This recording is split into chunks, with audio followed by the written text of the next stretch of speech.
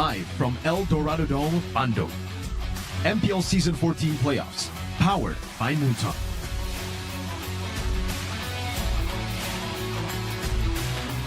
Presented by official tournament smartphone, Samsung Galaxy. Official coffee partner, Good Day. Official e-wallet, GoPay. Official destination for gaming and esports, Hivia. Official gold partner, UPS Gold. We own this.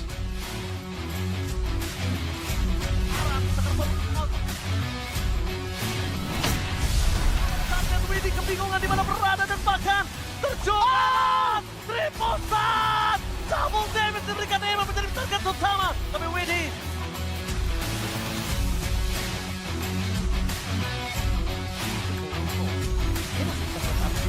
kita bilang bahwa Dragon telah berhasil mendapatkan seorang Giant kembali secara belakang menjadi target utama mereka. Itu juga seorang Aboy yang bersama seorang Balisti terlalu sakit, tapi lihat Kakera sama Software telah dikeluarkan. Seperti juga seorang Aboy dan itu dia tahu kalau Kakera bisa melakukan training lemparan Bloody Heart. Oh, dapat kill. Looking for Maniac, Sotoche dan Driver rapatinya gagal.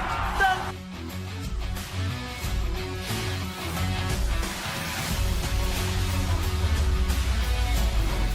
sang robot merah telah datang ke arena El Dorado Bandung dalam match penentuan Go Big or Go Home.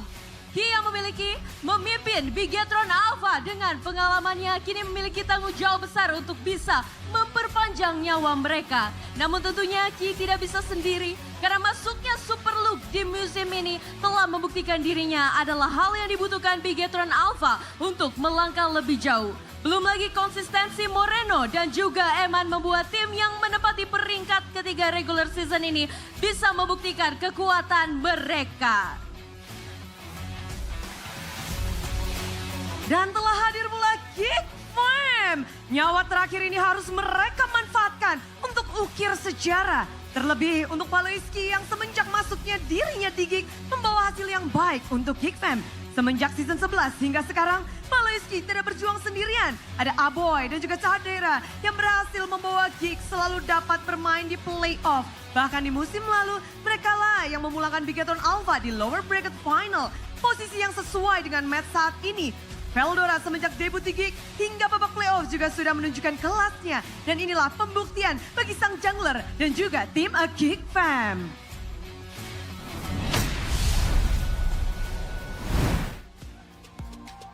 Selamat datang di babak playoff MPL Indonesia Season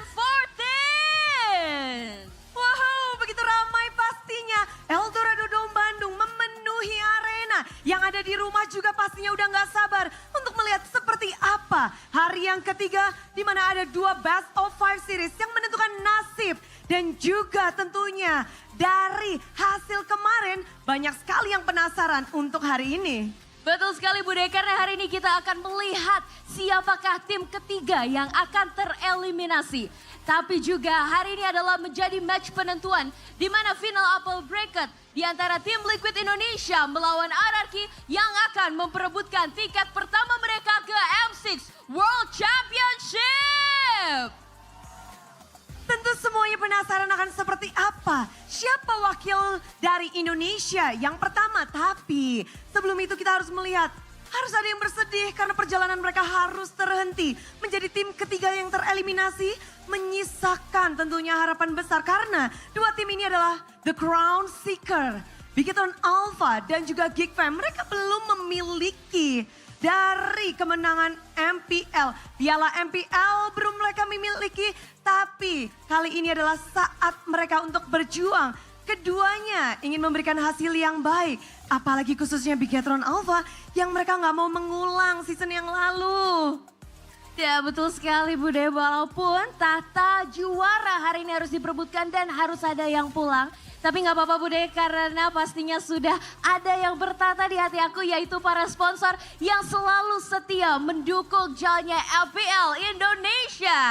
Benar sekali tentunya. Hatur nuhun karena MPL Indonesia Season 14 powered by Munton. Presented by official turnamen smartphone Samsung Galaxy. And of course, our official coffee partner at a good day, our official e-wallet GoPay, our official destination for gaming and e-sport Kidia, our official gold partner dari UBS Gold.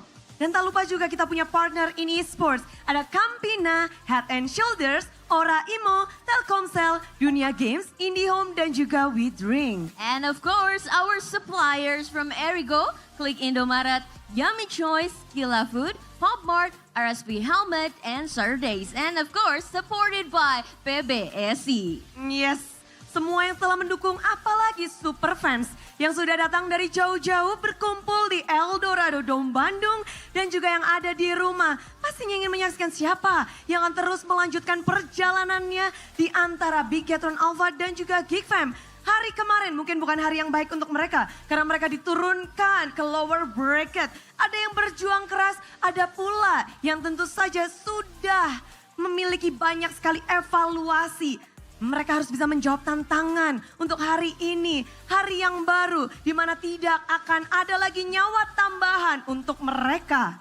Betul sekali Bude, dan langsung saja tanpa berlama-lama lagi, ini dia kita akan langsung lebar ke caster, silakan.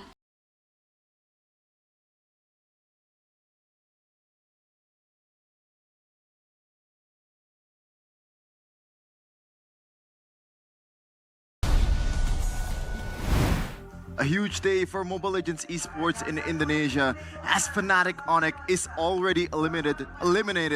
We're gonna have a new champion for the first time in 4 seasons. But who's gonna be? This day, one of them will set their foot in Malaysia. But first of all, this match, one of them will go home for Geek Fam versus Bigetron Alpha. Back again in the desk here in an English broadcast with Sheffin, Mirko, and Gani. And of course, I'm gonna just throw it out right away to the Bigetron man here, Mirko. What happened last season? What happened last season? Yeah. Oh, that's when Geek Fam actually took down Bigetron Alpha. I agree, you know, 3-0 and all. It was a very shaky Bigetron Alpha in the playoffs, right? Amazing in the regular season, choked in the playoffs. That's why we all have that moniker for Bigetron. We won't say it here. Hey, I said we won't. I know we're a fun bunch, mates. Okay, all right. But let's keep it serious here, all right? Okay. But no, seriously, Bigetron Alpha. I think despite the fact that Geek Fam did send them home, we can see the pattern is already a bit different here. Against TLID, they were able to perform really, really well. It was a 3-2. First 2 games didn't go well, but the fact that they were still able to stay composed means that, at least in the mentality department, they have made changes. They have developed. They have progressed. Now for Geek Fam, on the other hand, losing to RRQ 3-1, not 3-2 even, you know, Shepard? Well, it's kind of within my expectations, to be honest, as we're gonna take a look at the brackets on what's going on so far in the playoffs. Day number 1, BTR versus AE. It's absolute sweep. Tough match. Onyx versus Geek Fam. Man, it's just Gani, like, even for me, it still feels surreal, you know? Yeah.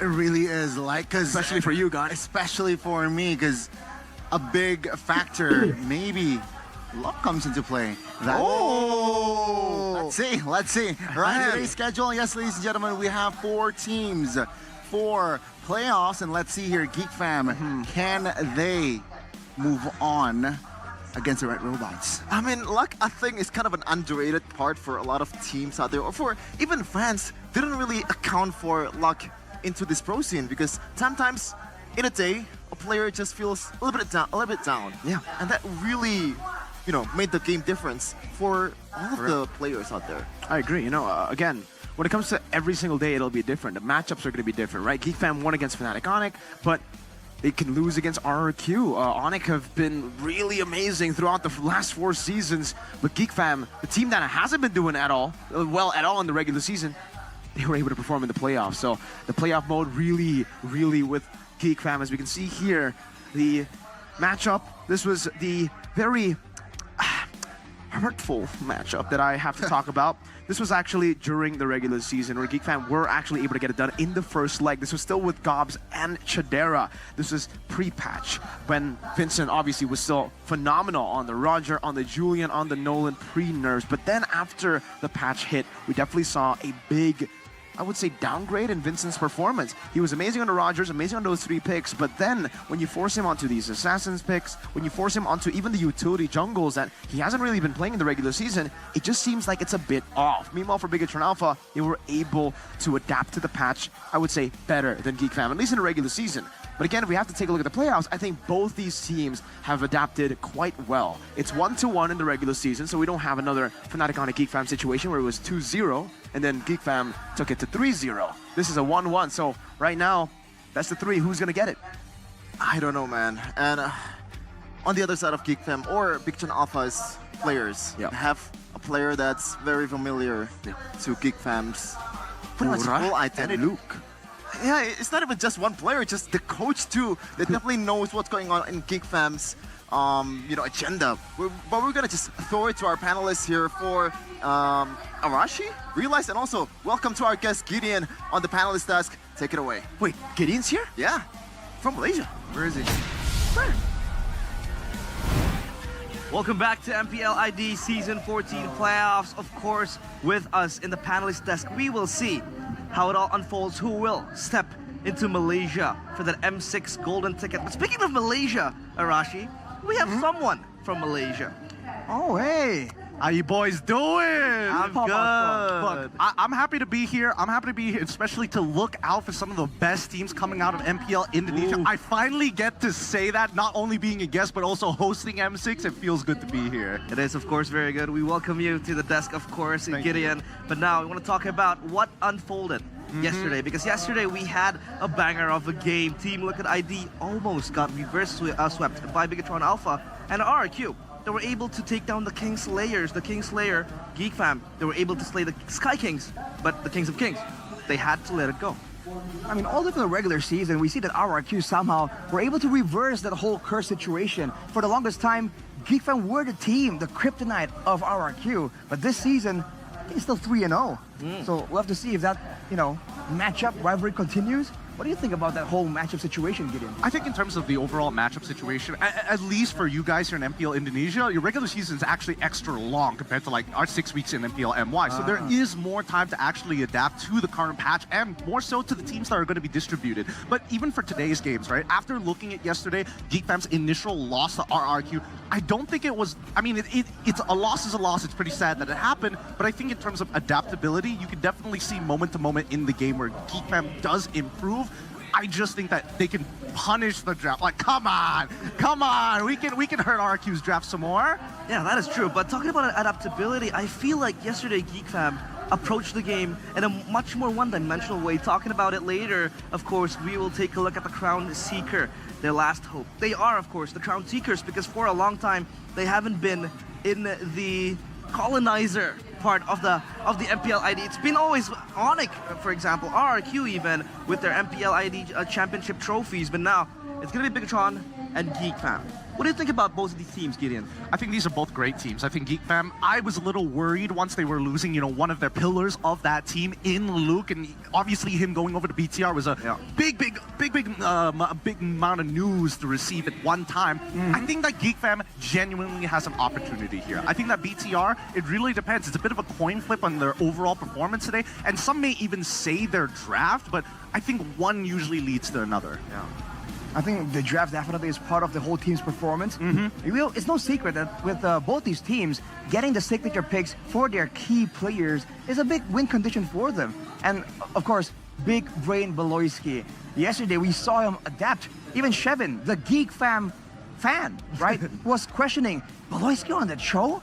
This guy is a big brain player. I'm not sure about his mechanics. And yet he delivers and made it a very tough time for Sitsujin against RRQ. He does. Personally, for me, I think that even for when we're talking about Beloyski, what he brings to the table is more so inside and outside of the game. Great leadership role, great person to look up to, but very intelligent about the game, right? So not only do I think that his shot calls are very good, but it's the final call. I think that everybody on the team, and especially for Geek Fam's chemistry, they're all trying to make calls here, but you got to listen to Beloy's voice specifically to know to go in. Yeah, this guy has been an MPL ID for such a long time now. Starting in Season 10, his best achievement is particularly in Season 12, of course, qualifying for M5 in Philippines and able to get second place in MPL Indonesia. But of course, he has his counterpart there, Key, who's also the shot caller, who is also known for making moments. But back to Beloyski, he is well known for his shot calling. But he is also well known for his unconventional picks, the Hellkurt, the Saber maybe, the Natalia later on. Do you think that is a sole factor that Geek Fam can also rely on the playoffs? I think we've seen it all throughout. How many teams have banned out Hellkurt? How many teams have banned out Natalia? I think we start looking at the stats generally against Geek Fam. There are heroes that people find just annoying to deal with and would rather just a simple, straightforward line of play coming in from Geek Fam. And yes, we did see Cho yesterday, and obviously even the day before that with a couple of missed implosions coming up for Beloy himself. That's something that they can work on. Definitely a little bit more polish would be good for them. I think part of that topic is the 7-death Beloyski buff, right? He makes plays that are kind of questionable. It looks like a mistake, but then suddenly, all of a sudden, there'll be that one moment. I mean, even against RRQ, that one play where he found Sitsujin with a flicker G Kundo, right? Game-breaking moments like that is what this guy uses, right? To really show his skill, his prowess.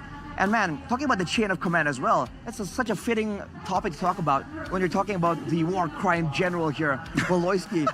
Again, it's just all the unconventional, the plays and the picks that shouldn't really work. But this guy just finds a way to connect the dots and make a great big picture. Do you think, Arashi, in your opinion, is Cho a Beloyski hero? Because I feel like yesterday he had quite a good game, and I think game number 2, he was able to get the kick towards Sitsujin. But after that, it all just went down for him.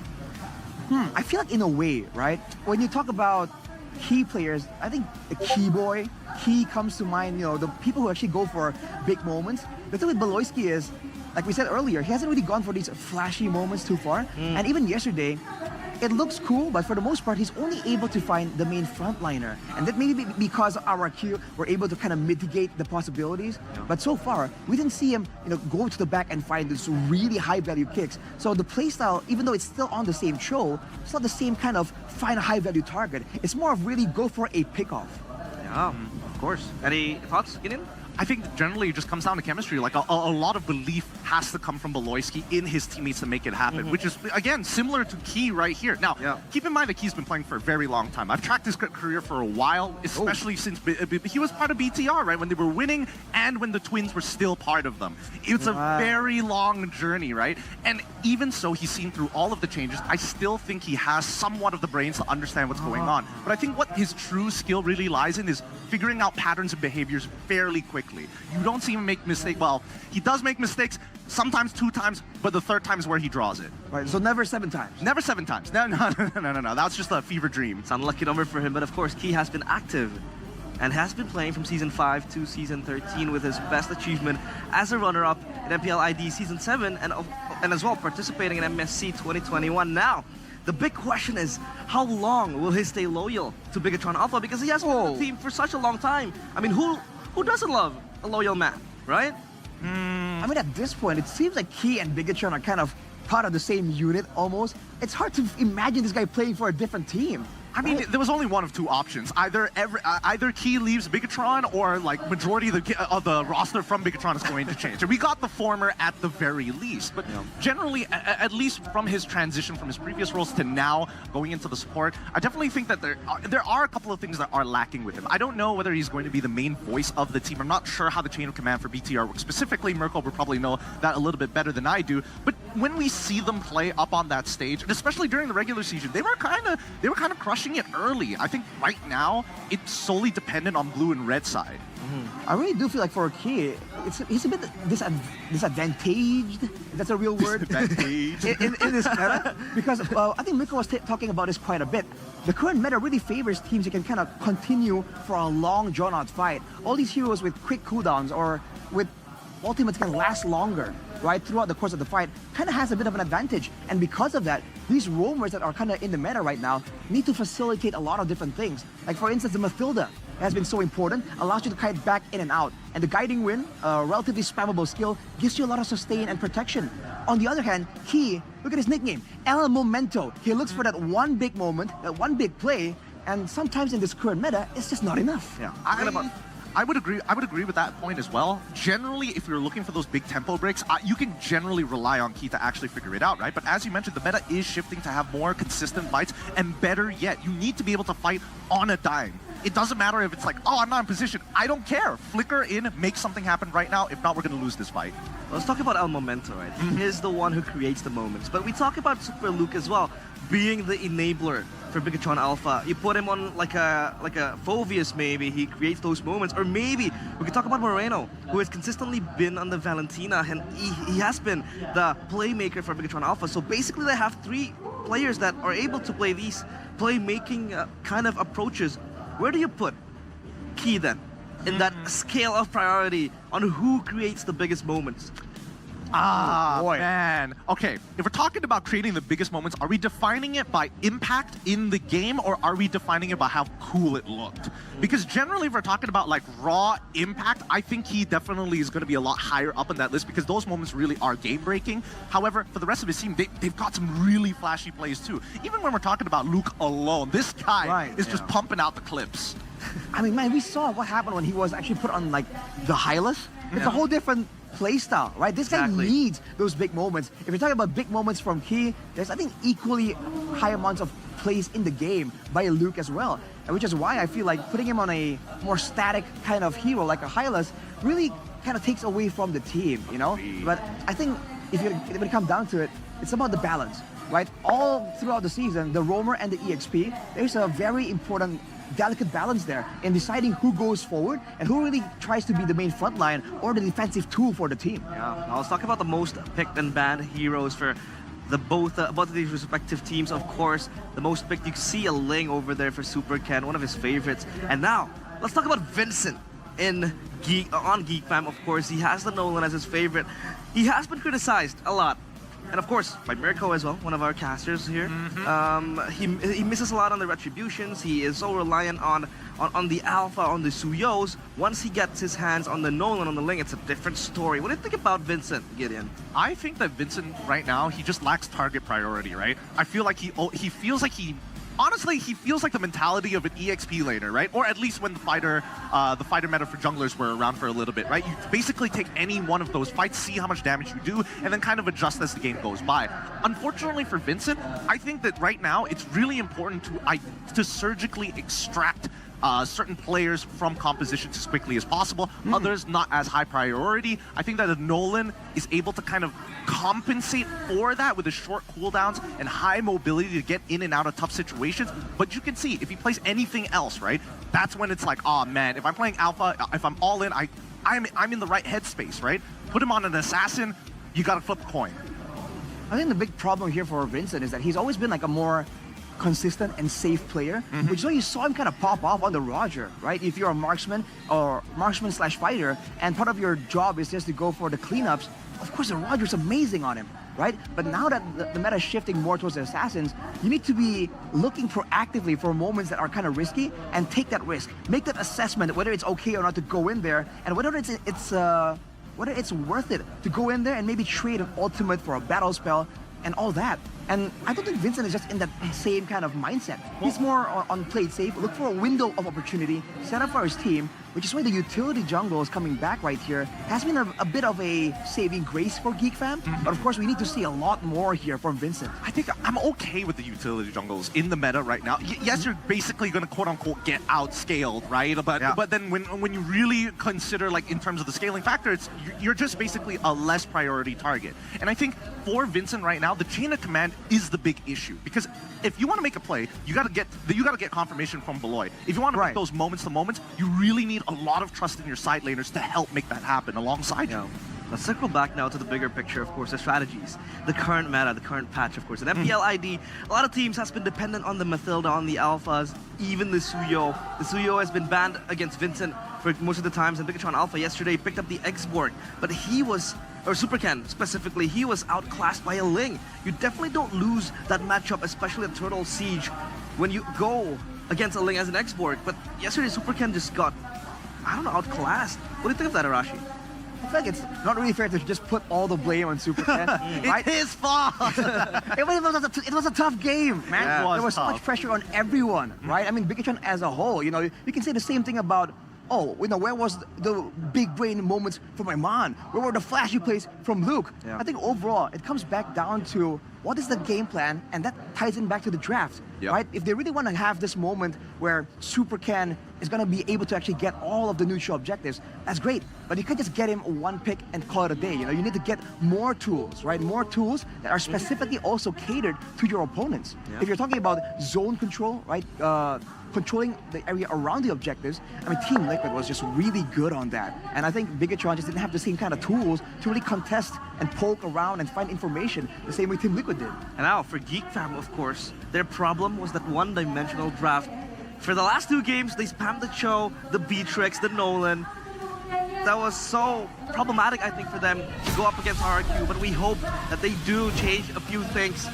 As we take a look at the lineup here, Bigatron Alpha, it will still be the same lineup with Super Luke, Super Ken, Moreno, Key, and Iman, and they will still field their Terminators inside of them. And now Geek Fam, they have yet again the same beerers here, Veldora, Vincent, Aboy, Voloisky, and Chadera. It will be very interesting to see how they will approach today's match.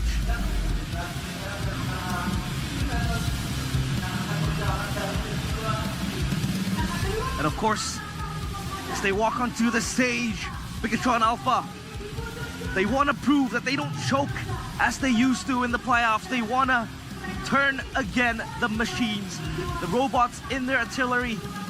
But in front of them stands tall Geek Fam, as the villains, as the ones who wants to stop, with the war crime general leading them. On the left side, it is Bigatron Alpha. And their opponents on the right side looking to crash yet another dream of Bigatron's. It is Geek Fam!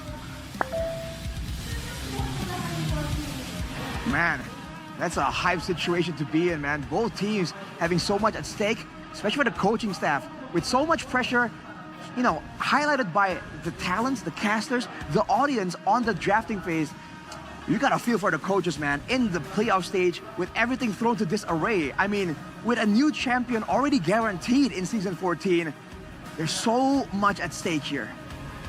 Honestly, I'm a little worried for them, because this is purely one of the weak points of BTR throughout this playoffs. Their draft every single time. We hear this conversation time and time again. Why can't they draft better? Why can't we get these priority heroes? Why can't we be the best that we already know that they could be? But this is the one limiting factor. And now you're up against Geek Fam, of all teams, who have been like, what's been saving us? The late game and our draft. Yeah, but again, I want to ask you, Gideon, the main issue that I talked about was that one-dimensional draft. What do you think of that yesterday, when they were constantly picking the Cho, the Beatrix, the Nolan again?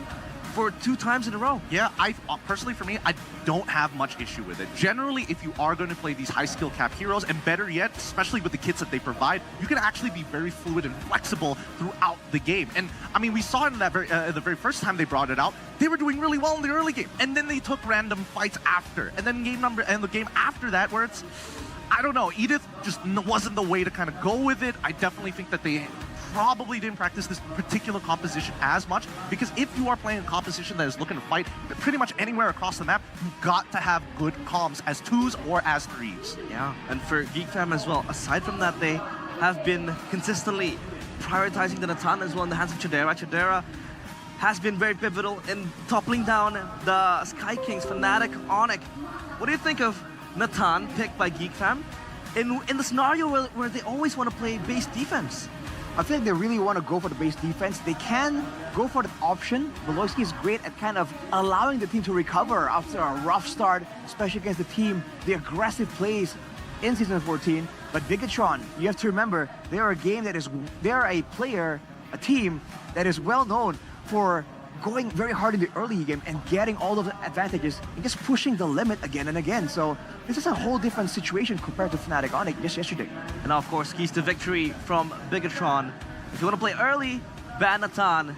And of course, Natan has to be banned, because if you snatch it away from Geek Fam, they will kind of struggle. And number 2 is, of course, respect the prio picks if it's available. What do you think of this? I think these are very standard here. I think you basically say that for every single one of these teams at this point, because again, that's just what the heroes provide. It's part of their kit. I mean, if we're looking for keys to victory specifically for Geek Fam, one-dimensional draft equals elimination, don't overextend and control Kadera's movement. That second point is kind of tough. Because, right. I mean, after looking at yesterday's game, it felt like if he didn't want to fight, he could have easily not tactically roll into these fights. Yet he does. Yeah. And sometimes it works out for them, right? I mean, the plays, like when he actually went forwards, right, with the Beatrix, just going with a point-blank runner play. I mean, there were great moments here from Chidera. He's showing that he has an aggressive side to him as well. Some people are saying that it might be because of the taunts. I forgot who it was that said it, but someone was saying like, man, Chidera, all he does is wait for Beloyski. He can't do anything on his own. It seems like he has something to prove here in this playoffs. But again, against Bigatron, it can very easily be punished with El Momento, with Supercan, with Moreno that's so comfortable just diving all the way towards the backline solo and making the plays happen. So he needs to be a bit more careful here. I think first things first, we need to address the fact that at this point of time, the laners are going to be super important. Let's take out the X factors and the outside factors like junglers and roamers. Yeah. Leave it purely to the gold laners and EXP laners. Whatever advantage that you can create, especially for a one-dimensional comp that we saw the other day from Geek Fam, you can really abuse that. You can force movements out of your opponents just because you are slightly winning the early game or even your laning phase. And I think that's something that BTR is probably going to use to influence the movements from Geek Fam. So I want to see what Geek Fam is going to do instead. Are they going to double down, hey, if you're playing early game, we play early game? Or are they going to go back into their control style of play? You can have the early game, I'll outscale you at the end. It's a very interesting approach as well for the draft. Now, speaking of drafts, I have been wanting to ask you this, but I think we will talk about it later, because we will enter the drafting phase as we take a look at match number 1, game number 1, the drafting phase over in El Dorado, Bandung. Fam against Bigatron Alpha. Take a look at that asset you can get in. Oh, it pulls it in. Pulls it in. Okay. Franco hooking in the drafting phase for us, presented by the Samsung Galaxy S24 FE, our official tournament smartphone. Now, again, still with the respect ban on the Helker. Man, this Helker, dude. We haven't seen it in so long, and yet it's still respected. That is the mind game. That is the impact of the war crime general.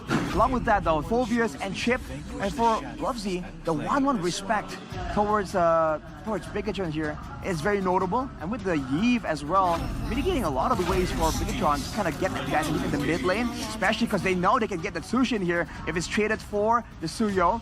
But this Hylas, once again, is just being really prio. And considering Veldora was playing very aggressive yesterday with the Khalid, with the Khalid and the Galtat, I believe, just diving in the backline. Yeah.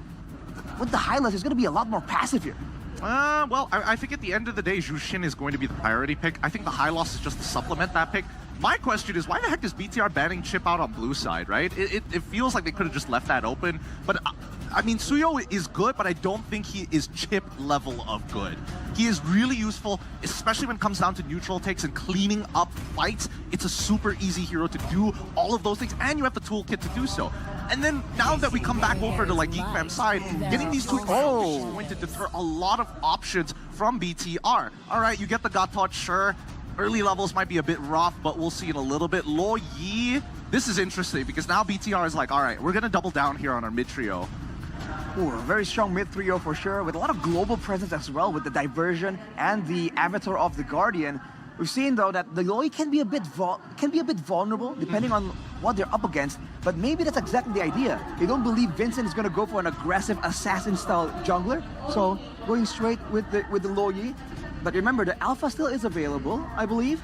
And for GeekFam, that can be an option. If you combo that with the Hylas, that is a very difficult thing to deal with, right? A diving in Alpha with the glorious pathway just slowing you down. I don't know. As much as people like to believe that Gatot is like, oh yeah, Gatot doesn't stand a chance against this Alpha, it's really about timing. If Alpha uses his ult first, Gatot can instantly go for the re-engage. And I think that's usually the biggest problem that we see from Alphas these days, is when they decide to pull the trigger, the counter-engage is usually heavier. We did not see GeekFam pull out their gold laner in the first phase, and they go for the Moskov, a relatively safe pick, of course, but against the Gatot, against the Luoyi, do you think it'll fare enough in the team fights, Arashi?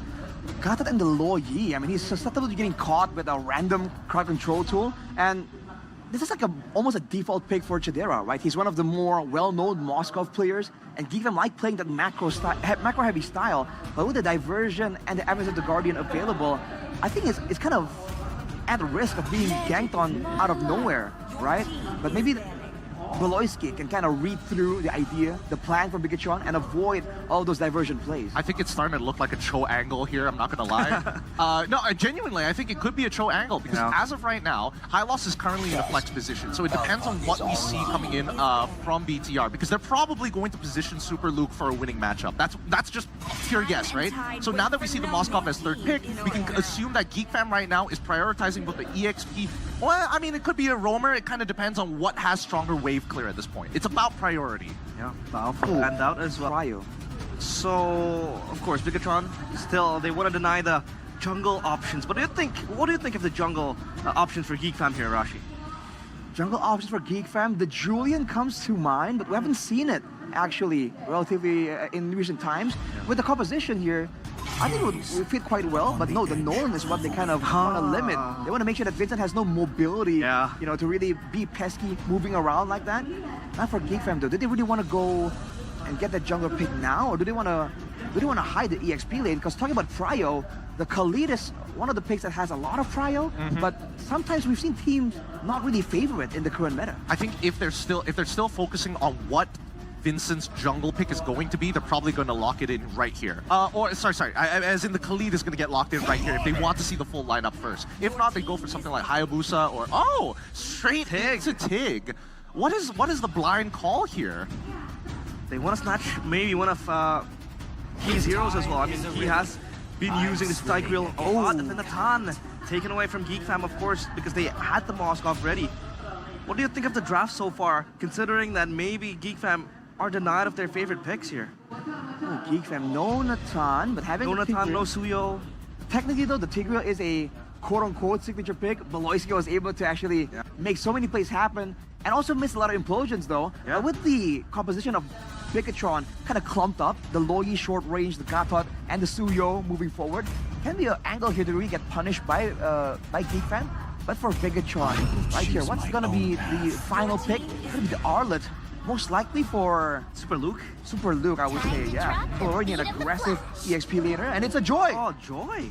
It's a Joy. What are your thoughts, Gideon? Joy over a Julian or maybe something else? I don't know. I think it's definitely punishable. It didn't matter what jungle pick that he went for at this point, unless it's a utility tank jungle pick, because Hayabusa, Joy, all are going to have a really hard time against Arlet specifically. And even so, there's just a lot of re-engagement coming in from BTR side.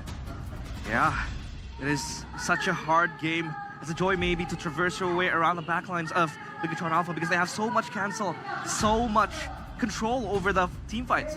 Final thoughts maybe?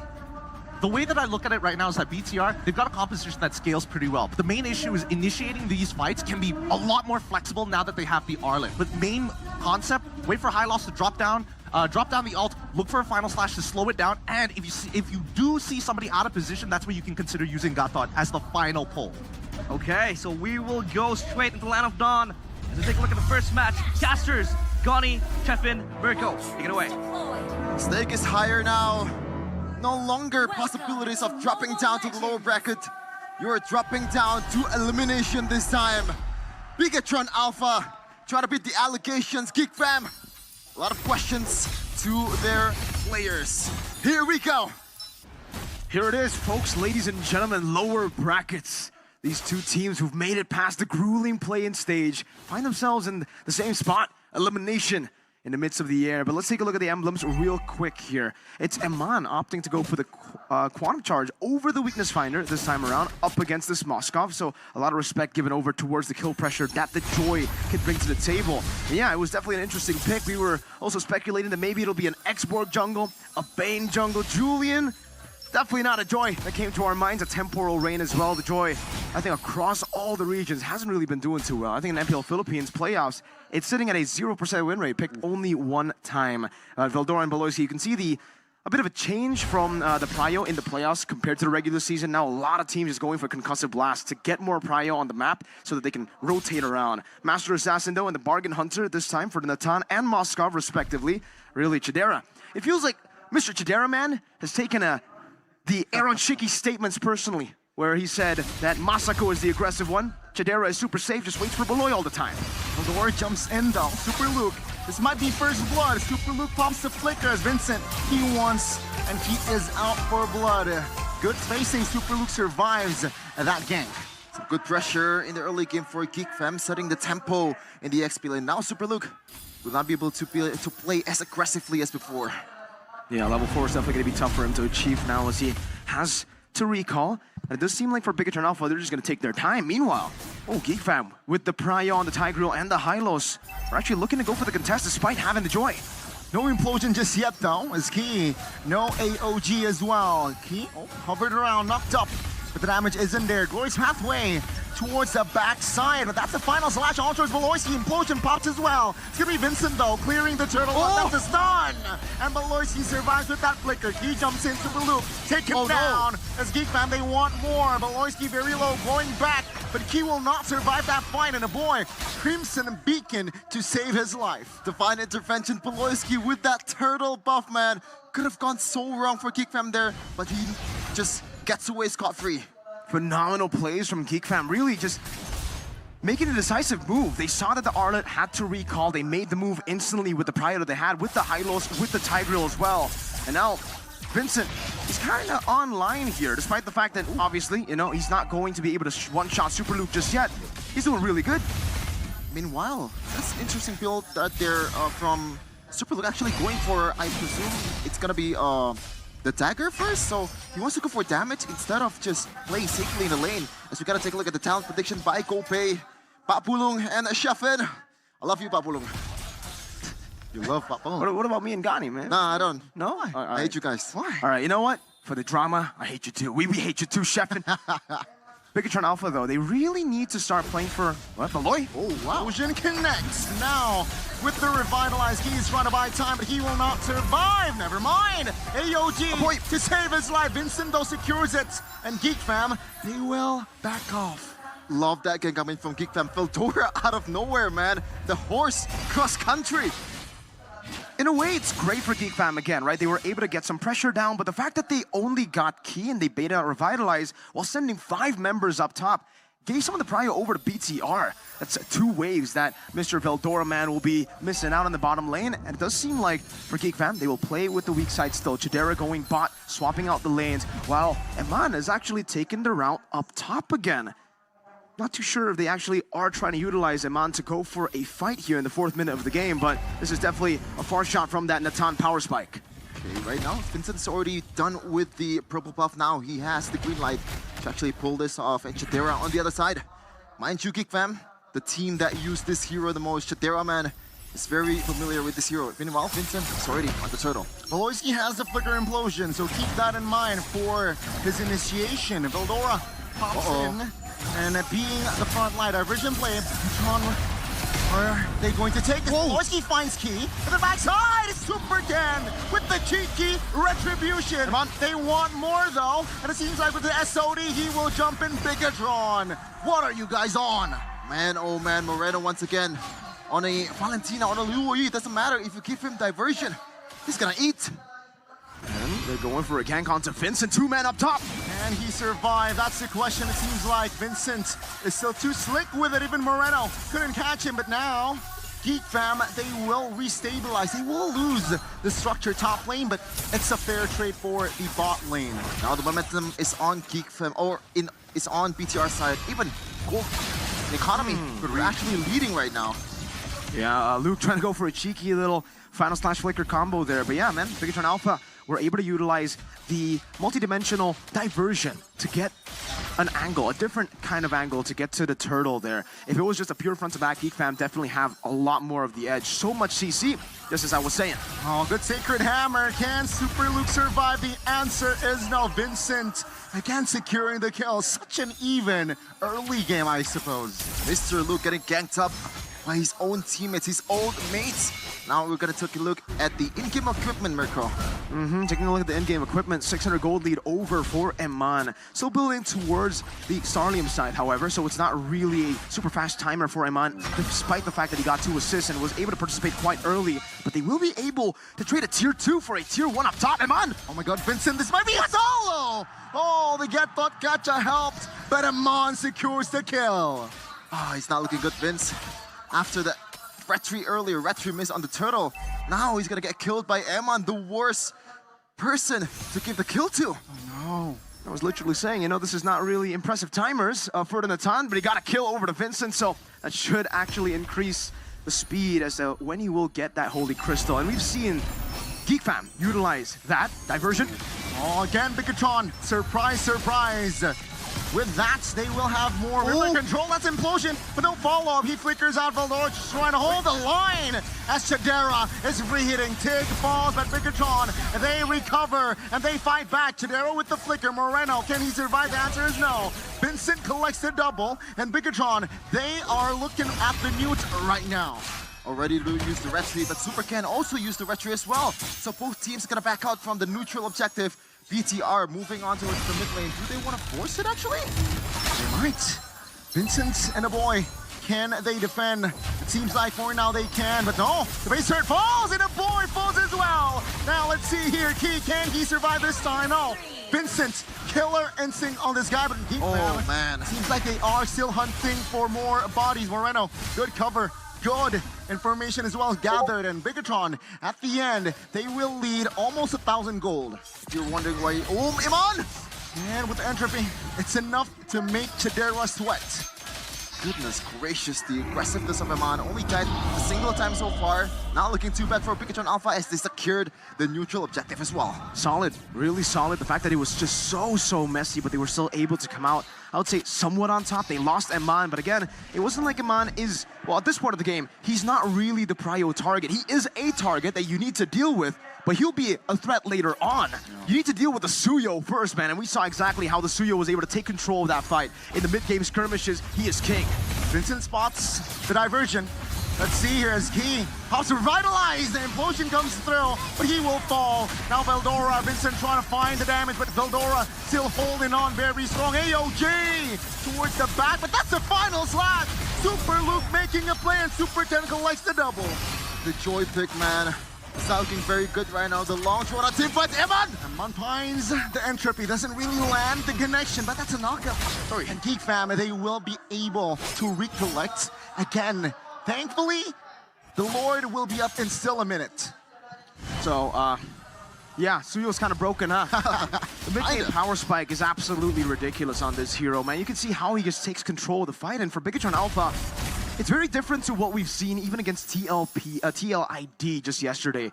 Game 1, they looked very slow in terms of when they were making plays, how they were taking fights. It does seem like they have learned from those mistakes. Meanwhile, for Geek Fam, they've been doing quite a good job as well, really punishing on some of these mistakes against BTR. But I would say we're seeing an improved BTR from yesterday, but the same Geek Fam from yesterday. Geek Fam, yesterday, up against RQ even, they're always able to build up a lead in the early game. They were always able to get prio in the first turtle, but then after that, these skirmishes that are just very unnecessary, and like Gideon mentioned earlier, the targeting, that is just not really that accurate.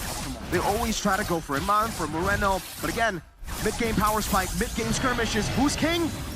Suyo. Suyo! Or as OG puts it, Soyu. Soyu. Bit salty there. So, let's see. The first Lord of the game, BTR, obviously will have some sort of control here, even though a boy on the Sushi. Oh my goodness, never mind. Breaker final slash. Now let's see a boy. Can he survive? Seems like with the Crimson Beacon, he will stay alive. But Bloisky on the other side will fall. That's a double. That's a mega. And now Geek Fam, they find the collapse. Oh my god. Moreno taken down, and Geek Fam, out of nowhere, they have found a recovery. My goodness, Super Luke. He's the one who pulled the trigger, but Geek Fam just capitalized on that. It looks like they know their ultimates quite well. Super Ken will try to do this. Oh, Shadera! Shadera's free hitting. All the targeting isn't really right, but Vincent shuts him down. Vincent finds a connection as he collects the double. A boy, though, will be the trade. And now it's going to be Geek Fam controlling the river and the Lord Key. This is not wise. Can he find one? The answer is no. Vincent finds the triple. Oh, Moreno, do you want to gamble this? With him on, finds Entropy! Let's see, 2v2, Veldora and Beloy, Bigatron, can they find more? It seems like Geek Fam, they have... It's time to back away. So, Mirko, what are you saying about Bigatron again? Hey, again, it's the same thing, right? The king is still Super Ken. You take him down, then finally you can go for the third, the Lord, the neutral objective. Geek Fam dealt with Iman, dealt with Moreno. It was a force engage from Super Luke. But then, they didn't want to commit onto the neutral objective until Super Ken gets dealt with. He walks up forward, Chidera was able to bait him, and then they pull the trigger. It's all about getting the Suyo down. But as we get into the later stage of the game, that's where Iman can start to really put some damage down onto Geek Fam. If I'm taking a look at the items, he has the Holy Crystal. He's building towards Blood Wings now, so he'll have a bit more defense, and he has to be way more careful in these skirmishes, right? Coming from the next team fight onwards, Tigreal. The way Beloisky plays this is he's trying to bait the Purify. So, if you want to use the Purify just for Beloisky, it's not really going to work. They have layers and layers of CC, and once you use that Purify, you're very, very vulnerable to Vincent's damage. Oh, that's a long wings, by the way. AOG? Oh, Vincent, good juke, good bait.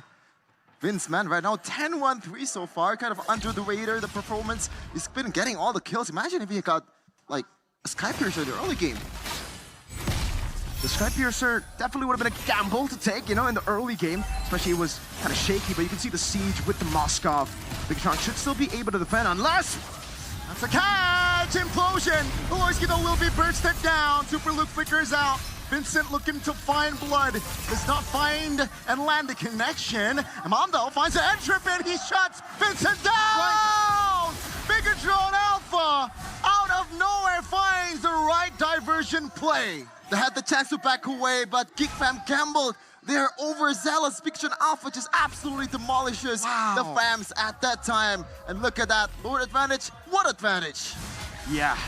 Bigatron Alpha, the fact that, again, after the Lord, you can see the gamble they took. They took a diversion over, got the kill onto the Moskov. That really stopped Geek Fam from being able to build up the waves, and that was what happened earlier. Geek Fam kind of seemed desperate in that moment. I don't really think that engage was necessary from Beloisky, right? They could have gone on the tier 2 for free and then backed away. But the fact that they went for a desperate move, and again, remember, we gotta talk about the conditions to win the game for Geek Fam. Earlier, when they won the Lord fight, how was it done? It was a massive implosion onto Moreno and Iman. He was only able to find Moreno, diversion. Oh my god! Hammer canceling the diversion key though. And the AOG, a boy takes a Moreno down, but now Beloisky in the no man's land gets taken out. He's free hitting, but he will not survive as Vincent claims the blood.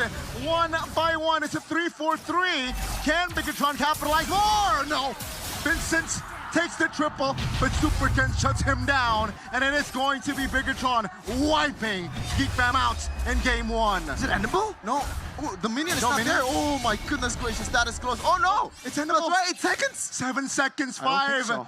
Chidera, Veldora, can they make the defense? Super Ken. This is it, ladies and gentlemen. Game number 1 should be over. No, not yet. Geek Fam finds defense. Okay, oh, the calculation, that is... I don't know about it. And now the Lord is up. What are you gonna do? They have to defend this 4v5, and that is going to be a bit tough for Bigatron Alpha. That was super greedy. I was questioning, is it endable? I mean, the mini waves came through, but he bought a Windtalker through. I don't know, man. That was a big throw from Super Ken. Oh, man. Oh, let's see. Can Geek Fam capitalize now? Jumps towards the back lines. And seems like Bigatron, they can't recover. Vincent finds the Lord. Man. Though, Law and Order connects, but the follow-up damage wasn't there. Vincent, man, that was a good diversion towards, or like, misdirection towards the Lord. He was just diving in on pretty much everyone from Bigatron's Alpha side. And right now, Moreno and Eman is the prime target for a Vinsanity. That was a big gamble that Super Ken took, and you can see how much he's paying for it right now. Bad bet from Bigatron Alpha. A horrible decision from Mr. Super Ken, who's already, you know, getting a lot of criticism sent his way here in the playoffs. You might have to talk about that a bit further to panelists if this does end up with a loss, because Geek Fam, now what's different to the first Lord they took is they have all their members up. Now they can actually control the waves to push in towards Bigatron Alpha's base. And I feel like at this point, there should be at least one base turret falling, right? And with that, they have to take into account the fact that it will be Lord spawning in the bottom lane. So for BTR, I think the safest bet is put all your marbles up top. Try to go for the defense up top, because Geek Fam, that's what they're looking for. They need to get that far lane base turret. Let's look at the in-game equipment, and also look at the gold lead from Natan. 2,200 gold lead for Natan. Big moments for Geek Fam. Bigatron, they need to keep Mon alive to defend this one. And Geek Fam looking for initiation mid-base turret. Falls, that's the damage from Iman. Chidera very low, but that is going to be the double. Beloisi on the other side will lose its mortality and its life. Bigatron Alpha gets the triple. Looking for the Maniac is Chidera, looking for the life steal with the boy on the other side. Screaming for help, and he is backing away. Oh, disconnection from coming in from Beloisi, and also the whole Geek Fam team. They had the Suyo, they had the implosion on towards one of the better targets, but no one was there. They have to be a bit more connected at a time. Yeah, and for Bigatron Alpha, we were talking about how there should be one base turret taken down. They were able to take it down, but now 7 seconds on Vincent, 3 seconds on Veldora. Seems like they want to do it. Part 2, BTR Siege. Let's see. Base turret should be their main agenda. They get it, and now they back away. So they do not want to pull a Fnatic Onyx again from day one. Oh no. 7 deaths. Shiver me timbers. I just realized 7 death power spike. Man. Ladies and gentlemen, if it looked like Geek Fam were struggling, don't you worry. Once you see 7 next to the Beloisi name in the middle right there, it's time for Beloisi to go BP mode. I'm talking big brain mode, man. Not the S? No, it's a big brain. Geek Fam right now, they're trailing about 1K gold lead. But at this point, the gold lead, I don't think it's gonna matter much. The objective is just try to get Vincent some spacing towards Moreno and Eman. But looking at that, once again, Geek Fam, just like RQ's series last day, the win condition is gonna be hard to execute. Slow push up top. Clear the trigger. Now let's see here, entropy pop, that's an AOG. 1 towards 2, and that will be Veldora eliminated. Final shot brings Beloisi back with assist time. The follow damage is in there, Moreno taken down. Vincent! That's Vincent with the clutch attack. No way! Now he will... What? Vincent! Where were you yesterday? Where were you yesterday? Vinsanity in the building! My goodness gracious! 14 kills right now for Mr. Vinceman, and is looking to turn the script, beating the allegations. Oh, no. He is here to play. You sure that was Fabian, right? What the heck? Vincent on the Joy popping off, getting a kill. And you can see that glass cannon build. You were pointing it out earlier, Sheffin. For Eman, really not working there when they get dove on. Vincent, he's mad, he's angry. That's the taunt, that's the damage. That is wild damage. SOD does not land. The boy will bring back Key, and that's the double. Super Ken looking for the kill, and he finds the shutdown. No retribution for Geek for the next 45 seconds. Clutch flicker by a boy. Man, it's 3-4 Mirko, but I don't think BTR can go for this one. Looking at Geek Fam's bodies right now. They have 4. Doesn't look like Geek Fam can do it either, though. They don't Wait a have the minute. retribution. Wait a minute. Beloyski's zoning. He's doing a good job. Oh, The implosion connects. Oh my goodness, Chidera free hitting. Oh. Ken looking. Oh, it's not Chidera. Finding the risky play, though he will get punished. Amon bought the mortality. Will this save his life? Moreno finds the diversion. Oh my God! God! He saved Amon. That was a pixel. That was the perfect frame. Diversion coming in from the big brain Moreno this time. Wow, what a play. both teams, man, they're just going toe-to-toe right here. Whenever there's a pick, there's always going to be a big play that comes forward as well. And now Chidera is down.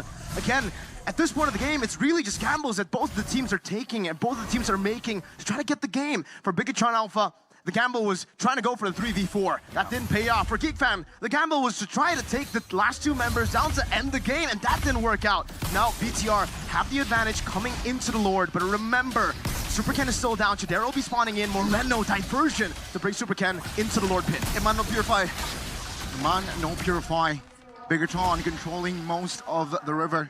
But it seems like Bigatron, they will take their time. They know the far lane is in favor of the red robot. So yeah, they will take their time here. And potentially the last Lord take. Man, diversion, like, what's gonna be the counter here? What's gonna be the response? Because so far, they've been falling off to this Moreno plays over and over again. Every objective's, like, is it just instinct? Is it just reading the map better? Really, it'll come down to the small little mistakes, man, or small little forced errors as well. Right now, it's all about the macro game. Geek Fam, fortunately for them, even though they don't have the base turret up top, it's a far lane away from the Lord, they have a Moskov, and the Moskov definitely kind of guarantees the side lane pressure always up against this Bigatron lineup that can't really afford to send anyone up top, and even if they do, they're gonna have to send Moreno with him to try to fetch him back with a diversion. And you can see that lane slowly build up for Geek Fam. This is the forced error the Geek Fam can play towards Bigatron Alpha. Because they have the Moskov with a global ultimate, they can constantly just push up that pressure. And that far lane advantage is now gone for BTR. They're gonna have to deal with it. That's why you can see Super Ken desperately trying to get the hold onto the Lord so that BTR can send some of the members up top and then build another slow push. But it doesn't seem like Geek Fam want that to happen. Veldora, they're taking control. A boy now in that bush. And Man will clear out the wave up top, so at least it will still be neutralized by him. Moreno buys the winner crown. And it's all about the stale-matey Geek Fam. This is the power spike. We were talking about Beloyski's 7-death power spike. That's when Geek Fam just turned online. That's what happened against Fnatic Onyx, all 5 games. And in game 5, it's deja vu to this one. Only the Natan is on the other side. Oh my goodness, Geek Fam. The last time they faced Bigatron Alpha, it was an absolute sweep. Bigatron so far in the last 2 seasons, this is the wall that they cannot penetrate, the Beloyski wall. In the playoffs, it's always them eliminating Geek Fam in the playoffs. Now this is the chance. First game diversion. Uh-oh, that's really good. Moreno, that's a gamble. Implosion connects. Game on with the flags. Wow. AOG lands, and this is the time. Bigatron with the collapse. Vincent now in trouble. He has immortality, but the duality will bring him back, and that is Vincent taken down. The red robots, they want more. They want blood as Beloyski and a boy. They're the left standing. No wave clear. Do they want to go the whole way? Do they actually want to do the Lord? But no, Bigatron Alpha will pull the trigger this time. Can they actually do it? Where's the diversion? Diversion. Across the wall! Again, Moreno and Mon are looking for the flanks, and boy has the immortality. Can they buy time? God. No, 20 seconds, Boy. that's a long time, and Beloy, and boy! No way. A boy loses immortality. Boy bought the rose gold, flickers out, but in the mid lane, a boy will not be able to clear. They're looking for the base, ladies and gentlemen. Bigatron got the best of Geek Fam in game 1. First game falls to the hands of the robots. The diversions, the genius plays, the aggressiveness from Mr. Eman absolutely destroys Geek Fam in the late game. 7-death power spike? What is that to BTR? Doesn't seem like it was enough just yet in game 1, but we know that Geek Fam starts the series slow, always. Up against every team, seems like game 1 is just a little bit of a warm-up, so we can't count them out just yet. It's a best of 5. There's still a long series to go for, and so far they have never been in the short series. Except, against BTR last season when they knocked them out. BT already changing the tides of the game, but man, I gotta say, Geek Fam, Vincent's improved so much since yesterday. You guys were throwing it out. Where was this Vincent yesterday? Where was this Vincent on day one? Because maybe we just need him on the joy. Maybe it's time to give him the joy. It wasn't enough though. We have to talk about some of the others underperforming. Why is it when Vincent steps up, Chidera goes invisible? He was a ghost in that match. Every single time picked off. And I can say, one of the reasons is Luo Yi. We've been talking about this pick, hyping this pick up all the way from before the playoffs started. And we've only seen, what, 2, 3 Luo Yi picks.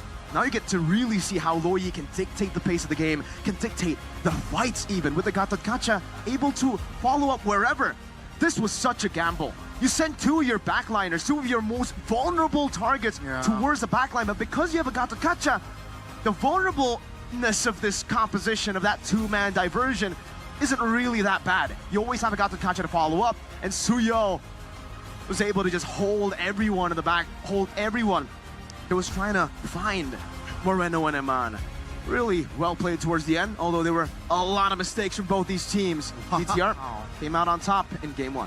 Game highlight by new application Kobe sandwich diversions from Luo Yi and also Nathan helped BTR secure game number 1. And mind you, there's literally no proper catch, no Kajas, no Francos, no Tigreal on the east side of Pikatron. It's just Eman and Moreno playing with their pure damage dealing potential. This is Nathan late game. This is Geek Fam knows this the best. But what does the panelist knows about this game? We'll just throw it over to our boys right there.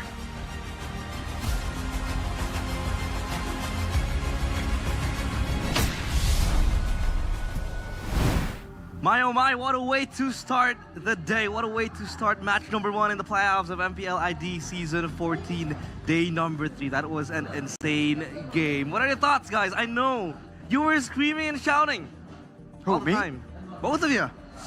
Man, it just really felt like Big Alpha could have done so much better, right? There are so many moments where we're like, man, this fight is winnable. Or like, hey, this is an N angle. You know, I mean, I think we all know which moment we're talking about. Hey. There was an N angle right there as well. They got the job done, but at what cost, right? Oh boy. Generally, it cost them a lot, but definitely I agree with you. I think that there were a lot of weird moments in that game, macro and even micro-wise to a certain degree. I feel like this is the warm-up game for BTR. They do not look like a well-oiled machine. I mean, it's still a machine. It just needs a little bit of WD-40, just a little around the edges, and I think it'll be good. Yeah, and I think it was an insane game, back-to-back, of course. This was the player highlights that we were able to see. And in the game, it looked like it was Geek Fam's game to win. I mean, Vincent, he is touted as the worst jungler in MPL ID Season 14, but now he's able to pull up the Joy and pull up like 16 kills, if I'm not mistaken. He's just running around rampant in the backline of Bigatron Alpha. So far, the Joy, what made it work? What made it able to get so much kills? Well, pretty much like Kadera being invisible. I don't know, because he was not touched in the early game as much as I thought he would be. He definitely wasn't invaded as often. Even during team fights, there was a big negligence of dealing with him. They kind of strayed away and focused mainly on that backline. Okay, but here we go. Even if 16 kills are on the board, but the loss is still a loss. So now, the MVP presented by the official tournament smartphone, the Samsung Galaxy S24 FE, it is Moreno. 20 assists as the Luo Yi. And that game-winning fight was courtesy of his diversion as well, a flanking diversion, a sandwich diversion in which Nathan, or Eman rather, hitchhiked to the diversion and was able to take down Chidera. I mean, that's the power of the macro tools, like the chip, like the Luo Yi. You're seeing why it's so good in pro play. But again, you know, despite having all of these tools, right, all these long-range tools, of course, Geeko had Chidera on the Spear of Destruction, but with the diversion, with the Avatar of the Guardian, you would think that Bigatron would have been able to seal the deal so much earlier. And to answer the question earlier, realize the fact that Vincent was doing so well right here. Is it because Bigatron Alpha just weren't respecting him? You're seeing a lot of crowd control tools used up so early in the game, in the team fights, and nothing really is kind of kept in the tank to deal with the assassin, right? With the dangerous snowballing assassin from the side of Geek Fam. It really felt like they really should have had a plan for it, but they didn't. And of course, after that team fight was that moment that does not get shown, but then afterwards, it's just a full-on slugfest, man. We expected Geek Fam and Bigatron two teams that are kind of intellectual. The geeks versus the AIs, programmed to win. But this was just a brawl, dude, a slugfest. It was. I definitely think that Geek Fam was, at the very least, we're making a lot more of the smarter choices macro-wise in the game.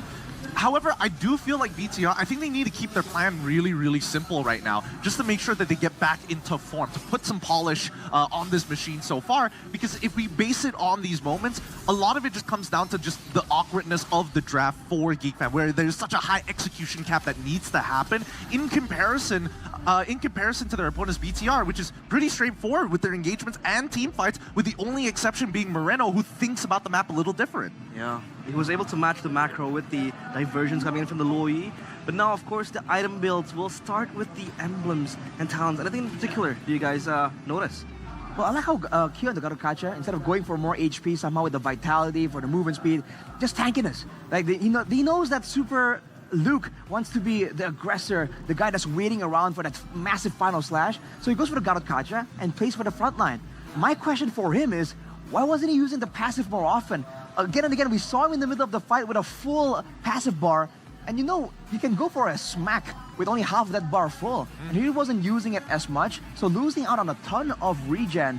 But afterwards, I think the Winter Crowns, again, showing that when you're up against a team with a big moment, like Geek Fam here with Beloyski necessary, with the electrifying beats, right, on a longer cooldown, having a Winter Crown kind of negates a lot of that danger and allows you to play a lot more aggressively too. I would agree with that. I do agree with you that he wasn't using his passive as often. I wish we could see how many stacks he has on that Thunder Belt just to reconfirm how often he's not using it. Because at this point, you're 23 minutes into the game. I can only assume you're getting, on average, you're getting about like 30 stacks by like roughly 14, 15 minutes. So I would assume since it's 23, let's give it an extra 12, maybe 13 at that point, around 42. It's a high action game as well. It's a high action game. Yeah. But it just goes to show, right? You need a team that's able to communicate very well, and I think that right now, BTR, they're just not in the same mind space, right? They're still adjusting the wavelengths. Right. And now, of course, the gold distribution from both junglers, Super Ken and Vincent. How is it possible that Vincent, with the Joy, was able to yet again kind of like outgap and outclass a fighter in the Suyo and Super Ken? I mean, this is not like Vincent. It's like another jungler that's taking his place. And it's crazy because Super Ken is known to have a solid retribution. He's on the Suyo, the quote-unquote broken hero with the mini instant no animation Balmond ult, and he's not winning in a lot of these in these wretched situations. It might be because of the team fights as well, by all means, but it just doesn't seem like it's supposed to happen. That's why I think he's not warmed up, man. It's really difficult to miss that combination. Once you're at that threshold, pressing two buttons ain't difficult. But if there's a delay between pressing, your Retribution into the Soul Sever, then Vincent's gonna have a chance if he just, hopefully throws his Retribution like expecting it to happen. But then again, I think that when we really break it down, if we're thinking about the way the map should have been played, Bigatron Alpha did a really good job at actually extending their leads and mainly punishing Geek Fam if they fail their engage. The hard part about it was that a lot of these engages from Geek Fam were really successful as soon as they shut down Moreno. That's why his KD is 1, 7, and 20. He's the assist guy. He's not really the MVP because he's slaying these fools. Yeah, we saw that earlier, I think, when he was quote-unquote caught out. On the bottom side, Beloyski pushed him out of his own diversion. Yep. But then the Avatar comes in, and you saw the massive yin-yang impact, the damage, and all that. But again, the fights were just so inconsistent. It's hard to really pick like the dominant team. Look at this, man. It's a whole roller coaster of a ride in the goal difference over time graph here. Yeah, it was indeed like Bigatron Alpha. They were able to capitalize on a lead for quite a brief moment, and then they had to free-fall, deteriorate and plummet down into Geek Fam. However, still they were able to bank on the Natan late game, and also the diversion from the Lo Yi, who is again yet able to open up a space into the backline. I feel like if they really want to get a convincing performance, they gotta put more emphasis on the team fighting, right? With the games so reliant on team fights for both these teams, we've seen it in game number 1. They gotta, iron out the game plan, not just for the match. For the game, but for the actual team fights. Who's gonna engage? Who's gonna disengage? Who's in charge of doing what? Because I think we were talking about this in the middle of the game as well. All the frontliners are diving into the back line of Geek Fam, and Bigatron's back line were just like trying to struggle on their own to try and survive against the Joy. That's partially why Vincent was just doing so well. I think a lot of it just comes down to like, if you are going to commit to an engagement, you need to see full commitment from the whole team, right? Yes. You need to make these engagements really quick, really fast, because if you drag it out, it just gets harder and harder and harder every single time. I think coming into game number 2, a couple of adaptations I would hope. Definitely Geek Fam taking blue side, of course. But I think for BTR, I'm interested to see how they play red side. I'm guessing that they're going to open up. If Jushin is available, definitely going to take it. But their flex pick is going to be really important. Yeah, what do you think about the drafts, though? Was it a Bigatron-esque draft, or was it like a draft gap? Because we talked about it in the KTVs, and one of the gaps that Bigatron Alpha does have now, the voice that is left by Kesq, is the fact that their drafts now aren't as solid as it used to be under Kesq. But now I feel like under Wura, it's always kind of like a hit and miss draft. A little bit, but I think this time he hit pretty well. I think he definitely pinched down on the correct targets. I like the fact that we're seeing Vincent on Joy. He got nothing left to play, man. He technically could have played Hayabusa, but it really doesn't matter at that point. They all kind of do the same thing. Yeah, and they have the Lo Yi as well, knowing that there's going to be a massive team fight prio in this game. The Lo Yi does well with that. That diversion was actually important as well to actually end up the game. So I think the draft was really okay, but it seems like the players don't really know what is the idea, man. And if the idea is to get a good phone, I think we got something to recommend, Rio. Yo, Arashi, because Gideon is here, we have a welcome gift for him. Oh! Take that. That box right there, that's for you. Oh, Gideon. this? Oh! Wait, Yes. what? There is something new from the Samsung Galaxy S24 family lineup. That is, in your hands, this Galaxy S24 FE. For those of you, including Gideon, who is looking for a phone with flagship performance but a budget-friendly price, the Galaxy S24 FE is a perfect choice. Priced at only around 9 million IDR. But you don't need to think about the price, Gideon. It's free. It's free for you to bring home back to Malaysia later. Its gaming performance is 2 times faster than the previous version. It's amazing, right? I don't know if you're messing with me right now. Are you serious? I can bring this back? Yeah. I'm gonna hold you accountable. I'm gonna hold you accountable. If one of the producers come up to me and say you can't bring that back, I'm like, but realize that I could. Well, who doesn't want to bring it home? Because the features are insane. What more are the features, Arashi? Well, first of all, it's the gaming performance itself basically is 2 times faster than previous versions, man. It's crazy. And it features the 120 hertz refresh rate that makes gaming really, really smooth. So, you know, we don't want to see that choppy FPS. We don't do that, man. And if you still want more, the Samsung Galaxy S24 FE is equipped with a 4700 mAh battery. So you can play games on it all day. And it's not just the capacity. The usage is also so efficient, dude. I've seen it myself. It's unreal. That's crazy. Honestly, isn't that like the size of a power bank already? Like a portable power bank is about the same. It's about the same weight and as well as power capacity. And don't forget the Samsung Galaxy AI. Wow. Have you seen the tools you got? Right. You have the circle to search. You got the what's it called? The draw. The sketch. The stylus. Yeah, so basically you can sketch up something and it will look for something You can draw something in the internet. It's gonna insert it into your picture. Wow. AI, bro. We're in the future right now. Future. We are in the future, so what are we waiting for? Buy it now so you can flex your Samsung Galaxy S24 FE like Gideon is doing right now. It's starting only at 791,000 rupiahs per month with 0% installments and get total bonuses worth up to 2.8 million rupiah plus a free 2 times memory upgrade of free 256 gigabytes for free. So if you want to vlog your journey from Malaysia to Indonesia back home again, you're gonna need the memory. Oh, well, that's not bad. That's not bad. Honestly, I wonder how everybody else is going to be able to get their hands on these, man. It's hard. It's not. It's, Very rare. It's Insanely rare. Oh, it feels good in your hand as well. It does. Earlier, we were saying it's weighty, man. You can feel it's premium. Yeah. And also, Gideon, if you own the Samsung Galaxy phone, Oh, there's more? look at where they're sitting. They're sitting in the VVIP zone in front of the players that can literally hear the players breathe.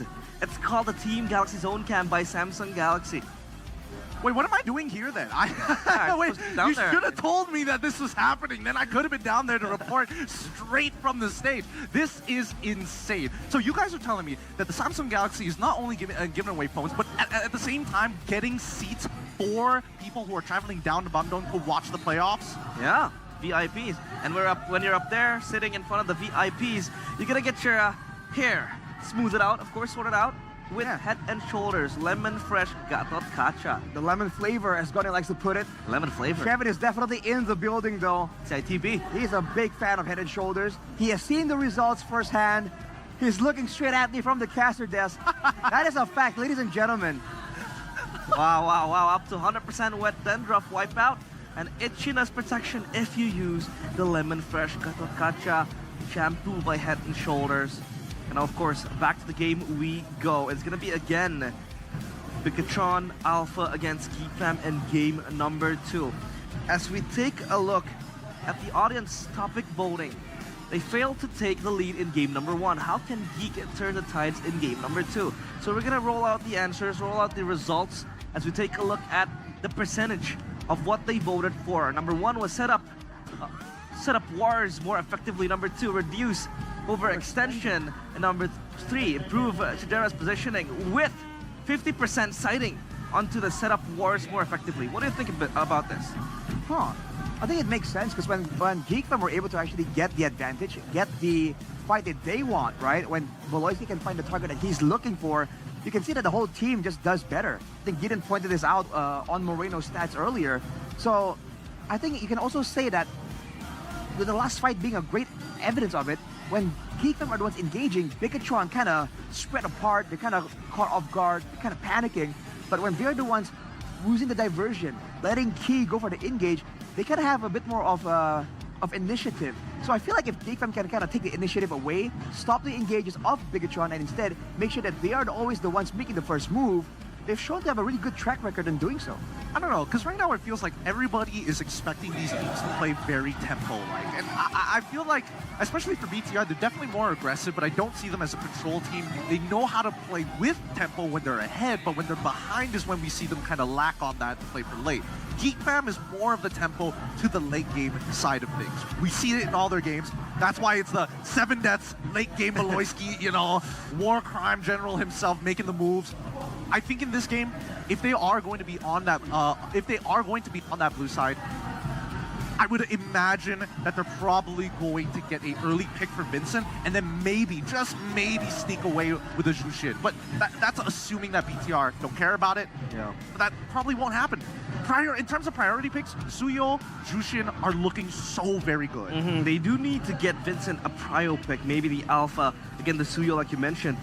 But after his performance with the Joy, do you think he still needs those prio picks? No, I think you're putting too much emphasis on it when you don't need to. I think that Vincent could have been fine if he was playing Hayabusa. It really didn't matter what he played at that point because he was a non-factor in the eyes of BTR. They just avoided him. Yeah, and we will go back to the drafting phase presented by the official tournament smartphone Samsung Galaxy S24 FE.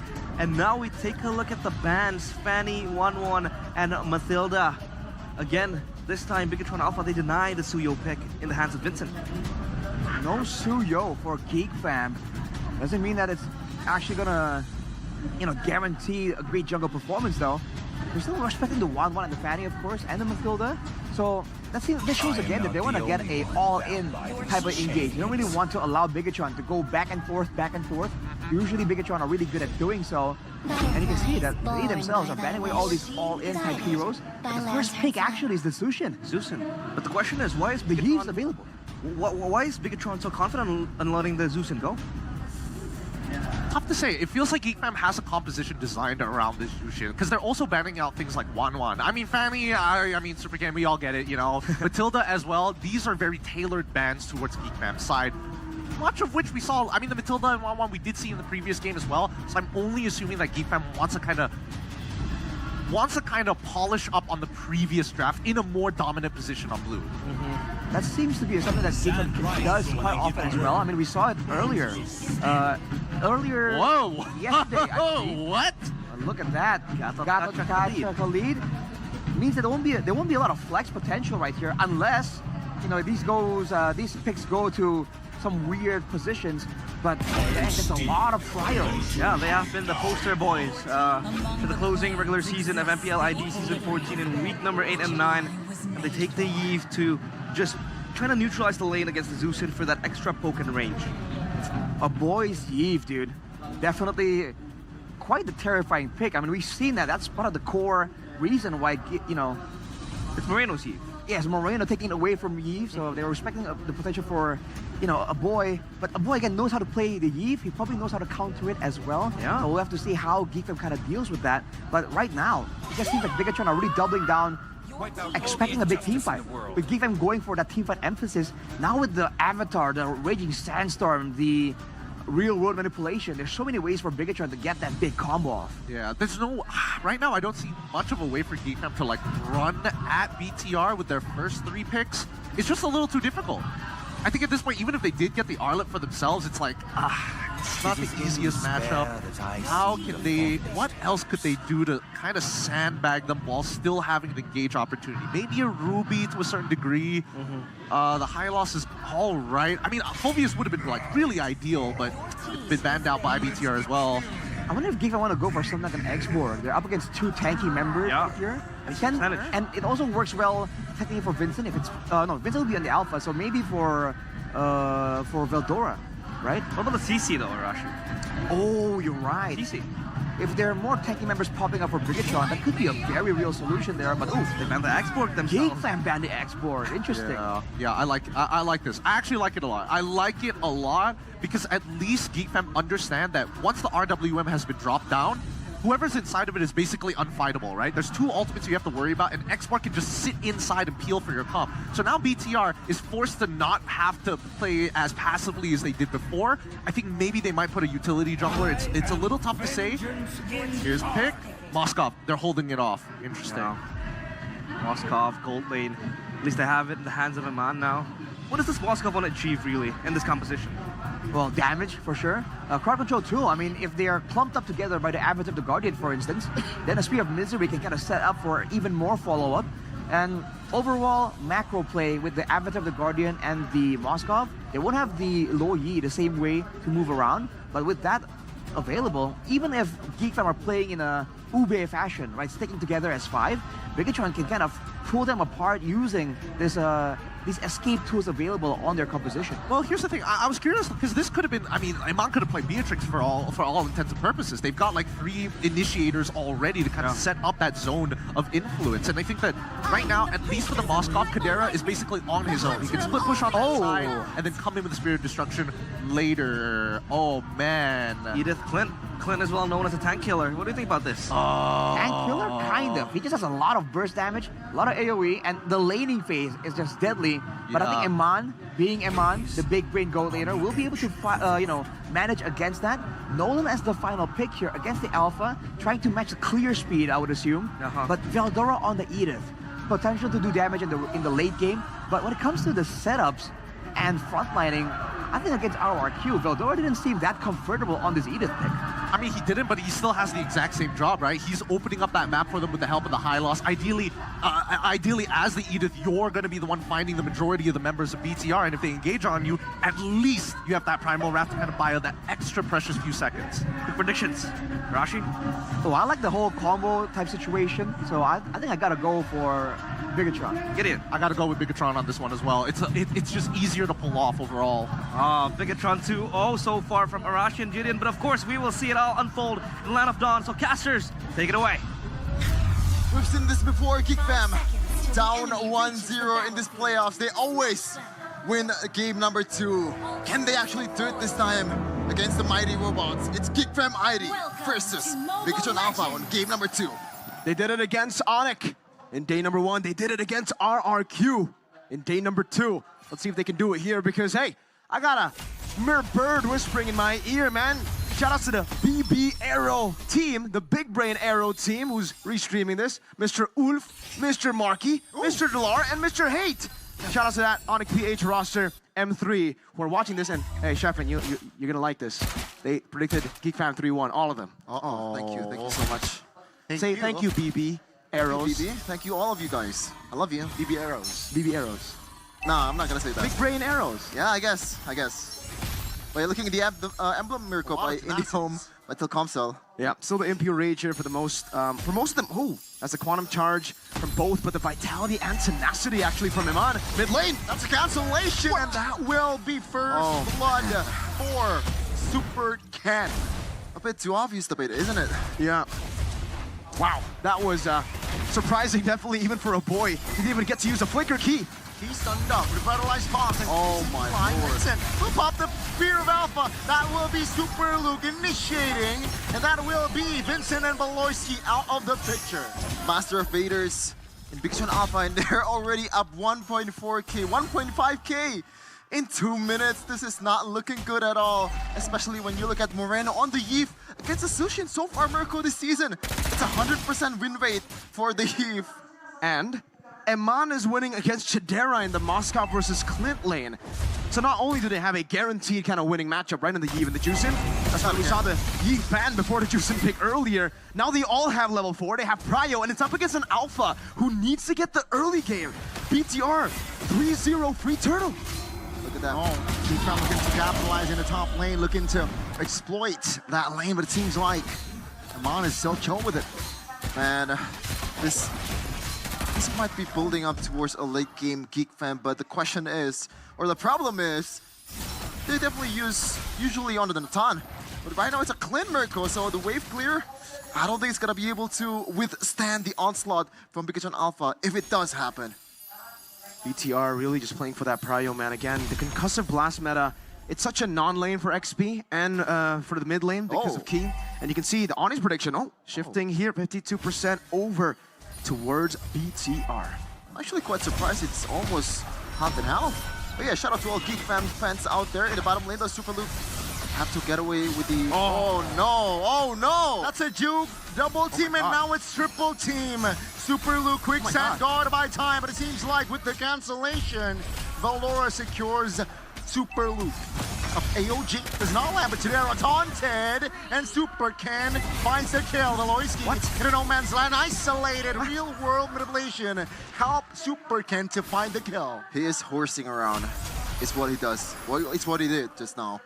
I don't know, man. Is it horsing around or is it a step closer to the 7 death power spike? I feel like that 7 death power spike hit a bit too.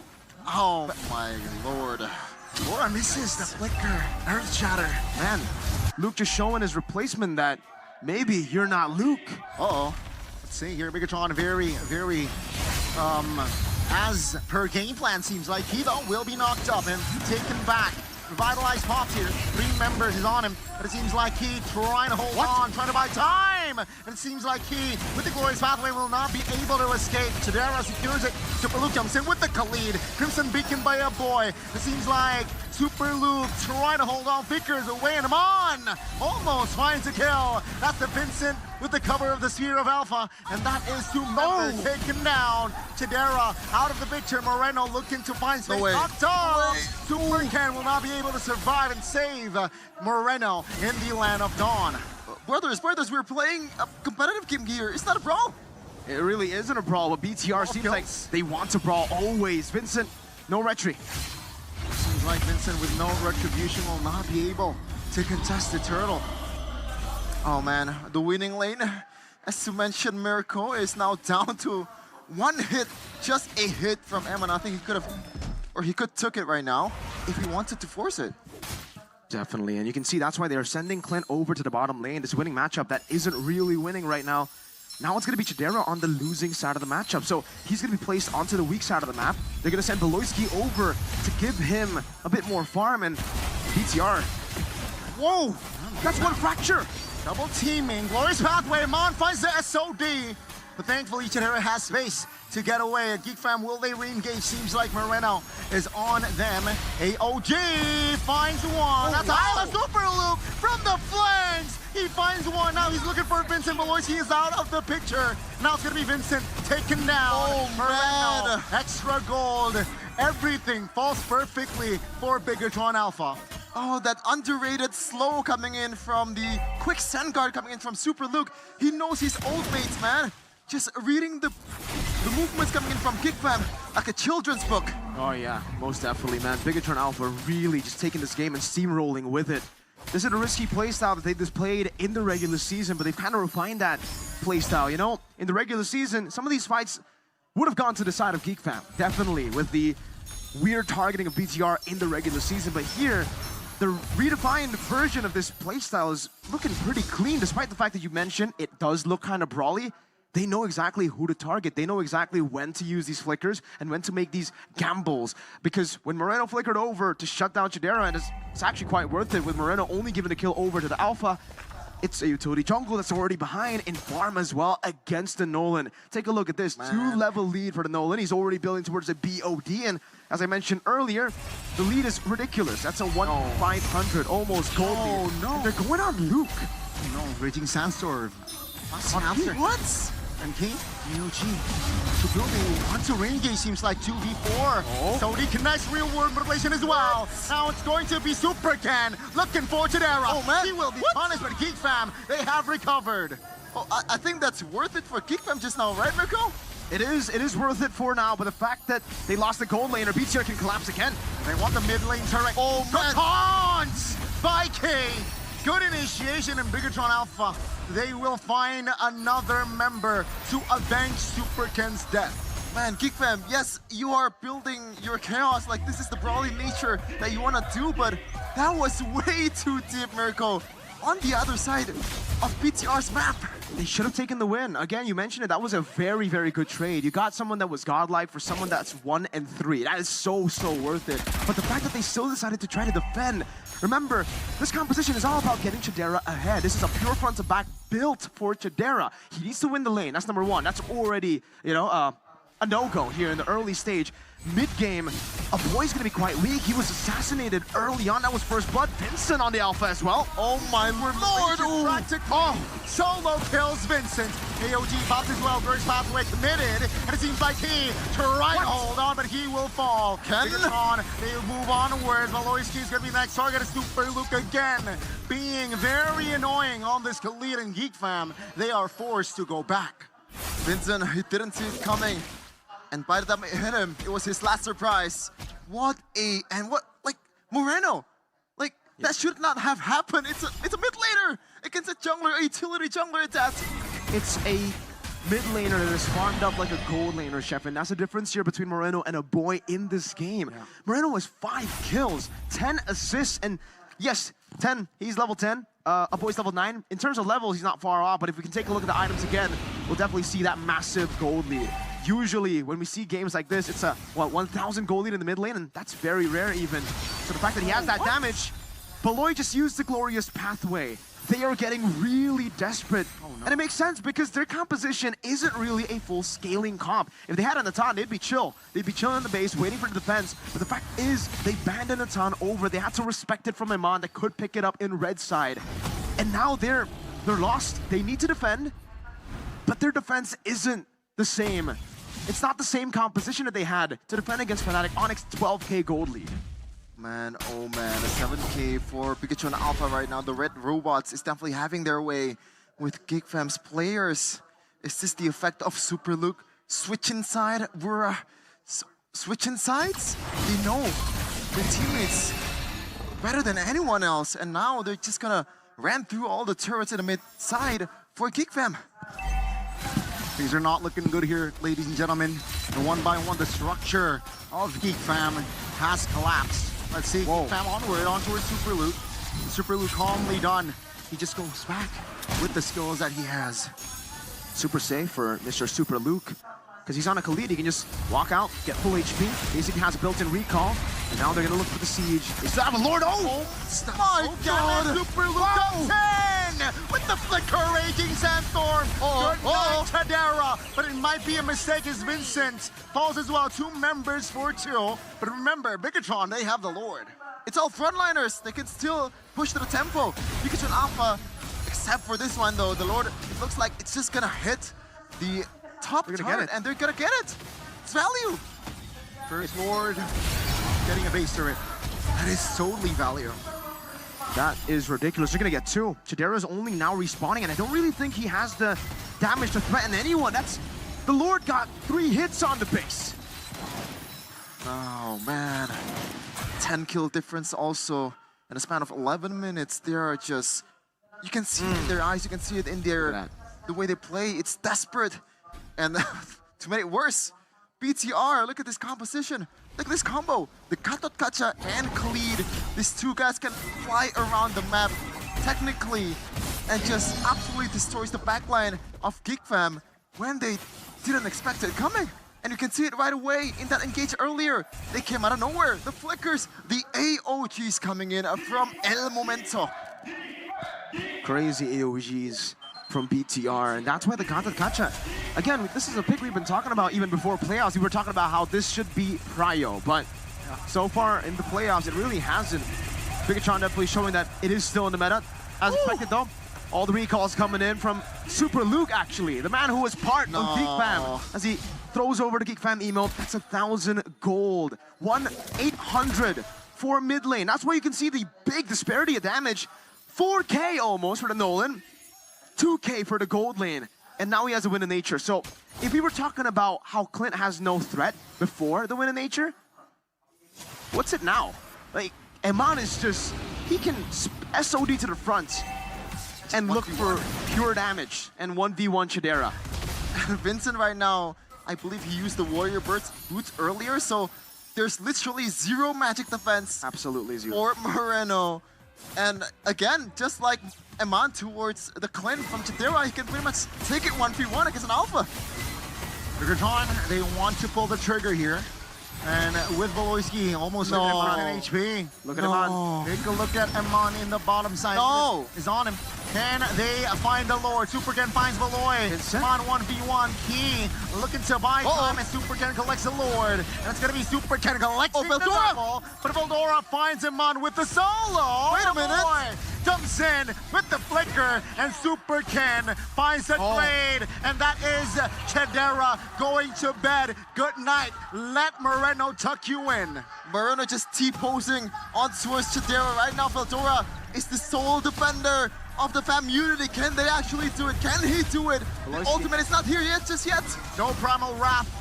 Bigatron 4 match points. They're looking to clear. Super Ken is on the base. Super Luke as well. And ladies and gentlemen, the Rat Robots are programmed to win. They get match points.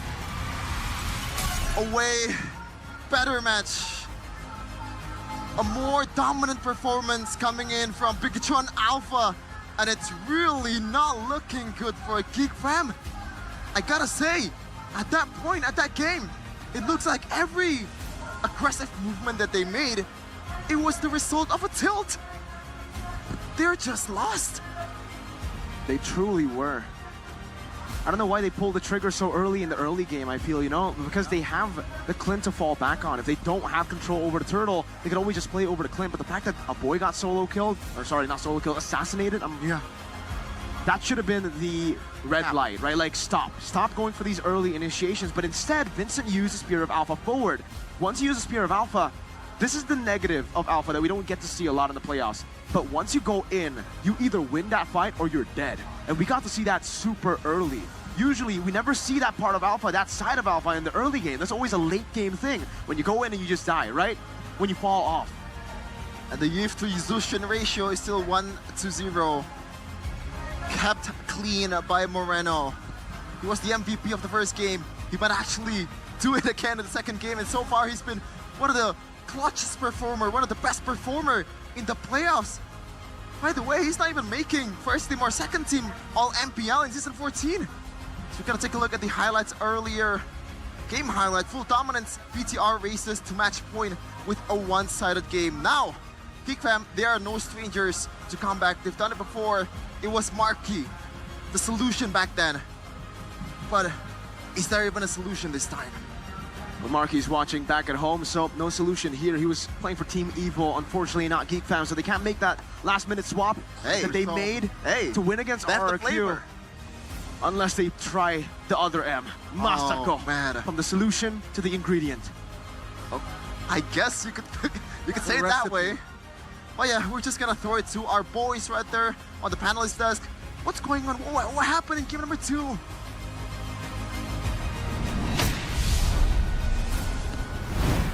What happened? Moreno happened. This guy is insanely good in the Eve, and I could say that was almost a one-man show. Well, I wouldn't go that far. Yeah, I wouldn't Hang go on that a far. second. Maybe I'm a towards Moreno Glazer. Moreno Glazer. Look, I think that Okay, Moreno Mirko. is a great player, but I also think that his team just made it so easy for him. It's one of those, like, whenever you're playing Beatrix and you have a Cho on your side, you guarantee you're going to find those Or kills. Franco. Or Franco. Yeah. Same concept, except Moreno is the one getting all of that gold. And, shout out to the coaching staff as well for getting a draft like that. We saw it earlier and immediately it was like, man, it's so simple. And if it really revolves around team fights, oh man, it looks really tough for Geek Fam. And it was really tough for Geek Fam. So the players executed it really well. I think a lot of the issues we saw in game number 1 also were kind of reduced, improved on as well. And of course, Moreno, like you said, yeah, it's not fair to Moreno without highlighting his presence in this game, dude. It's just so good. Yeah. Just look at how much value he's getting out of the RWMs every single time. Connects on as many people as possible, the maximum amount of people in his range. And still, yeah, I would have thought that this game might have dragged out just a little bit longer, but unfortunately, a lot of coin flips were actually on the losing side of Geek Fam. They were very clear 50-50 fights in the early game, but it just didn't go their favor. Especially when the game goes to the mid game, the late game with the Lords in the picture. Yeah. Those coin flips become more and more, I don't know, It's not as much of a coin there's flip. just higher stakes. It's a loaded die at that point. It's stakes. when you have that much gold, it's just impossible to make that many mistakes. And I'm going to assume, Yeah. it's Moreno. Wow, Yes, who would have MVP, thought? the player of the game. 100K! By the Samsung Galaxy S24 FE, it is Moreno, 7-1-14. Lightning Truncheon on the Eve. For the extra the splash heck? damage in the wave clear? I mean, that and the movement speed. And burst. It's just so, I mean, Moreno played a disgusting game. And by the time but I think the game was pretty much over when he got the Wishing Lantern, right? The Wishing Lantern and That then was the second fight item. immediately after. Yeah, and I think that put him so far ahead of everybody else. He was like 5-0-3 at that point. Oh man.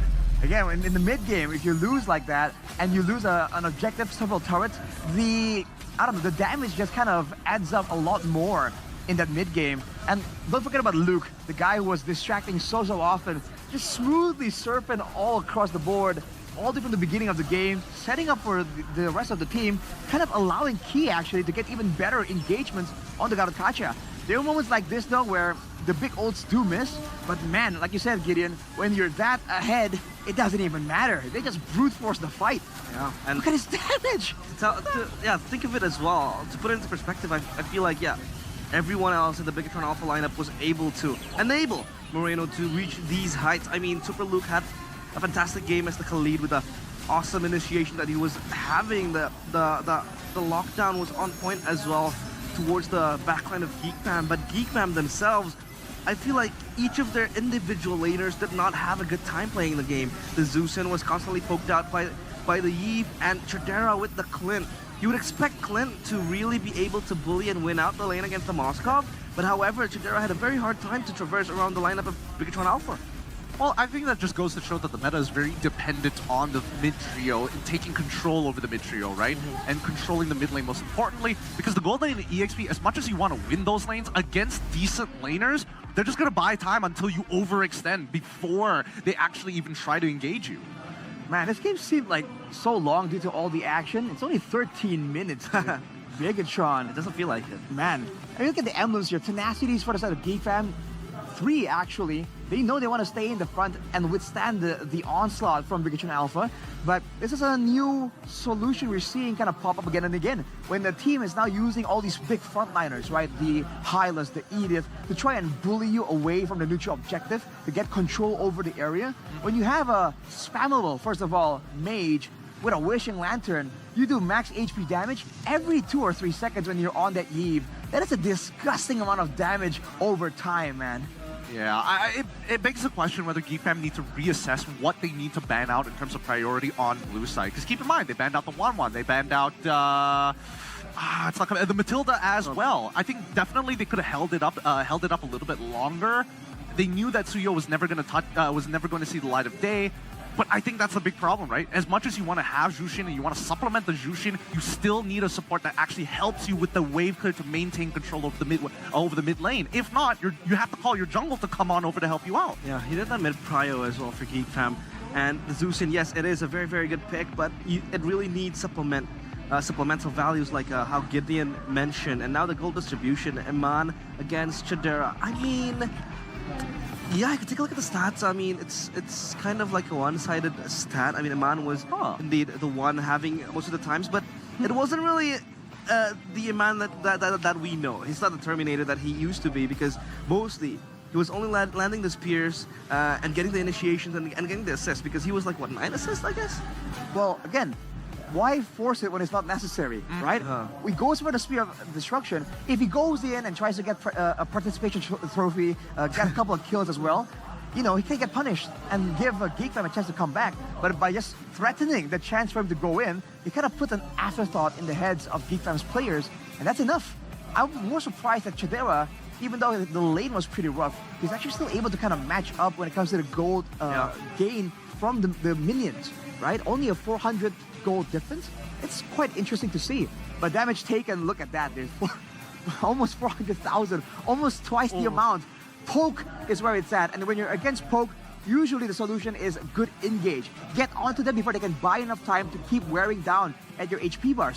When Beloisi is on the Hylas, you just can't do that. We talked about this. If he's on a Tigreal, there's a chance he's going to go for a super long flank, a massive flicker play to try and get to Moreno. At least make it a 50-50, you know, make it a 1-for-1 trade, get it equal.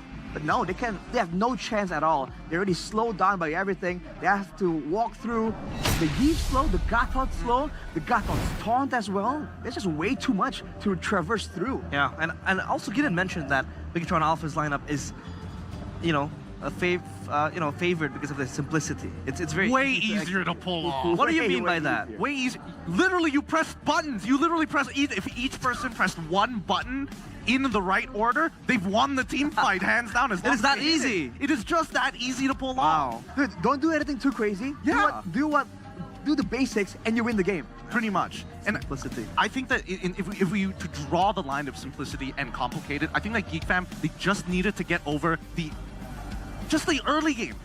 Once they hit the mid game, it gets a little bit easier to actually manage, because their composition is actually pretty good at peeling backwards and can take care of the front line of BTR. Okay, then Alpha with a 33.67% win rate in playoffs. Is it time to deny Alpha comp for Geek? To deny the Alpha comp? So like not use it themselves? Yeah, because I mean, Alpha hasn't really seen good results in the playoffs. What could be the main cause of that? Does he need someone as a good sidekick? Maybe the Mathilda alongside him? Well, again, any kind of good setup will help a jungler that wants to be as aggressive as the Alpha. But I feel like this stat is kind of unfair, because it's just so popular right now. It's between the Suyo and the Alpha generally. So a lot of teams will pick it up, whether or not they're really good at it, or if they have the composition, or if they've trained a composition to use it well. I think we saw Fabian pull off an amazing Alpha still. So I think with the clear speed, with the true damage, right, with the spammable skills, including the Spear of Alpha that's on you can get 2 of them in a single team fight actually in the late game. I feel like it's still a very strong pick, but in the right hands, with the right composition, you know, there's a disclaimer right there. Yeah. Well, I mean, right composition or not, I definitely think that Alpha is only in meta as of right now. I think he was going to fall off of the meta, to be perfectly honest with you, because of the inclusion of Jushin. But now that we have to deal with Suyo, there's not much of an answer to Suyo. Oh. Okay. Wait, hold on. This is international content. Local. Yeah, we do take a look at the top 5 highest kills in game. Wait a minute. Number 1, is that Vincent? With 17 kills? Talk to me about this stat. What are we looking at? That is crazy. I mean, I'm more interested to see what Mirko thinks about this, you know. He's been very vocal about Vincent, but hey Mirko! Vincent ain't the worst jungler in Indonesia! I don't I'm a little confused, because isn't that the reason, literally just the previous game? He's doubling down. He's doubling down. He's the worst. He's the worst. Well, I mean, it's always better for you to prove it with your actions. 17 kills, that's a lot of kills, but technically, you know, you know, his team is in the pedestal now too. Oh, it's very hard. Now, the question is, the biggest elephant in the room is, how can Geek pull off their comeback? What do they need to start off with? The draft? The execution? Oof. I think as of right now, Geek don't have too many outs to play. That's why we're seeing that the comps are pretty straightforward. It's primarily centered around Kadera. I think they just need to go back to that. We'll have to see that. But before that, we will throw it up into the stage for the host interview. Bude Klaramong starting Alyssa. Take it away. Pati oleh Bigetron Alpha Biget Troopers, mana suaranya? Match point untuk Bigetron Alpha. Namun semangat pastinya masih dimiliki oleh Geek Fam. Karena Geek Family juga nggak akan diam. Mana semangatnya Geek Family? Luar biasa sekali ya Bude melihat di match kali ini di semifinal lower bracket. Karena harus ada satu tim yang pulang. Jadi mereka pastinya ingin bertanding yang terbaik untuk mengamankan spot. Paling tidak untuk masuk ke babak grand final yang akan mengamankan tiket MC. Betul sekali, memang perjalanannya cukup panjang. Dari semifinal kita harus melihat mereka berjuang lagi di final lower bracket. Lalu baru bisa mengamankan tiket M6 World Championship. Dimana kita benar-benar menantikan nih wakil dari Indonesia. Dari lower bracket akan siapa? Tapi benar-benar kita harus mencari tahu yang benar-benar layak lah, yang bisa berjuang dan mengamankan setiap match-nya. Itulah yang kita nantikan. Betul sekali Bude, jadi kita berharap yang terbaik pastinya karena kita melihat kedua tim ini sudah cukup ketat persaingannya dengan mengedepankan semua strateginya ya pastinya Bude untuk bisa berada di M6 World Championship Benar, pastinya. Bigetron Alpha kurang 1 poin lagi. 1 poin lagi untuk bisa mengamankan. Mungkin kita tanya-tanya ke Biget Troopers, kira-kira bisa nggak 3-0? Tapi siapapun yang ingin menang untuk melaju ke babak selanjutnya harus punya 3 poin. Bigetron Alpha memang kurang 1 poin, tapi tidak mungkin kita nggak melihat adanya perlawanan dari Geek Fam. Mereka juga sama-sama harus punya 3 poin. Memang sekarang belum, tapi Geek Fam bisa nggak nih ngejar? Semuanya berseru-seru bisa. Memang yang namanya kurang harus dilengkapi. Kayak Bude nih, kayaknya ada yang kurang gak sih? Loh, kalung Bude mana ya? Loh tadi Bude pakai kalung loh padahal. Makanya, kok hilang ya? Bentar, kalau di foto bagus nggak ya? Nggak pakai kalung? Coba Bude Bagus nggak selfie ya? Aduh, dulu Bude jadi malu. deh. Bentar. Bude selfie. Selfie dulu ah. Kita mau ngeliat ya, kayaknya ada fitur terbaru dari Samsung Galaxy S24 FE Bude yang katanya bisa bikin kalung Bude yang hilang menjadi ada. Benar, ini kurang banget sih. Ya kan? Kurang banget. Kurang pemanisnya gitu ya. Ketinggalan. Oke, Bude bisa magic dengan Samsung Galaxy S24 FE ini. Oke, caranya Nih. gampang banget ya Bude kayaknya ya. Cukup klik icon edit, lalu bisa klik icon sketch to image, dan pastinya dari gambar objek bisa langsung digambar karena Bude di sini kehilangan kalungnya, jadi bisa langsung digambar kalungnya. Lalu langsung aja klik buat dan kita tinggal tunggu when the magic happens. Jadi khusus pastinya di Samsung Galaxy S24 FE ini kita dapat melihat bahwa di AI ini bisa membuat kalung Bude yang menghilang menjadi ada. Nih, pilih ya. Mana nih yang bagus buat Bude? Wow, Yang ada pilihannya juga. Keren ya. Yang kedua, ini cantik. edgy. Gen Z banget Bude ya. Yang ketiga, simple but elegant. Yang keempat, wow cantik ya. Manis. Kayaknya yang pertama deh, aku Yang paling pertama suka ya? deh Bude. Sama Iya. ya? Tuh, dari gambar ini tuh, Bude kan nggak jago gambar ya. Makanya. Cuman di garis doang loh itu Bude. Betul, jadinya buset. Ini nih, ini cakep sih. Wow. Langsung aja nggak sih simpan salinan?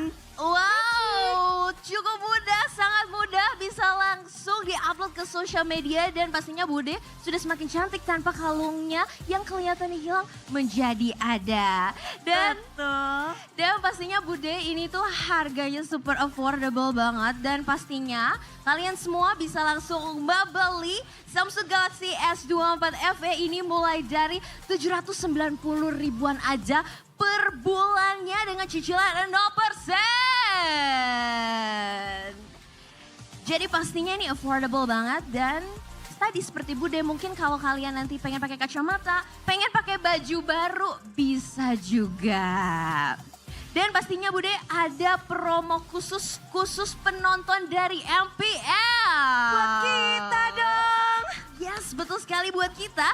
Karena khusus penonton MPL bisa mendapatkan gratis travel adaptor 25 watt. Dan Google Play voucher sebesar 200.000 dan pastinya gratis skin permanen Mobile Legends Bang Bang untuk pembelian di samsung.com/id pakai kode voucher promo Galaxy S24 FEX MPL. Asik-asik, seru banget, dan lihatlah keajaiban-keajaiban yang diberikan oleh Samsung Galaxy untuk kita semua. Tapi di panggung MPL, tentu kita akan melihat akankah ada keajaiban dari GeekFam untuk mengejar poin ketertinggalannya, atau mungkin dari Bigetron Alpha yang akan mendapatkan kemenangan mutlak dengan 3-0 dan bisa mengamankan untuk babak selanjutnya. Jadi tanpa berlama-lama lagi, mari kita saksikan bagaimana pertempuran di Land of Dan untuk game kelanjutan semifinal lower bracket.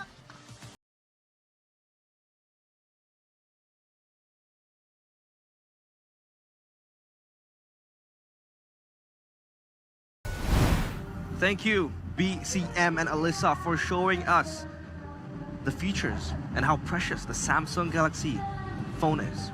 Bude Cabbage Monster making a comeback Cabbage. here. What? Bude cabbage. Bude Cabbage Monster? Yeah, She she loves wants- cabbage. She once wore a dress that looks like all frilly. It's light green. Oh. I'm like, hey, it's Bude Cabbage Monster. And she eats clean. She eats cabbages. Funny That enough, too. she does. Very clean. She's very particular about it as well. And you know what?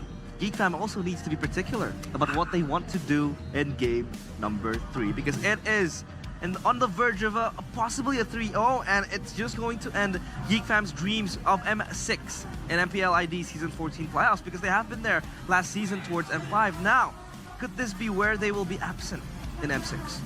Ooh, I think it's quite realistic. Looking at how it's going, right? I mean, the drafts, this looks so much more flexible. This was the main concern when we were talking about this matchup even a couple of days ago. Bigetron, we've seen them play a variety of different playstyles. Early game aggression, dive, poke heavy, pick off heavy. For GeekFam, I mean, even from the regular season, it just seems like, hey, let's see what Beloy does. Thumbs up. Yes, sir. Thumbs yes, up. General. Yes, sir. Sir, yes, sir. Are you picking someone off? Yes, Yes, sir. sir. Who is the I'm going. actual?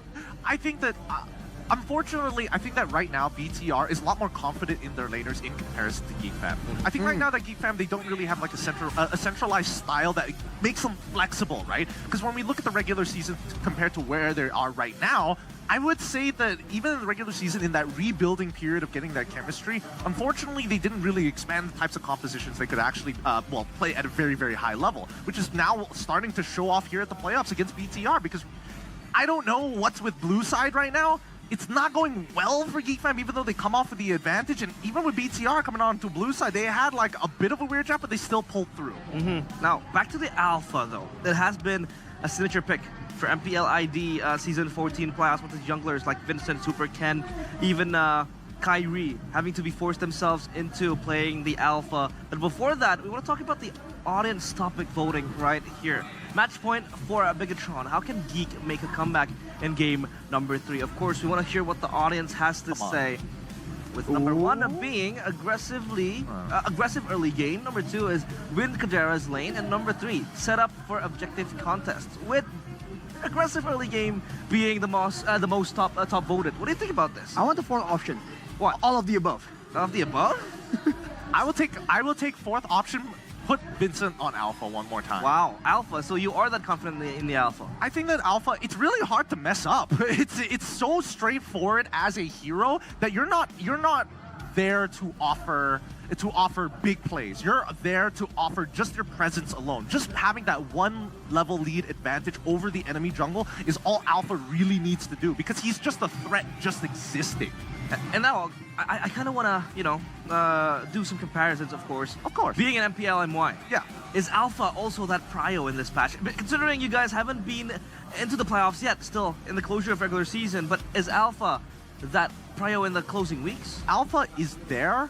I just think that a lot of teams would rather not have to deal. I think Alpha is a fallback, right? It's a crutch for those players who aren't confident in themselves and playing some really high-risk, high-reward heroes. Ling, for an example, early game is pretty much non-existent unless you're sweeping up kills, but really need some golden items before you see it really pop off. And right now, we're not seeing too much of that from MPL Indonesia, which I find quite surprising because you guys were supposed to be the nation of like the assassin players. Yeah, the mechanics. Exactly. Even our Indonesian imports in MPL MY are more than happy to pick up Ling. Interesting. I mean, maybe it's, they're trying to calm it down, trying to be more calculative. They wanna hide their weapons for M6. Oh, that's a very I idealistic think way of the looking only at it. assassin player that has been very proud to boast his assassin stats and picking up the Ling against an export maybe was Fabian in Team Liquid ID, but that's Fabian. Yeah, but that's like the Tsujin. rookie of the season and the regular season MVP, and also Tsujin as well.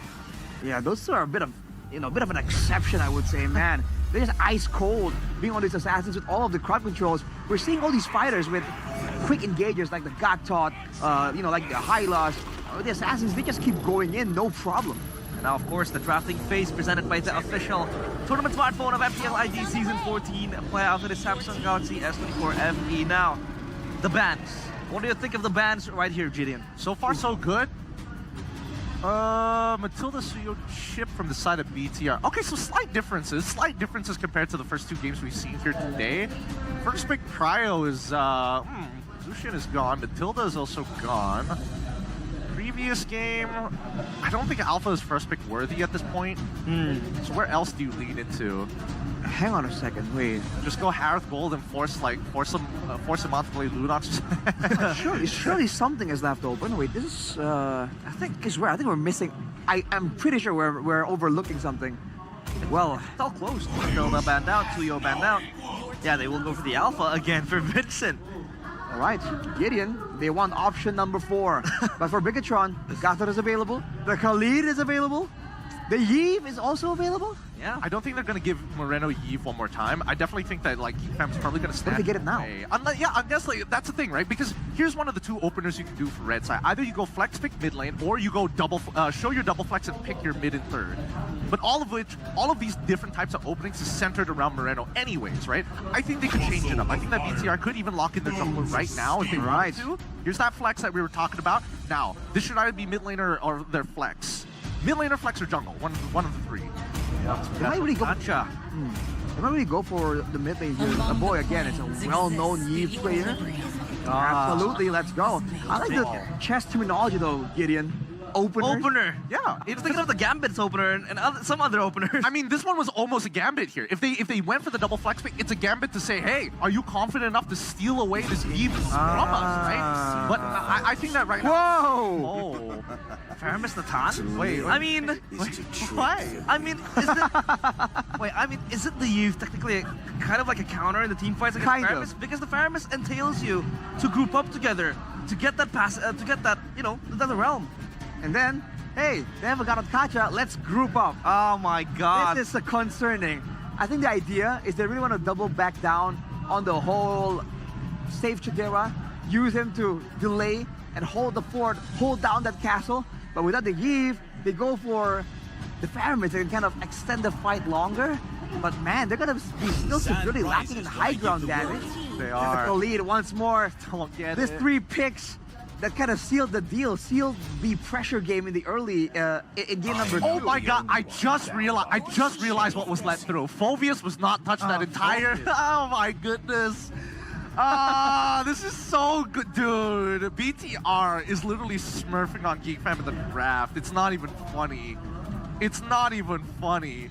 Because if you go first pick Phoveus here, you pretty much still give away both Kalinin as well as Gatot. But you probably still have to deal with the Yves anyways, which is not ideal for Phoveus anyways. So BTR, they've got Geek by the balls, man. They're holding them in their hands. It's tough. It's really tough to play. Even if they get the Phoveus, right? You're still gonna have to contend with with Super Luke just clearing the wave and just peacing out. The whole issue of not having Cryo and getting ganked on is still there for Geekfam with or without the Phoveus. And of course the Moskov ban and the Tigreal to just deny Voloisky of that pick that he was able to don in the first game, but it wasn't as effective because it was just countered fully by Bigatron Alpha. Now, Geekfam's last ban. Do they want to target possibly the jungle, or maybe again just cone down Amon's choices? Ooh. Personally, I don't think it matters for the gold lane. Yeah, get rid of the Nolan. Get rid of the Nolan. Because at this point, every gold lane matchup has a direct counter to it. If we're going like, oh, Harris is open, Harris is OP. Don't worry, there's still Lunox available for you, right? I was going to bring up the example of Moskov into Clint and then Clint being able to win that lane, but I mean, after your last game, I think I'm going to skim over that. Basically, there is a trifecta. I see. Well, I mean, for GeekFam though, they'll have the lead in the farming department for the alpha. Nolan is one of the options that can be used to kind of match a clear speed. So Bigatron looking for an alternative. I wonder for GeekFam, what is Beloisi going to be picking? Is it going to be again an AoE roamer, try and punish the dive? Or is it going to be something more defensive even to try and protect Chidera on the Natan even more, right? They can go one or two ways here. I think if they want to go really, really wild, there's two wild plays, like geniusly wild plays for Akai. It's either they go for Akai. I mean, Akai is one of them. Oh, they went super safe this time. Man, I was thinking maybe they wanted to like put Alpha in a winning position, if they can forcefully put Gatot in the EXP and know for a fact, make a hard read that Khalid is going to go roam. But that's, beyond me at that point. They got the Ruby, they've got the Thamos, some decent early game, a strong side of the map, and most importantly, some form of counter engage. Clint against the Natan. Veldora on the Thamos. Big issue here. If the frontliners of Bigatron dive in, then Thamos can kind of separate both because he's just that tanky. Yeah. Just cannot burst down a Thamos, even using a Natan. We saw that from our Q, right? Using the Natan to try and burst down the Thamos was not a good idea. And without the Tigreal, the Ruby becomes the next signature playmaking pick for Beloy. So I really think they found what they possibly could in this draft. Now it's all in the execution. It's the best that they can get. But right now, BTR, the easiest way for them to punish them and punish GeekFam really hard, you can literally spam your ult on Beloyski. He has no means of escape other than that flicker. You can almost guarantee that it gets blown. Oh my goodness, this is going to be an insane game. GeekFam, they're holding on a tight rope. And of course, casters, it's your time to shine. Push to the edge, they're backed into a corner. GeekFam, one last chance to qualify, to actually extend their life in MPL Indonesia Season 14. Can they do it against Bigatron Alpha? It's time! Potentially the last game of GeekFam. Let's see, can Bigatron Alpha pull this off? It's a big question in the air. Last season, GeekFam with a team to stop BTR, sending them down in the lower brackets to out of the playoffs. And they were also the team that denied BTR an M5 slot in Season 12. 3-2 it was. So for BTR to do this, it'll be sweet, sweet revenge, but you cannot count GeekFam out just yet. This is a boy on a Veramis. This is Mr. Beloy BBB on a signature Ruby, Veldora on a signature Tamas, and Chidera on the Natan. That set Fnatic Onic, the defending champs, home. Let's take a look at the emblems here. Man, already very, very aggressive emblems. Weakness finder in the gold lane, not the quantum charge. He really wants to go for those big team fights later on, but he's got to be careful because the kill pressure of the Clint is ridiculous. Triple threats, that's a knock-up. Beloyski holding on to its flicker. No first blood there on that first skirmish. That sets up a lane for Emon to abuse, man. Look at the card.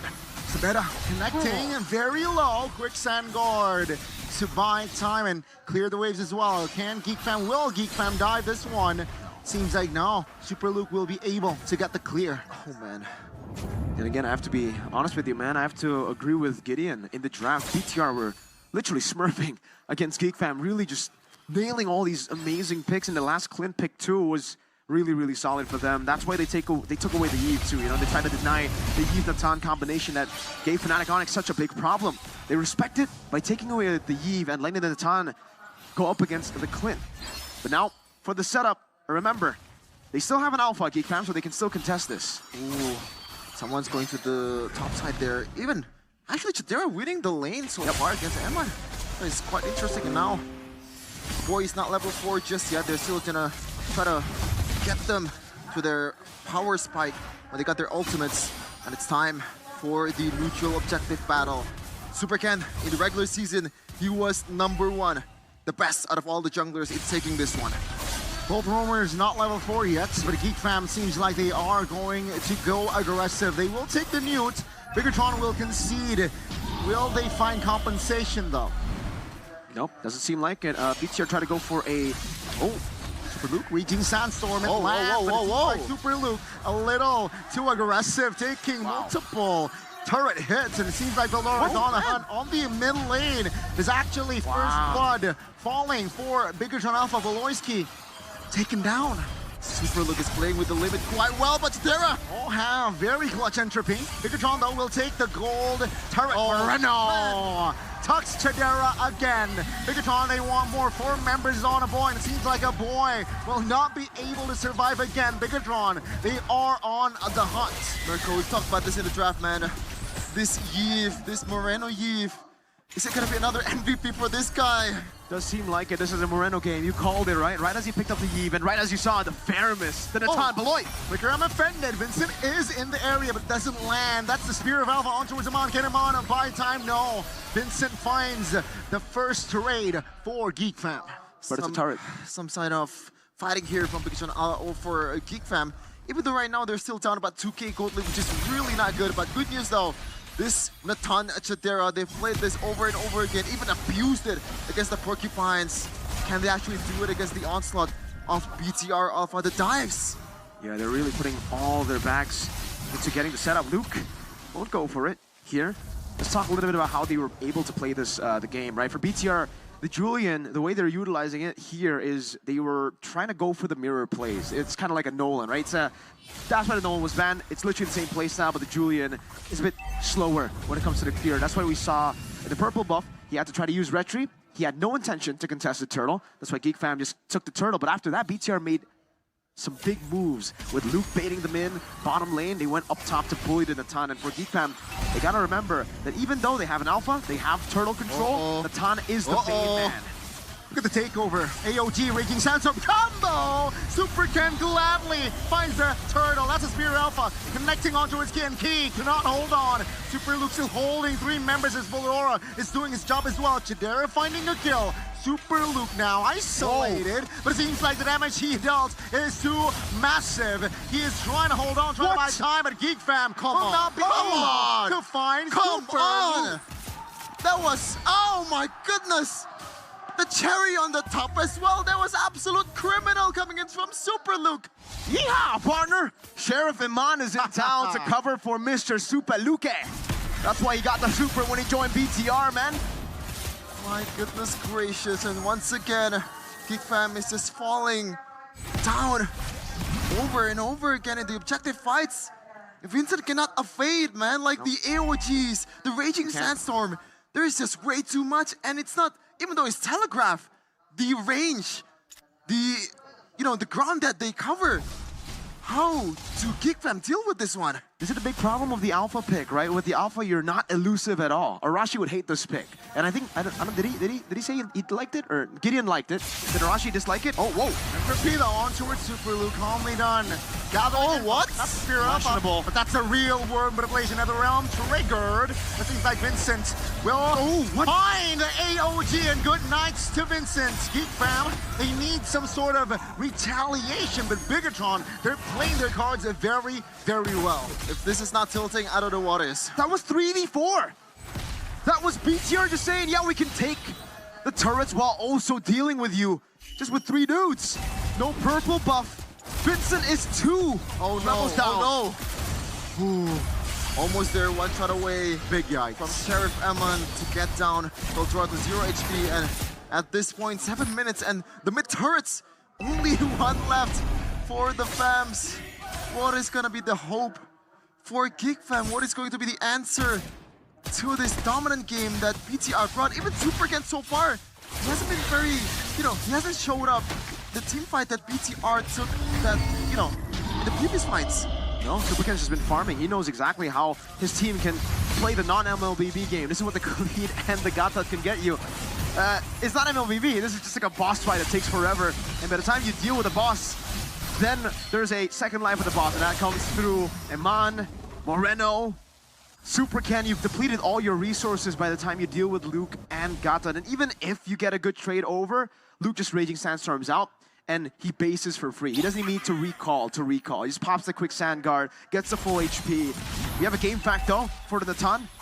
Man, oh man, Natan from Chidera currently holds a 100% win rate, 4 picks in MPL Indonesia Season 14, with 2 of those against Fnatic Onyx. Now, this is a completely different occasion.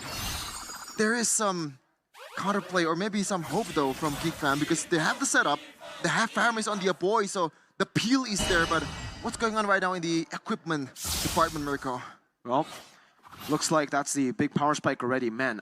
Every time I see it, it's just ridiculous. A 2,600 gold lead for the Julian for Super Ken against Vincent. That's massive. 2,200 gold lead, but I think the most impressive one, it has to be the mid lane. 1,640. You can see why he goes for Wishing Lantern every time. He has such a big snowball. This is Moreno's game. They picked the Faramis into the Eve. They picked this comfort for a boy. And yes, I get it, it's comfort. It has worked. Even yesterday, it was working. But against some Moreno that's been on fire on the Eve, was it really a wise choice? It's all on Chidera now. If they want to win the game, they got to protect Mr. President. Chidera, they've done it before. This is a tough task indeed. They won against Onyx, by the way. Like, BTR should be in the same kind of stratosphere as Onyx, but why is it like the game is so different?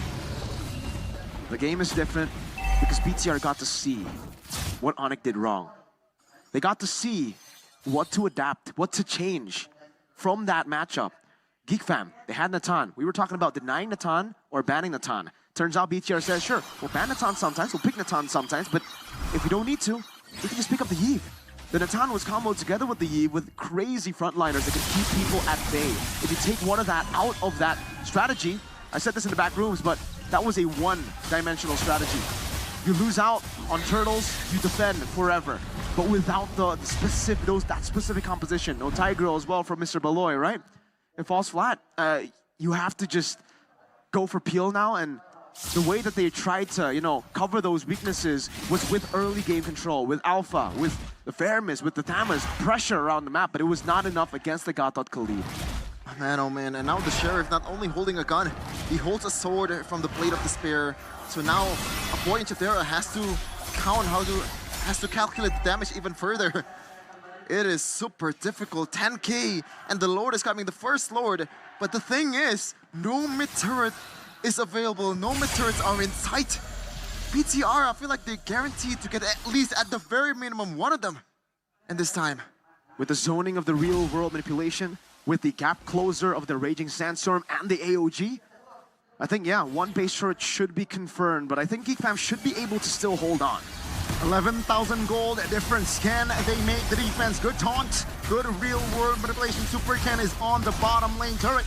Veldora trying to zone the members, trying to zone the Lord. AOG committed!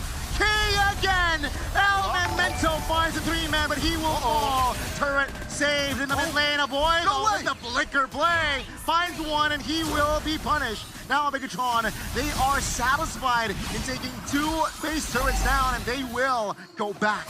With the 10k gold lead from BTR, I feel like this is a bit of an underwhelming fight coming in from the Red Robots. I don't think so. Again, for GeekFam, it's not like they have the worst clear in the world. They have pretty good high ground. With the Natan, they're still able to clear out the Lord. It's not as fast as with the Eve and Natan. You're not able to zone people out for the Natan to get free hits, but it's still really good. For BTR, getting 1 was already value. Getting 2 was a bonus. And notice the fact that for BTR, they didn't lose anyone with a bounty. Super Ken is the only one with a bounty, and he noticed that. He backed away instantly. They tried to go for a gamble, which I think was a very low-risk gamble. They sent in Key, they lost Moreno. That other part was a bit more of a risk, but no bounty, so they should still be able to go in. Oh, AOG again, finds a taunt. Raging Sandstorm finds the connection. Veldora goes down to there as well. This might be it. This might be the play that sent Bigatron Alpha to top 3. Aboy and Vincent, the 2 fams. Can they actually do it? It is a tough task. It is an impossible task against the Red Robots. They're coming in hot. Victory inside! Bigatron will find bodies, and ladies and gentlemen, Bigatron Alpha finds the win, and they will enter the top 3. My goodness gracious. Luke says, no, no, no, not today. He's flaunting, he's showing off his new title, his new name, Super Luke indeed. It's not Luke anymore. He is Bigatron's Luke. Switching sides to the red robots and send their old mates home. 3-0. No retaliation whatsoever. And this might be, ladies and gentlemen, the most dominant series in the MPL Indonesia playoffs so far. I think that one has to go to the win against Alter Ego still, but that game was the most dominant game, I think, right? It looked like it was going to be Fnatic Onyx game with a 12,000 goalie that would be the most dominant game, but came through the side of BTR. They were able to adapt to read Geek Fam, and we've been talking about this in the keys to victory as well. The fact that for Geek Fam, it's been one-dimensional picks against RQ Hoshi. It's been one-dimensional picks against Fnatic Onyx in day one. They exhausted all of their resources before they got to BTR, and for BTR, I would say they kind of sound as the doubters. Most people were also saying that BTR had no tactics. They only had one thing going for them, for the most part, in the regular season, and it was those gambling plays, that team fight, going for Alice, going for Gatot. But I think here we've been proven wrong. BTR have shown that they have way more strats that they have finally revealed here. Even up against TLID yesterday, we were saying, what's up with them? You know, the drafts look weird. Do they not have those heroes in the pool? But this is why we were talking about the 10,000 goalie being underwhelming in a siege. I think it wasn't underwhelming in a siege. I think that was proper for a Natan with a Purify. But once the Purify has been used up, once Geek Fam made that mistake of walking out the base, which they have to make, by the way, like, at this point, this is no longer the Yves Natan. They can't stay in the base always, just like they did against Fnatic Onyx. They had to make a move. They had to try to look for a play because the game was over if they didn't. And BTR punished them really, really well. Man, nice try, Sheffin. Nice try, Geek Fam. For GG, Bigatron Sheffin. Alpha. After season 13, it seems like their program has shifted. The sweet revenge, it was 3-0 in season 13. Season 14, they turned the script, but we're gonna see some last words from our fighter, Geek Fam, with our host.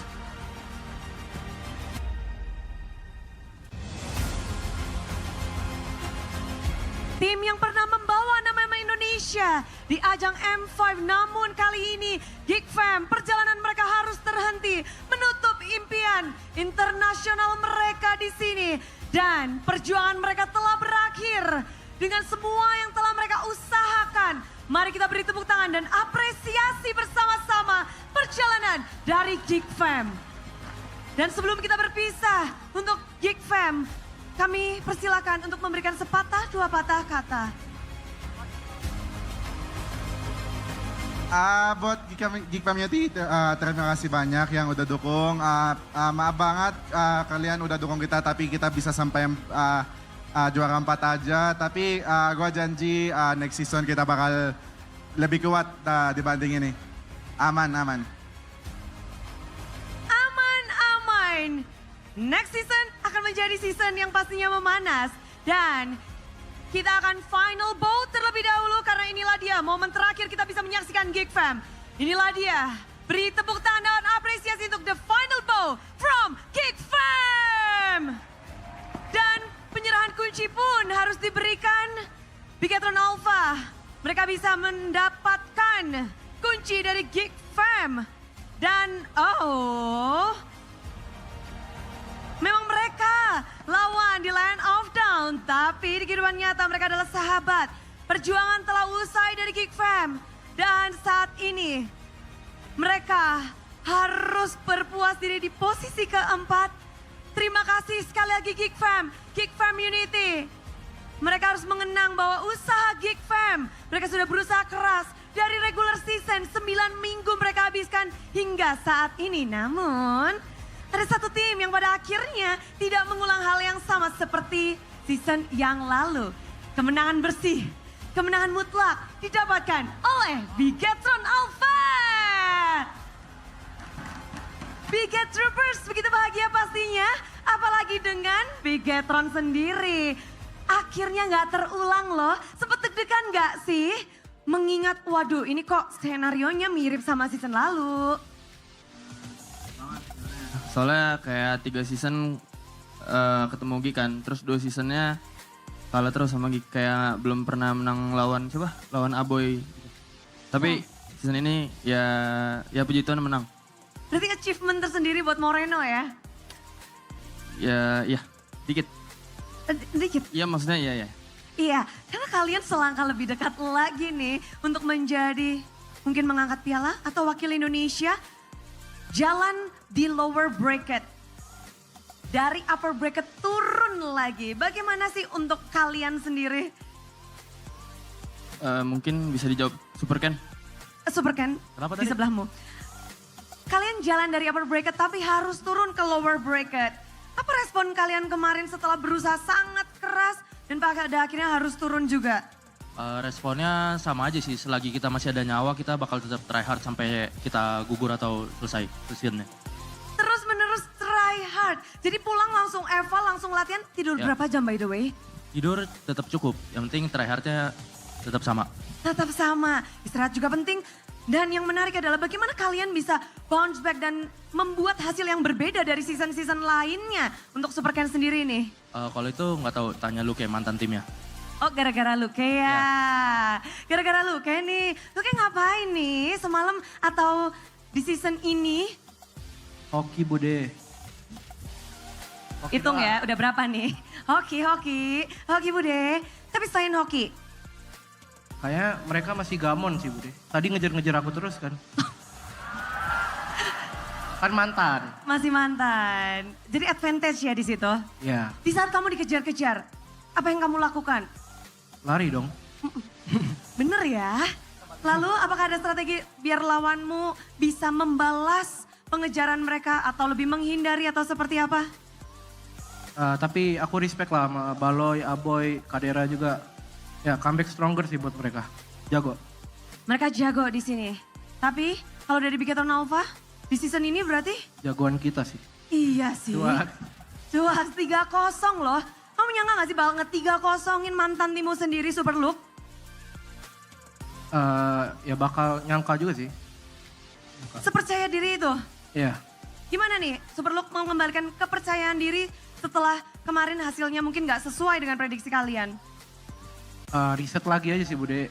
Biar gas di lower. Gas di lower.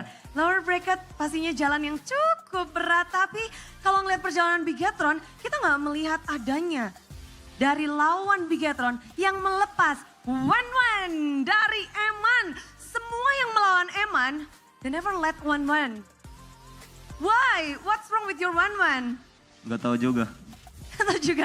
Tapi memang apakah ini yang memang Hero Wan sebenarnya kamu persiapkan? You prepare Wan for this playoff? Yeah. I play a lot on 1-1 in Scrim. Also in RJ also, rank games. Jadi banyak banget permainan game dari ranked, dari scrim dia main one-one. Mungkin semuanya pada serem dan memang talent pun bilang one-one-nya Eman harus di respect. But after you see a lot of teams respecting your one-one, what do you expect for the next? Because your journey is still long on the lower bracket. Final lower bracket is near. Apa yang kamu ekspektasikan, yang kamu harapkan gitu untuk lower bracket next-nya untuk Eman? Jangan ban 1-1. Jangan ban 1-1. Pengen nih ya terbang-terbang di Land of Dawn untuk Eman. But this is better than previous season. How do you manage to do that? I think this season we try hard a lot. Also in Scrim and outside game also. Kerja lebih keras. Jadi memang kunci dari Bigetron kayaknya kerja keras. Dengan bekerja di scrim, lalu juga di out game-nya. Mungkin dari segi chemistry dan segalanya. Jadi hasilnya juga berbeda untuk season ini. Tapi mungkin Ki bisa yang ngasih tahu nih. Perjalanan panjang Ki. Akhirnya satu langkah lebih dekat untuk mungkin jadi juara. Atau mewakili Indonesia. Kalau dibilang langkah lebih dekat, kita nggak terlalu mikirin itu sih, soalnya ya kita mikirin step by step aja lah, kayak besok kita masih match, kalau menang ya kita alhamdulillah lolos, kalau kalah mungkin yang belum rezeki. Jadi kita do the best aja di sisa match, kita nggak mikirin buat wakilin Indonesia, buat juara, jadi do the best di setiap match saja. fokus yang di depan mata saja. Ya, Tapi menarik ya, di mana Ki menjadi mungkin senior di sini. Apa yang mungkin kamu katakan kepada teman-temanmu sebelum bertanding atau memulai hari ini, memulai match? Ada nggak kata-kata spesial yang kamu sampaikan kepada teman-teman? Kamu ingatkan mungkin? kalau buat kata-kata spesial nggak ada sih, lebih ke kayak ya anak-anak udah pada dewasa semua lah, jadi kayak udah pada ngerti satu sama lain aja.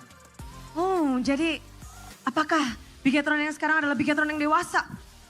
Harusnya, soalnya kan dari season lalu juga kita dapat pelajaran kan, kita hasilnya buruk, ya semoga season ini kita nggak keulang gitu. Membuat pelajaran menjadi ilmu juga dan menjadi pemicu.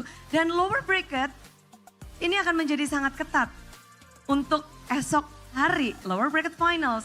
Kira-kira kalian mengharapkan siapa sih untuk menjadi lawannya? Siapa aja? Benar. Ayo. Sebenarnya mau jawab siapa aja, cuman ya siapa aja sih sama. Kalau kita mau juara hitungan kita mesti ngelewatin semua tim sih, jadi ya kita harus ready dengan lawan siapapun lah.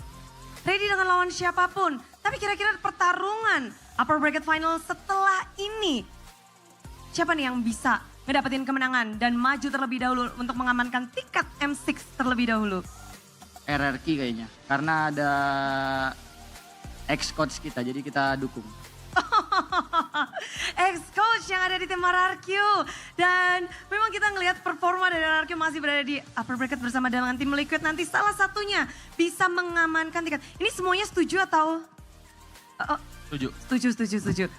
Udah. Mereka takut kayaknya Bude, coba tanya. Iya, Luke gimana nih Luke? Siapa yang bakal jadi lawanmu besok? Final lower bracket bakal jadi, panas gak sih Luke? RRQ sih menang kayak. Jadi lawannya akan tim Liquid? Liquid, ya.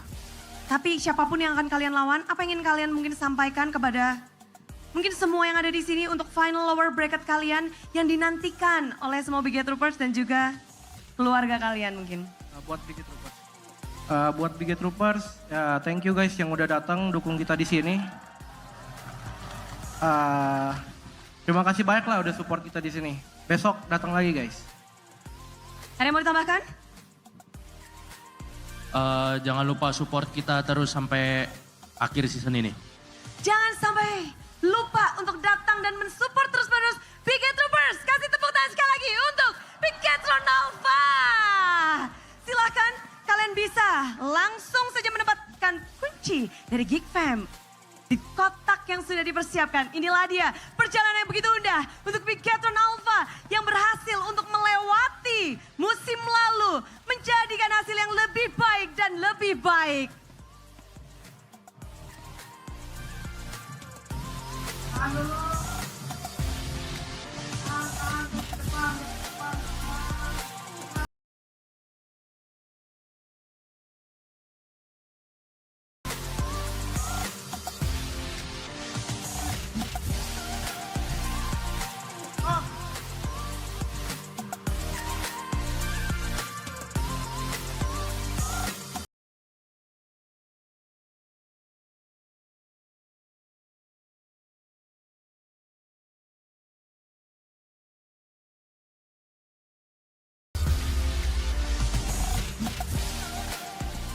Selamat sekali lagi untuk Bigetron Alpha dengan kemenangan 3-0 dan berhasil mengamankan spotnya ke final lower bracket. Wow, pastinya match ini berjalan dengan sangat mulus untuk mereka. 3-0 poin penuh mereka berhasil amankan.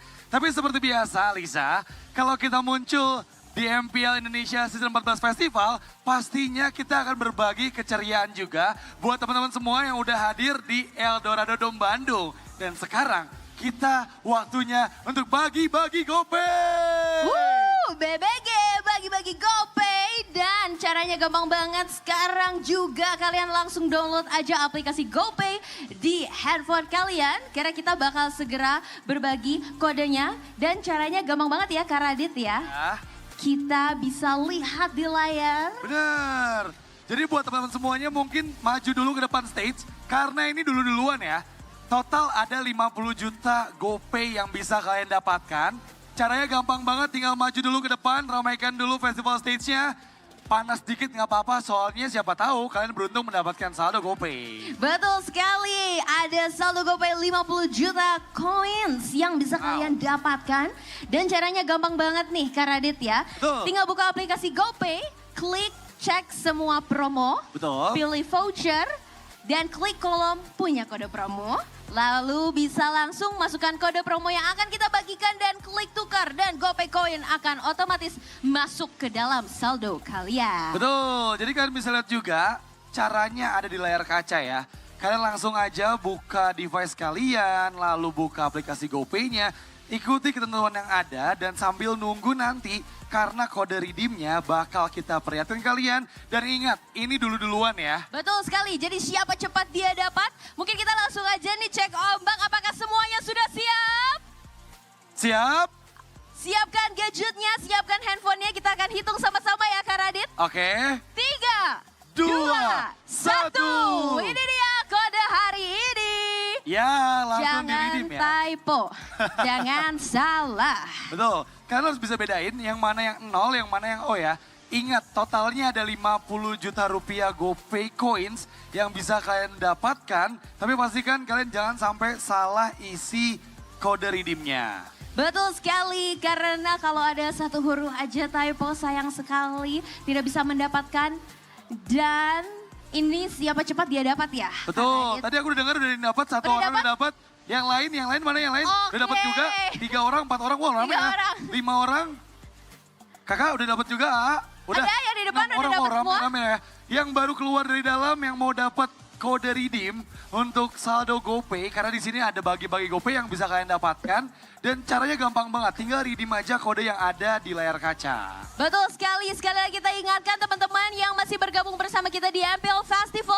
Silakan bisa langsung masukkan saja kodenya dan langsung klik tukar dan otomatis saldo GoPay Coins akan masuk ke dalam aplikasi kalian. Wow, gampang banget ya. Dan ingat totalnya ada 50 juta rupiah GoPay Coins. Jadi ini bisa loh untuk semuanya mungkin yang baru keluar dari venue kita bisa langsung redeem kode yang muncul di layar kaca dan siapa tahu kan beruntung nih mendapatkan puluhan juta rupiah. Betul sekali, tapi jangan lupa juga Kak Radit kita bisa melihat ya di kiri panggung ada booth GoPay dengan berbagai keseruan menarik di dalam boothnya. Bener banget Alicia, tadi sih aku dengar ya. Kalau habis ini katanya bakal ada Just No Limit juga nih. Oh, Just No Limit bakal mampir dan bakal mabar bareng nih katanya Kak Radit. Bener banget, jadi pastikan kalian semuanya yang masih ada di area Eldorado Dome. Jangan kemana-mana, kunjungi booth GoPay yang ada di bagian kiri dari festival area. Karena nanti di sana bakal ada Just No Limit katanya. Betul sekali, tapi nggak cuma Just No Limit aja, dari kemarin keseruannya sudah beragam sekali. Karena sudah ada meet and greet juga dengan berbagai brand ambassador dari tim-tim kesayangan kalian. So sekali lagi jangan lupa main ke boothnya GoPay karena ada berbagai aktivitas menarik yang bisa kalian coba. Dan pastinya hari ini akan ada mabar bareng Just No Limit. Wow, sangat spesial pastinya ya. Tapi kayaknya untuk sesi bagi-bagi GoPay kita udah selesai nih Alisa. Sayang sekali buat teman-teman, tapi jangan bersedih karena kita akan selalu hadir ya Kak Radit untuk BBG bagi-bagi GoPay.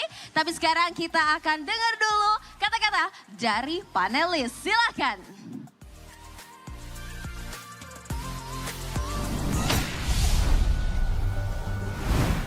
Geek fam, they have to go home and they are eliminated from MPL ID Season 14. No longer able to live their dreams of going yet to another M Series. M6 is all gone for them. But Bigatron Alpha, they are able to enter top 3 and book themselves a slot at the lower bracket finals. I mean, we can expect them to be working hard, man, because Bigatron ain't working hard. Yeah, right. Picture that with a Kodak, man. It's tough. It's tough, but I think it makes things interesting, right? We're already seeing, you know, storylines and timelines change. Now, we're not even getting repeats of previous high-earning... Well, actually... Yeah, no, it's every single one of the downplayed teams in the previous season have done significantly better coming into this one. And now have achieved top 3, no problem. Yeah, top 3 for Bigatron Alpha after last season, or rather last year in MPL ID Season 14. They were stripped off that M Series dream as well by Geek Fam, none other, winning 3-2 by Geek Fam, but now they're able to fight back. What was the main problem for Geek Fam right here? the one-dimensional nature of their playstyle, I would say, right? Not necessarily in different matches, but every single match in between games. I was talking about, I mentioned this to Gideon earlier. Is it because Beloyski is so crucial in the decision-making process, and he can't really process all that information in the midst of a game this exciting, you know? I personally feel that it's just, if I had to give up a blaring signal of what's going on, it has to come down to the draft. And I think that, like, unfortunately, they're playing a lot of weird things into a very standard opening. And Moreno once again, man, MVP. I mean, the composition is designed around the guy, so it's like if he's not getting MVP, something's going wrong. Yeah, of course, player of the match, the MVP, presented by the official tournament smartphone Samsung Galaxy S24 FE. It is Moreno again. I feel like he played Yves for the entirety of the series. No, he played Low Yi game 1. Low Yi game 1, game 2 Yves, game 3 Yves. But all in all, he was able to bring home the player of the game. Solid, man. And I really like this itemization, and I guess now it's rising to popularity. Back then, I was really kind of preaching about this, you know, not trying to steal credit here, but we saw a lot of enchanted talismans on the Yves back then, and I really like this whole boot rush, getting all that mana, and getting a instant power spike with a glowing wand or an ice queen's wand back then a lot earlier, and then straight for the wishing lantern to deal with the frontliners, just to get better zoning, better poke. It just gives you a lot more fighting power in the early game, and technically with your spells being on a, what, 5-second cooldown, you know, an extra 20% is significant, but it won't kind of change the whole outcome. So I really like the extra bit of damage. I do like the extra bit of damage as well, but at the same time, it just goes to show that it's very in tune with what BTR wants to do. If they want to play early, you might as well get some early power, right? You're not looking for a way to scale towards the end game. But looking at the overall heat map, you can just see like there's so much priority. He has one of two jobs. Either he is there to begin and initiate a fight, like the guaranteed go signal, put the flare up in the sky, call for some help as they call in reinforcements, or he's back to just wave clearing. Both of which Moreno's completely fine doing. I mean, he was all over the place right before the 5-minute mark, and here are the match highlights here. The Zetabear official gold partner Ube as gold, where you can see that he has no issue at all playing this mage all the way up front aggressive, chasing kills with the real world manipulation instead of using it for a big setup, because he knows that the front line is just so solid right here.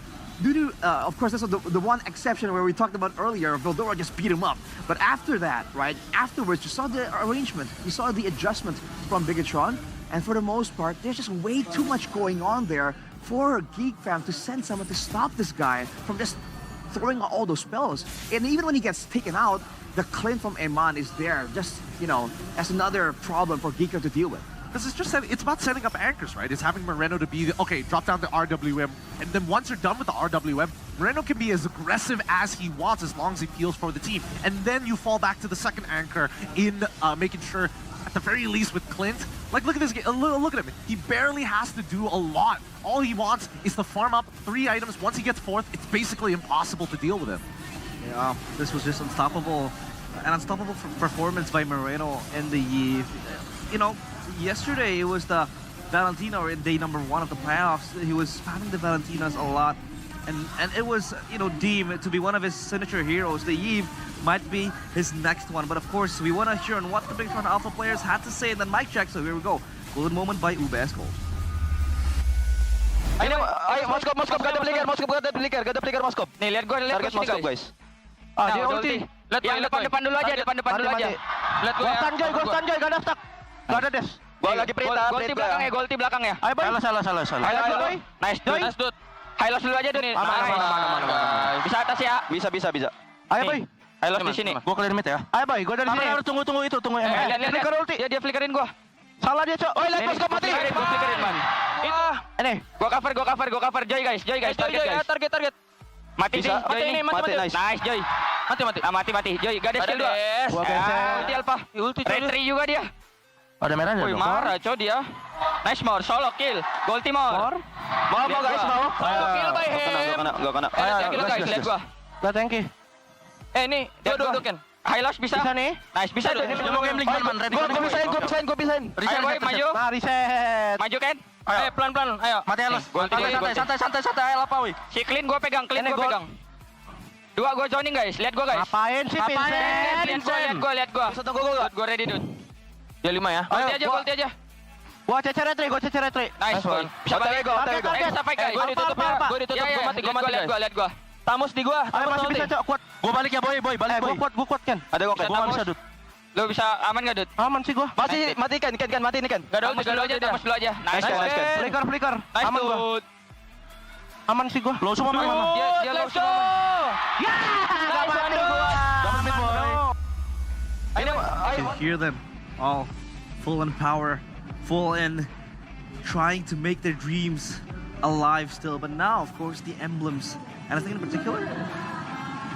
Nothing out of the ordinary based on what I'm seeing here. Even Thamos decided to go for swiftness. Yeah, generally pretty standard elements all across the board. I am surprised that Kadero did want to go for the weakness finder. I do think that in this particular matchup, especially when you're up against the Clint, yes, it's great when you do isolate him in that 1v1, especially you hit your level 4, he hits his level 4, but he still has to wait for the cooldown. You all in at that point, and that's when you can get real value out of it. But during team fights, there's no real escape. I think that the Quantum Charge might have done him some good. He even went with the Bargain Hunter there too. And despite that, he just was shut down quite hard there. So he's just vulnerable. He's not really getting to his power spikes.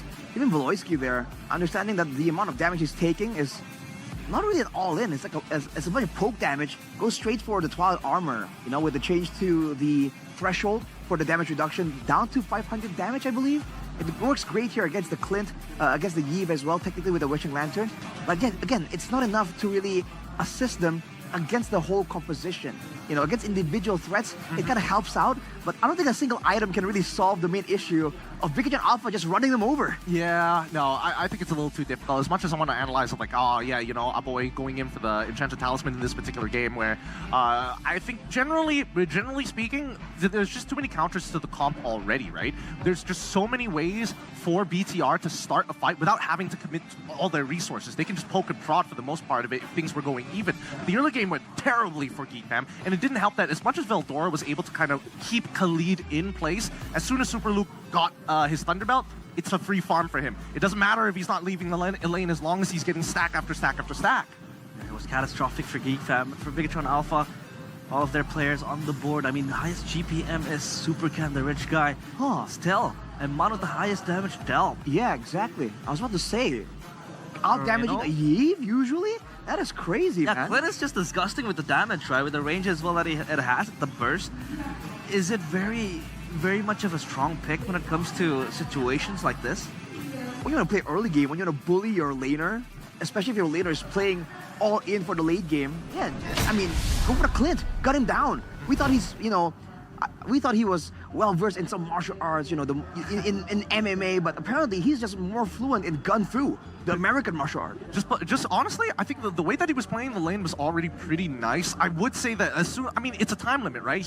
Clint is strong, first item, fourth item. Everything in between is really dependent on his power level compared to the rest of the lobby. And I think, you know, he was ahead, of course, but as soon as he got that Malefic Roar, that's when you see people getting 100 to 0'd. Yeah, 100 to straight 0, up, just squashed into basically beat into a pulp. And of course, that is it for match number 1. Bigatron Alpha, they're able to get the 3-0 almost scot-free against Geek Fam. Now we have an audience highlight from School. Okay, this is hard to pronounce. Skuknu Raknu Usna. Oh, Skuknu Raknu Usna. I know that reference, by the way. Yep, sure. That's not hot. By the way, he says, for the next season, I hope Geek can improve on even the smallest mistakes and maximize them for better gameplay. Oh, dude, that's the same as like all humans should breathe air to stay healthy. That's crazy. That is exactly, dude. Geek Fam is a very good team. They just need to improve on their macro, their draft, their mechanics, their laning, their rotations. Look, I don't want to dog on this guy any more than I already have. But I do think that in terms of like utilization and like saying the smallest mistakes, we got to get really particular with it, right? Because I think if they want to maximize their gameplay and the way that they team fight, hands down, I think that Geek Fam has got the late game as well as playing with a team fight composition down to a T. Right now, I think drafting is their biggest option, is their biggest weakness. Secondly, hero pool. I think they need to start expanding it all over the board. Don't forget the early game as well, right? You can have a good game plan on the team fights and the late game. They kind of go hand in hand. They but do. the early game, right? Where to rotate, who to kind of focus down. that ties into the draft. Which is why we're seeing it a bit weaker compared to the late game. Here's my theory on that, actually. I think that right now, because technically Geek Fam is quote-unquote in a rebuilding phase, you know, their players have been shuffled around, they've lost their pillar in the EXP. I think that the following season, if this team sticks together and they continuously work together, I think there's going to be a lot more trust for that early game to happen, because the EXP is a very large proponent of it. That early game, of course. They were able to demonstrate it, I guess, against Fnatic Onyx in a few of the games that they were able to play. And in that match, they match, you know, Fnatic Onyx aggressiveness in the early game, because Fnatic Onyx is all about the early game. And Geek Fam, they were able to, you know, take over that, but thankfully, or rather, unluckily, you know, they are not able to proceed into the top 3. So we say our goodbyes to Geek Fam. Any final words for them? See you next season. I don't think any of these players deserve to get like clapped down upon. I think they did a very good job considering how rough that regular season was to begin with. They've come a long way. The playoffs is great for them. Hopefully, it's only up from here. We've seen improvements.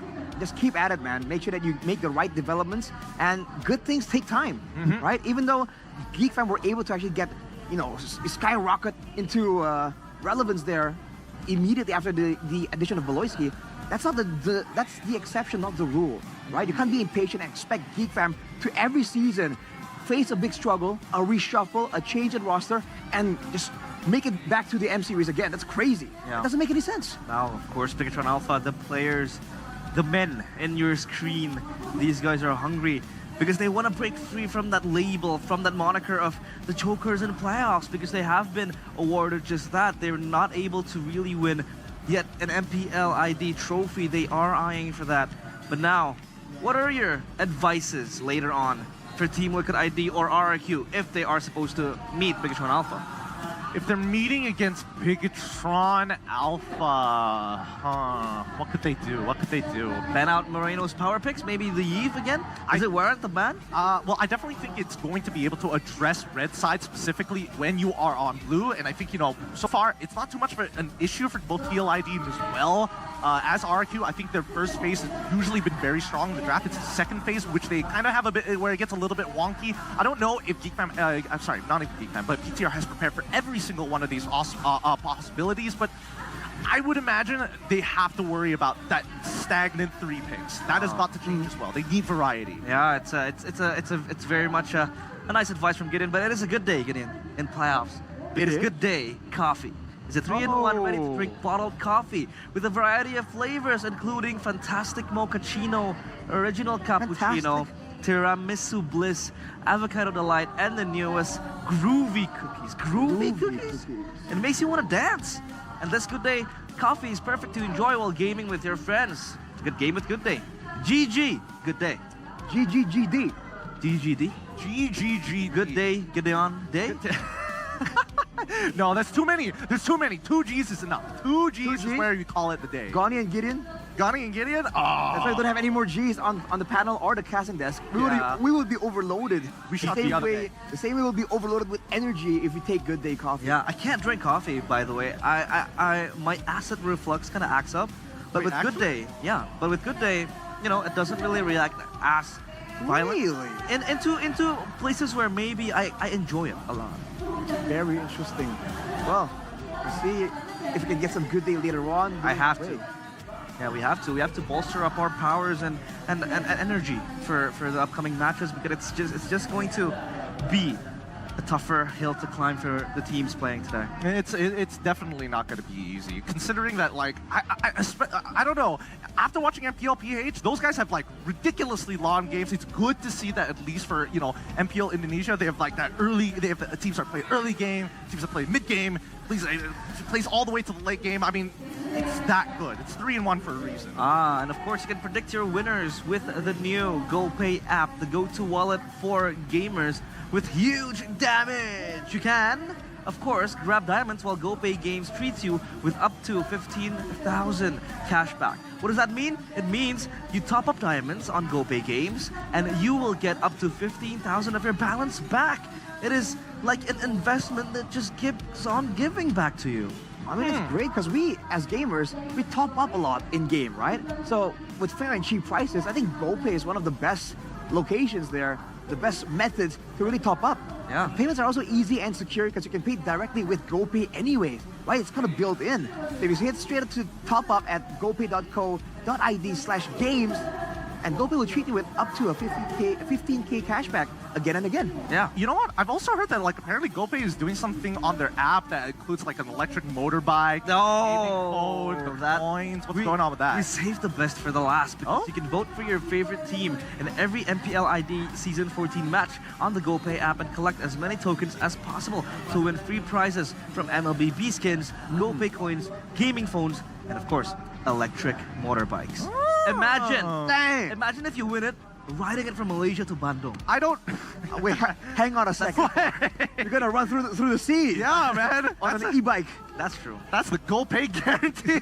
That's the GoPay technology. That's the GoPay motorbike. Go. And of course, another crucial resource for gamers is you have to make sure your games run smoothly by getting your mobile credit through the new GoPay app at cheap prices. You can get 15,000 worth of credit for only 9,900 rupiah. Look, I'll treat you guys to the meal next time. I don't know how I'm going to split the bill. I'm going to be perfectly honest with you, but I'll try. I'll give it a shot. Well, you don't need to worry, Gideon, because this is the new invention, new technology. Do you know what technology means? Of course. Technology is GoPay because splitting the bill with friends is easier and faster. With the split bill feature, just snap a photo of the receipt right in the GoPay app and voila!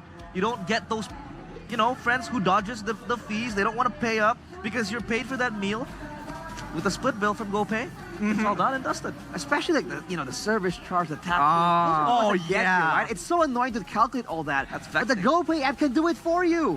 And let's not forget that Simple. Even if you're not in Indonesia, might as well get the GoPay app just for that one function. Because again, tax is divided differently in every single state. Yeah. Every different country. It's just an easy, convenient way. Yeah, Exactly, but man. of course, when you have your mobile credits topped up, you have your coffee ready, you should also feel the sensation of entering the world of gaming in real life with the most complete facilities, and that is only available in Khediyah City. It's not just about esports, it's for all games, communities, and fans. A new era of play awaits. Follow at Khediyah Gaming. So we should get that e-bike and ride it to Khediyah. Get the e-bike, head on over, pay your bills with GoPay, and then after that, what? Do you guys pronounce it as Oops Gold or how do you say it? UBS. UBS. Okay, UBS. so that's what I was missing out. Ah, man. Because since you guys, MPL MY recently only started implementing rings because we took it off of you guys. We took it off this. It's cool, isn't it? It's pretty sick. See the players do that. Yeah, with their fingers and stuff. That's why Yeb is able to flex those rings. He definitely was when we were in Khediyah, man. Relax, it's Yeb, not you. Yeb's able to flex those rings. I think you're channeling Yeb energy right here. He's projecting. Cut me some slack. My team went home already. Arashi, I know after this. I didn't say anything about that. Whoa. That's fine. You're suited up, you're ready with the match. Oh yeah, I'm dressed for the occasion. What about you, Gideon? Why did you choose a pilot? What is your pilot? Because Gideon is WoW Grape. Grape. I am very wild grape, of course. Wow, but generally, grape. I'm just looking for something to put around my. Because you see what I got here. It's a little. It's not even silver. It's a little aluminum. It's a little tungsten. Of course, up your game, dude. You need the new epic collaboration. Oh, limited series. Have you seen it? UBS Gold X MPL ID Season 14. It is available at www.ubslifestyle.com and UBS Lifestyle e-commerce. You can get a free skin with every purchase of limited edition. Either the katana or the mythical ring. Right, it's not all that big, right? It's a necklace. It's a necklace. It's yay big. I was about to ask you, is it a straight up katana? Like, are we That'll be a bit overkill. It's good for cutting onions, You can see it right there. It looks something like that. Oh, that's so sick. Wait, why does Owl have it? Did they not distribute it everybody? We have in the back. We'll take it later. Fine. Well, if you don't want the necklace though, you can also get the Mythic Warrior ring. Yeah. Oh, that's also true. I could add another one to another. Exactly, man. So you have silver and then gold in your fingers. You still have silver now, right? Yeah, totally. That's let's go with that. Silver. Yeah, let's go with that one. Let's take the more valuable silver. Well, anyhow, if you're thinking more, I'm not all that flashy, right? I want to keep it low key. You can still get the UBS Gold. What do you call them? Like the cards? Oh, the cards. Packages, right? Yeah. And it's still a great investment. I got a couple of those back at home. I'll have to say it. It looks Oh, just are like those that. one? Exactly. Oh. Yeah. It's a fancy way to have an investment because usually you get like an old dusty document. You don't want that. Our regular This is season the future. MVPs were able to get their hands on that package. Ah, interesting. It was Fabian for both of them. For So winning, wow, yeah. winning the MVP means you're investing for your future because gold never deflates. It never. Interesting. Stable. Yes. And I think that's the idea, right? Maybe in like the 80s, maybe in like where people were like sewing it into their clothes. What's it now? Is it just like yeah, it's flopping about. I'll tell you that. Wow, talking about the time now, it's getting quite afternoony. Is that a word? Afternoony. Afternoony, and of course you're gonna We got get a yourself t-shirt. a Tropicana Double Crunch, the ice cream for gamers. It can boost your energy to God tier level because the caramel ice cream with double chocolate for double the crunch is going to serve you well. You can feel the excitement of snacking on Tropicana Double Crunch while gaming. You can grab yours now at the Campina booth because Campina, double the crunch, got your level. And by the way, Gideon, for us talents in the regular season, we were able to actually bring home some of the boxes. Inside of them are 20 Campina ice creams. This is the regular season. Regular season. And I was confused as to how I'm supposed to finish those ice creams. I'm more surprised you got it back home in one piece. Well, I mean, it's Campina. You got to put in the Campina. effort, bro. You got to put in the effort. It's worth it. Right. It's Is it? guilty as charged. I have a box at home. Okay, fair enough. It's running out real quick. The fact that they already have a booth set up, I gotta do a little bit of exploring out here. You have to. Oh yeah. I haven't checked out the entirety of the outside, and it looks like I'm missing out. You're missing out on some good deals. Visiting maybe the merchandise booths out there. I do want to visit that actually. Yeah, you have to. And while you're outside, you don't want to get your hair messed up. Don't worry, I got you. Yeah. He has no issue, man, because he uses this. Head and Shoulders Lemon Fresh Gatot Kacha. You can switch to Head and Shoulders for up to 100% wet dandruff wiped out and itchiness protection. This is how Gideon is able to get that flamboyant hair. And a slowly disappearing hairline. That has nothing to do with Head and Shoulders. That's just genetics. That's just raw genetic, by the way. Wow, the lemon flavor though, it really is the best. Is it though? Why? Why lemon over the regular mint? Because try it. Give it a sniff. Wait, Try it. Hang on a second. Try it. What the heck? What is that supposed to mean? I ain't gonna lick it. I'll give it a sniff. Give it a go. You have to sniff it. Gonnie's the only one who goes with the flavor, definition. But it smells great. I understand what Gotti means by the flavor definition. I wouldn't question it. If you put this in my food, that's dangerous, man. Smells good. It smells good. Lemon Fresh Gatot Kacha. Unless you're really hardcore, having big activities outdoors though, the mint is great for those heavy duty moments where you need that cooling. But if you want to just, be on that level, right? Level up your grooming game. I think the lemon flavor will do it. Okay, all right, I'll take your word for it because I am seeing that it's 100% wet dandruff wiped out. So I'm a follow the stats. You know what else I'm gonna wipe out? What? The enemy team. Oh, what? With the new Oraimo earbuds, you can enjoy music with less distraction on Oraimo Mobile Legends Edition ANC TWS Space Buds. You can visit the official Oraimo e-commerce site now and get yours before they run out because these are a limited edition They are? earbuds. Why are they limited edition? Do they have a skin or something? Because they're, lucky box. You know what's cool about these, this particular Oraimo product?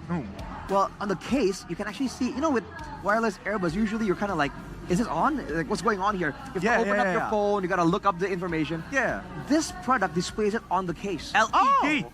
LED the whole way through. Yeah, so you can see Futuristic out here, Grandpa. You can see the battery life, you can see, how it's going. Oh, so I don't have to check it with my phone. That's That's actually a pretty good system. Look at that. Look at that. It's a strong independent product. Are those speakers? Nah, they're not.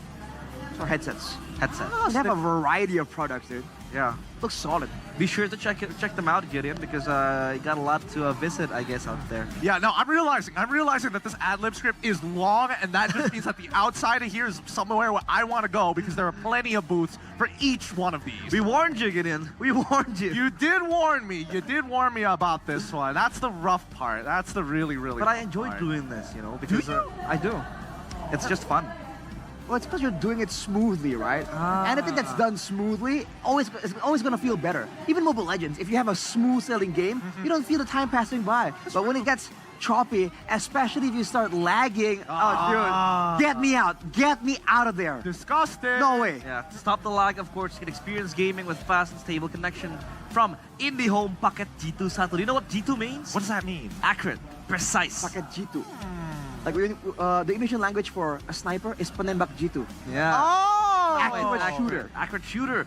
For 375,000 rupiah, you can get internet with speeds of up to 100 Mbps, megabytes per second. You can subscribe now on MyTelkomsel or tcell.id/nacional. I don't know. You guys got to get me hooked up. That's way better. That is a way better pricing and way faster than my current internet speed right now. Really? Yeah. Oh, you're missing out, dude. I'm missing out. Should have came here earlier. IndiHome is You would have known.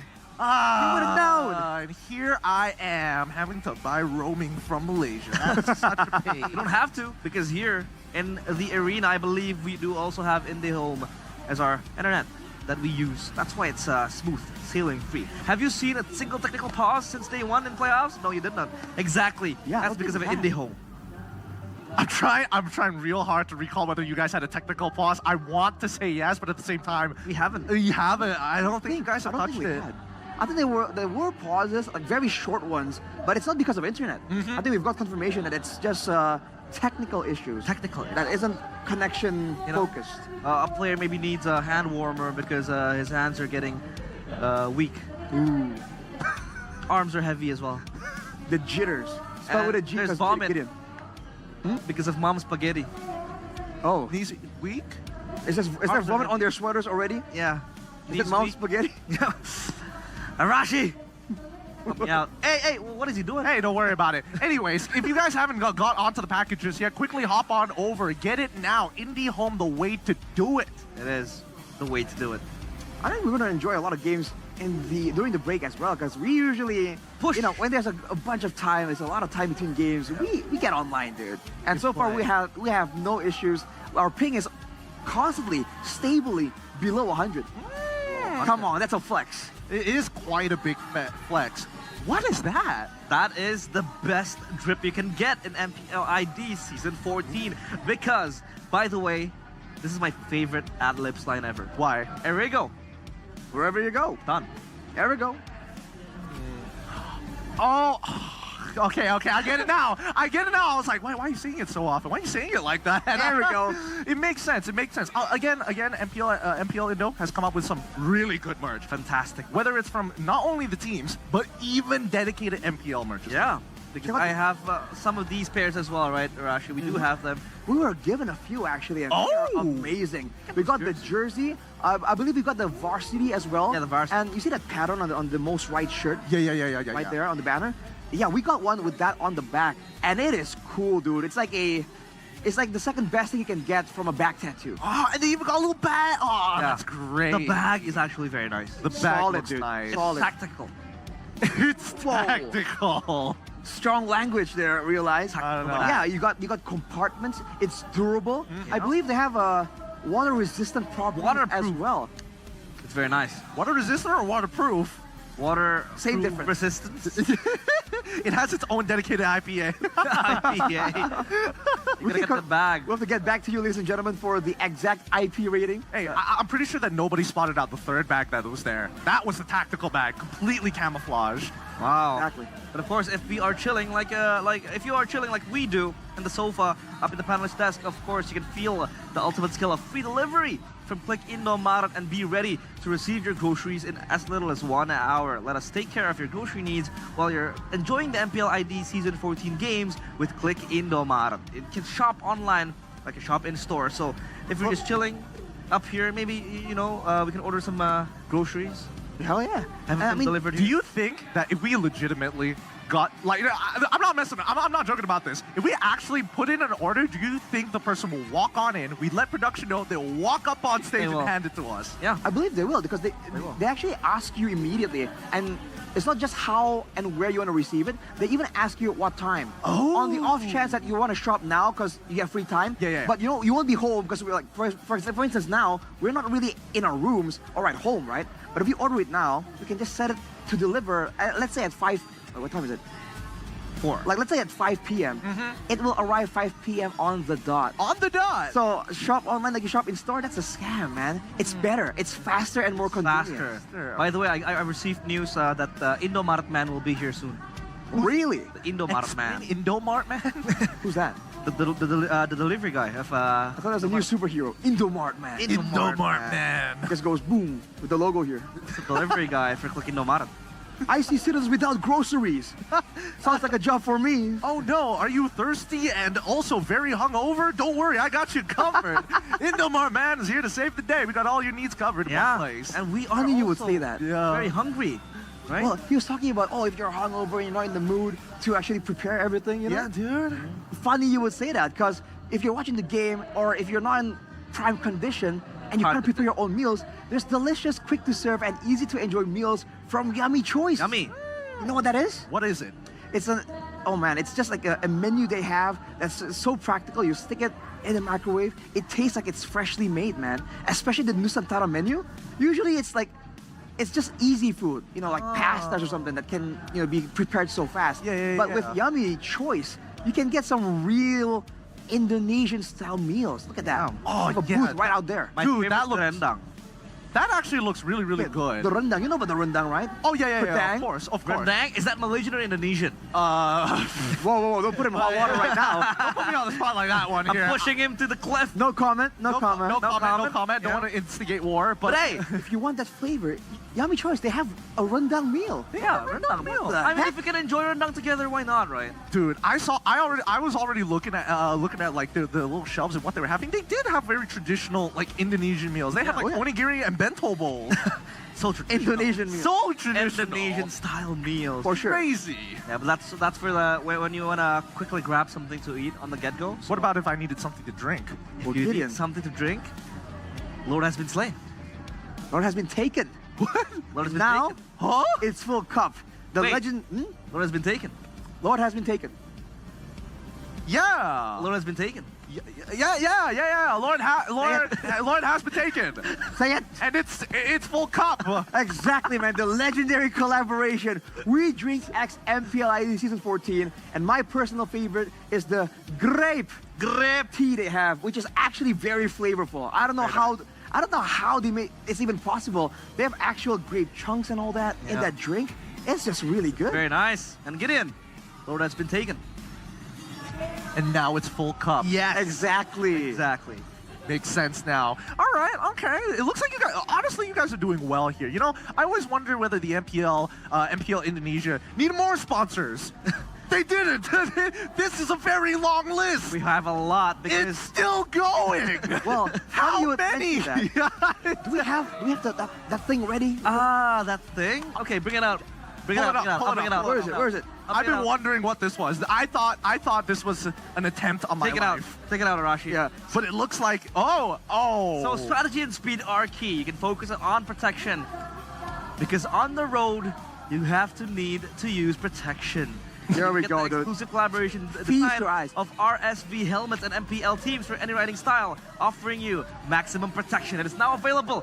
Look at that. It's so sleek. Oh my goodness. Wait a minute. Look at the design on the side, dude. You see look dude, at the that. camera doesn't even do it justice, man. It is clean. It is very clean. What they also don't see is that the chrome on the front here, so they can't even see they can't see your face at all. Yeah, and the if you put it on, look. and if you put it on, I'm pretty sure it blocks out a good amount of the sun, so you don't go blind on the road. Yeah, so exactly. it's practical and it looks sick. Yeah, you can choose your favorite team's helmets. Right here, your RSV team? helmets. They have a EVOS team helmet. They had as well.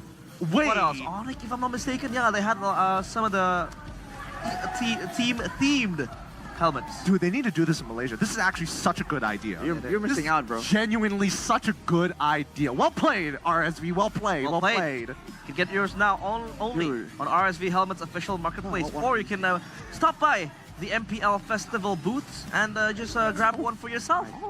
Let's how does it? Let's secure this before someone Yeah. to just grab it. Luckily, we're on the second floor here, so at least we could see them coming. But Exactly. even so, I think great product, great idea. I need to mention this MPL MY. Yeah, yeah, For sure. Imagine having an SRG helmet. It comes with like its own. See, for every ride, it says. That is for every ride. Literally for every ride. I feel like it'll be too on the nose. It'll be too on the nose if SRG has their own version of this. I think it'll be safe, Rashi. Oh yeah, it'll be fine. He needed the protection anyway. Yeah, Mirko was really annoyed about this because he used to go on his bike quite a lot, but now he's transitioned over to four-wheelers. Four-wheelers? He can wear it in the car. Yeah, that's why we put him. It's a race car helmet as well. Exactly. Is it actually? No, I don't think so. Okay. But if you do want to see the different other kinds of helmets, check it out right there. Oh, Look at that. They got a booth Evos right there. team. Hey! Look at that. That's Evos. That's Fnatic Onyx, of course. Oh. The best team. Oh, that is sick. That's actually really good. And they also put the tint on the Exactly. windscreen. Oh. The tint on the visor is so gamer, bro. That's a gamer move. What a And gamer. also, they have two variations. It's either the helmet like this one or the full face one, like where you get fully covered. And yeah. So it's like sport mode. Like it's sport mode, yeah. It's the best helmet you can have. So what you're laughing at? There's too many things that we've associated sport mode to at this point. Sport mode. Nothing's safe, nothing's sacred anymore. Oh man. Good stuff, good stuff. Out of all the I wouldn't say all of them. I think the We Dream one is also pretty good. Even the Erigo one is pretty good. You know what? I'll take a second take on that. I'll take a second take on that. So far, your spots are very practical. It makes sense. It makes our life better. Exactly. It's like, why wouldn't you get it already? Yeah, it makes our life better. 10 times better. That's so, quality of life is a big thing, a big deal, dude. A lot of people, they think that, oh, it has to be a massive change, a massive usage. But when you get a product that you can use again and again throughout your daily life, even the smallest bits of improvement become that much more meaningful. Yeah. Very, very nice. So don't forget to get your helmet for some of the people that are also riding into Bandung. Maybe Gideon might get one for himself. Yeah, I'll be in a van with one with full visor as You'll well. be exploring Bandung, right? After the playoffs? For like a day. Wait, what? Anyways, if you don't want to ride around like you do, Gideon, you can get on the free shuttle service by MPL. Free? Free! Come on, nothing is free. So if you want to come to El Dorado, Bandung, and you are either one, broke, two, don't have a good phone like a Samsung phone, and don't have access to those online, taxi applications, and number two, you don't have a vehicle, it's fine because we have the free shuttle service. Wow. Interesting. So there are two locations, it seems, that you can actually, grab a shuttle, head over to the venue. I used to believe nothing is free, but I guess the shuttle service is actually free. MPL is giving us a lot of free things. Interesting, interesting. So wait, there's one is at the Whoosh station, the other one the I visor? can't really. Yeah. Give me that. Give me the visor at that point. I can't get over the visor. So, that's such a crazy idea. That's so good, but so crazy. Awesome, bro. Sport mode. We are four seers in our own right. But of course, that is it for match number 1. We will be heading to match number 2, which will see us face off RRQ against Team Liquid ID. But don't go anywhere, because we'll be right back after the break. MPL ID Season 14, we own this.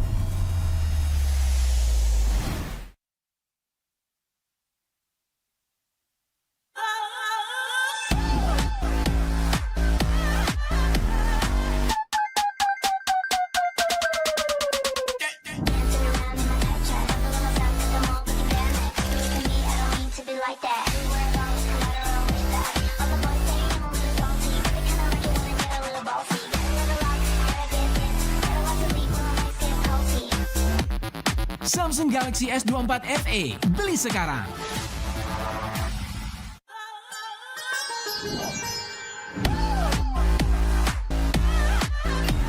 Halo, aku mau reservasi untuk besok jam 11 आरक्षण करना चाहती हूँ। कितने लोगों के लिए table चाहिए? 1 orang aja. सिर्फ एक व्याख्या के लिए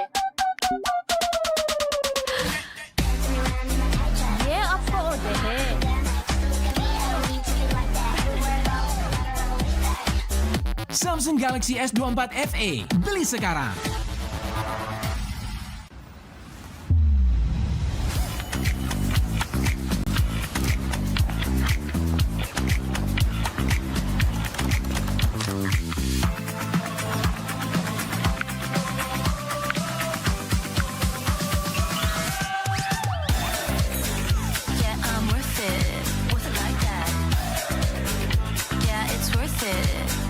Samsung Galaxy S24 FE. Beli sekarang. Dirasa anak muda selalu punya banyak cerita, karena bersama Good Day dunianya banyak rasa, asik dan asik, idenya fantastik, romantis buat kamu ngehits. Oh Good Day yang bikin hidup berwarna, karena hidup banyak rasa. Apartemen murah, aplikasi GoPay, pulsa murah, aplikasi GoPay.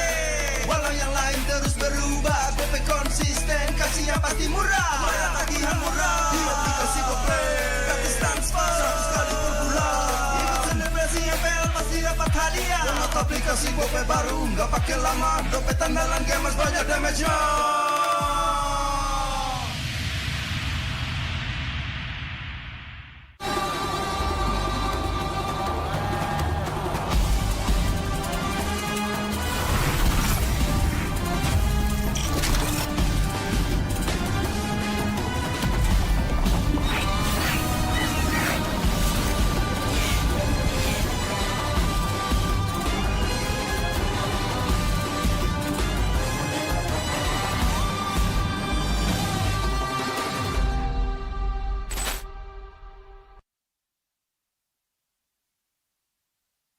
Dia tidak akan segan untuk menghadapi siapapun yang berani melawan.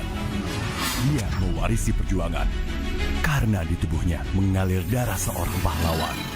Pedangnya mengukir takdir kemenangan, menghadapi segala tantangan. Penuh keberanian untuk terus berjalan menuju masa depan. Raihlah masa depan, nabung mulai dari hobi. Koleksi terbaru UBS Gold X Mobile Legends Bang Bang, edisi spesial MPL ID Season 13.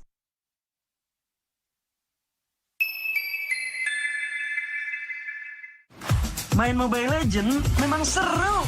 Mabar sama temen makin epic. Apalagi kalau double kill. Tropicana Double Crunch, es krim karamel dengan lapisan coklat yang tebal. Crunchy-nya double. Main bareng, makan bareng Tropicana Double Crunch. Double crunchy level dewa. Rasa ini Gatot kacau. Ih, tombe basah. Bro, move on ke Head and Shoulders. 100% pede, ketombe basah dan gatal Wiped out. Dapetin edisi baru Gatot kaca di minimarket terdekat. Head and Shoulders. Ini Gatot, ini kaca. Mas Gatot, benerin kaca.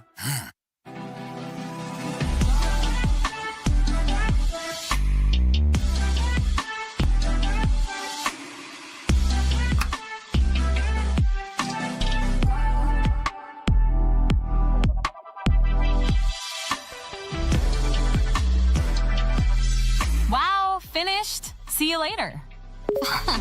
Time to go. Okay.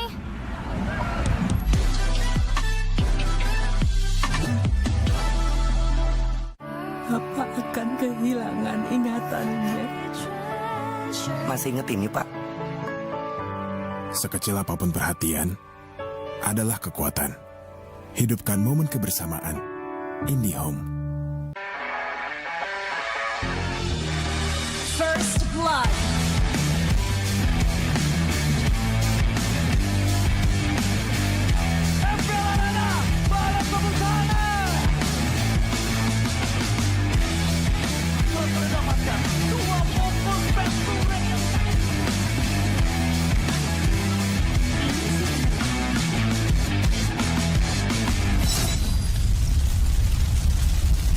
Pengen belanja banyak barang kebutuhan tapi malas keluar rumah. Untung aja pakai aplikasi Klik Indomaret. Cuma tinggal klik bisa belanja online seperti di toko. Beli ini, itu, jadi mudah banget. Produknya lengkap, banyak promonya. Gak perlu pusing, bisa pakai alat bayar apa aja. Wah, 1 jam udah sampai, gratis ongkir lagi. Untung aku pakai Klik Indomaret, belanja online seperti di toko. Dude, you know what? I really don't get the Swiss format at all. Actually, why do we even need to change? This was okay back in M4. Yeah, this is okay. Yeah, exactly. I'll just tell. Why don't we just... All right, so this is how it's going to work. You're going to put... So I heard you guys still don't understand the new game format. Don't worry about it. Behold, the answer to everything. My masterpiece! Okay, hold on. What's going on? Yeah, I think we should go. Yeah, let's do that. Where are you going? Where are you going? Don't worry. I'll explain everything. No concept of personal space. So, as you may know, only one winning team gets to move on from the wild cards. Okay, I mean, but we know all of this. What you didn't know was about the Swiss stage.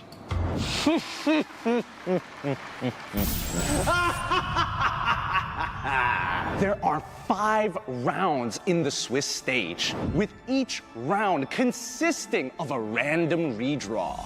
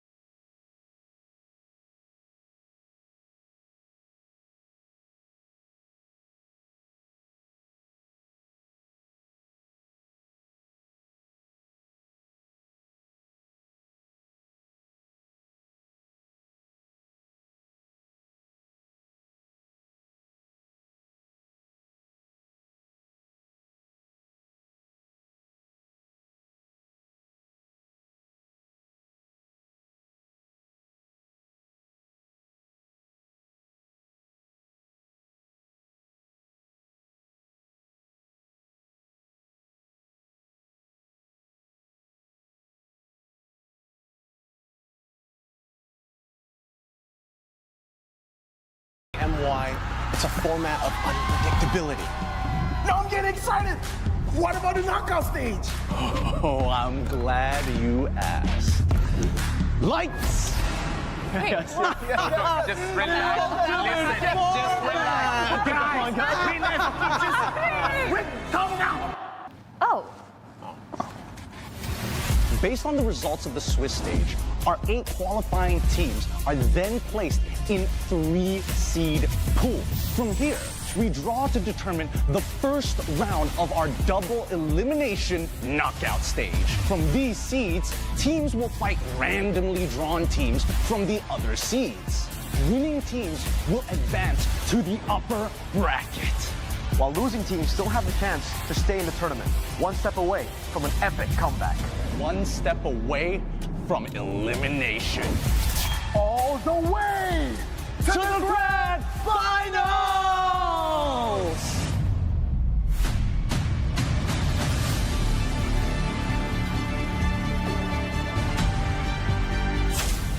Guys, I think we should really go. This is where we end the video. Come on, how are these teams gonna strategize? Bye.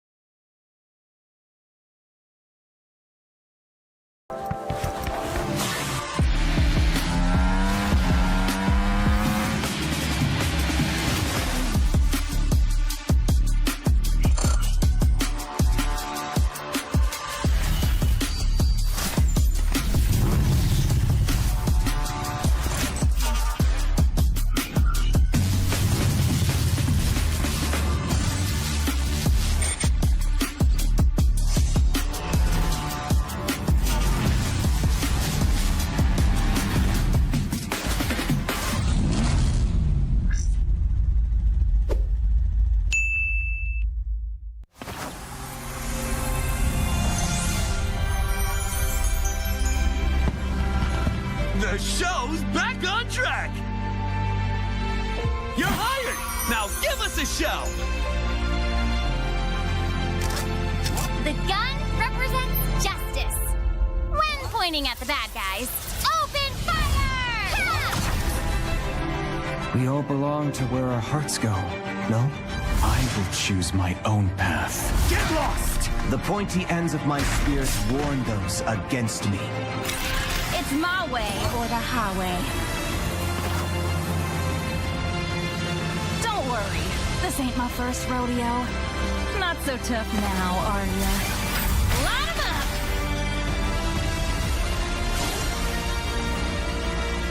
CC and Yo-Yo, ready to set the stage on fire! Was it you who called me back? Shh, be careful of what you wish for. Grant me your strength. Pierce!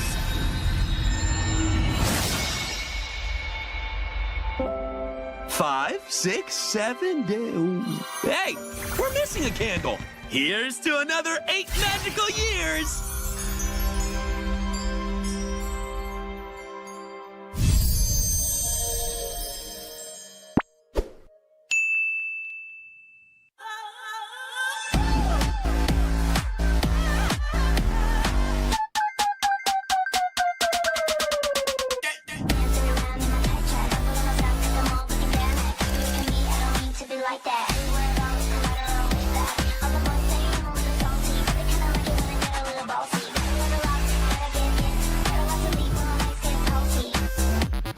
Samsung Galaxy S24 FE, beli sekarang.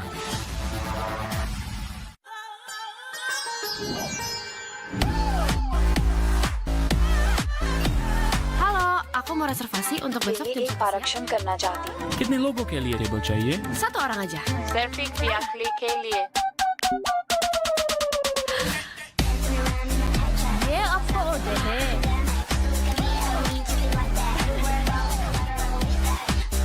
Samsung Galaxy S24 FE, beli sekarang.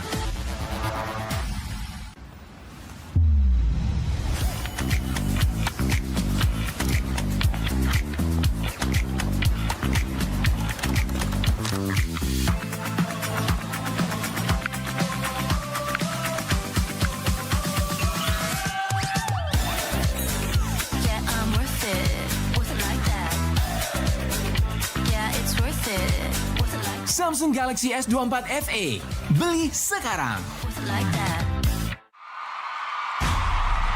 Dirasa anak muda selalu punya banyak cerita karena bersama Good Day duniamu banyak rasa asik dan asik idenya fantastik romantis buat kamu ngehits Oh Good Day yang bikin hidup berwarna karena hidup banyak rasa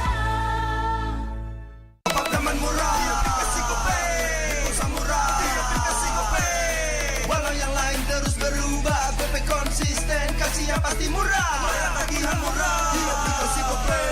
Gratis transfer, 100 kali per bulan. Ikut selebrasi MPL pasti dapat hadiah. Download aplikasi GoPay baru, nggak pakai lama. Dompet andalan gamers banyak damage-nya.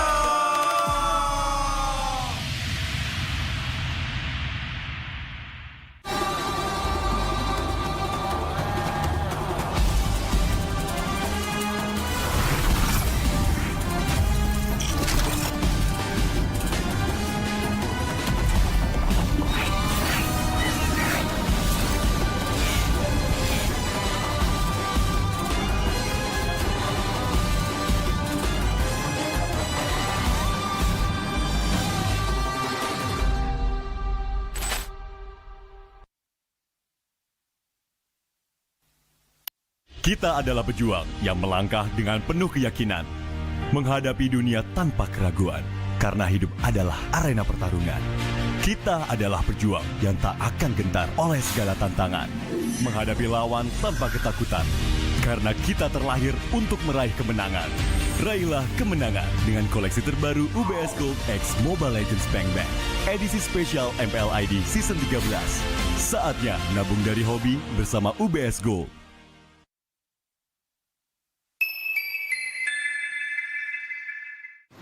Main Mobile Legends memang seru. Mabar sama temen makin epic. Apalagi kalau double kill.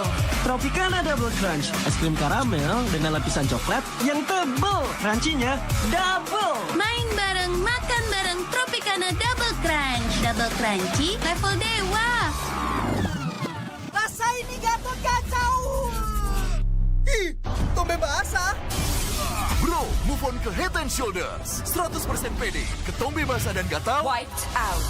Dapetin edisi baru Gatot Kaca di minimarket terdekat. Head and Shoulders. Ini Gatot, ini kaca. Mas Gatot, benerin kaca.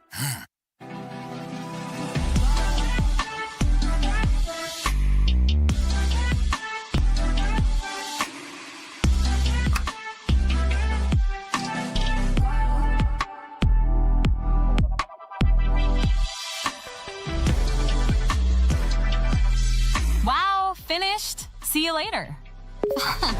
Time to go. Okay.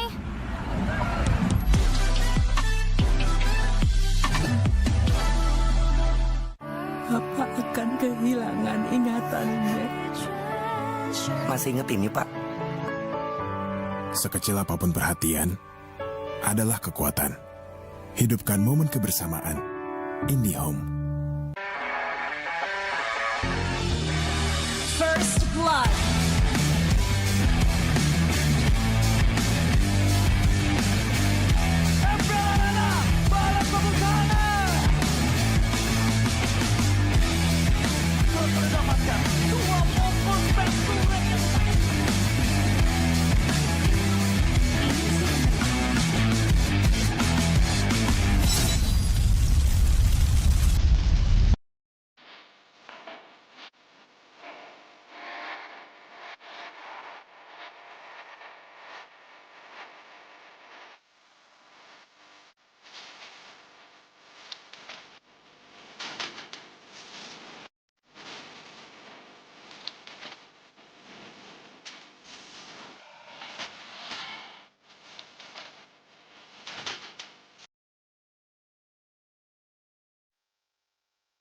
Dude, you know what? I really don't get the Swiss format at all. Actually, why do we even need to change? This was okay back in M4. Yeah, this is okay. Why do we have to do this? I'll just tell. Why don't we just All do right. this? So this is how it's gonna work. We're gonna put.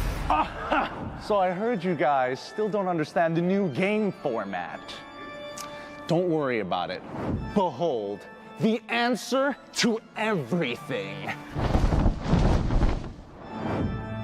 My masterpiece! Okay, hold on. What's going on? Yeah, I think we should go. Yeah, let's do that. Where are you going? Where are you going? Don't worry. I'll explain everything. No concept of personal space. So, as you may know, only one winning team gets to move on from the wild cards. Okay, I mean, but we know all of this. What you didn't know was about the Swiss stage.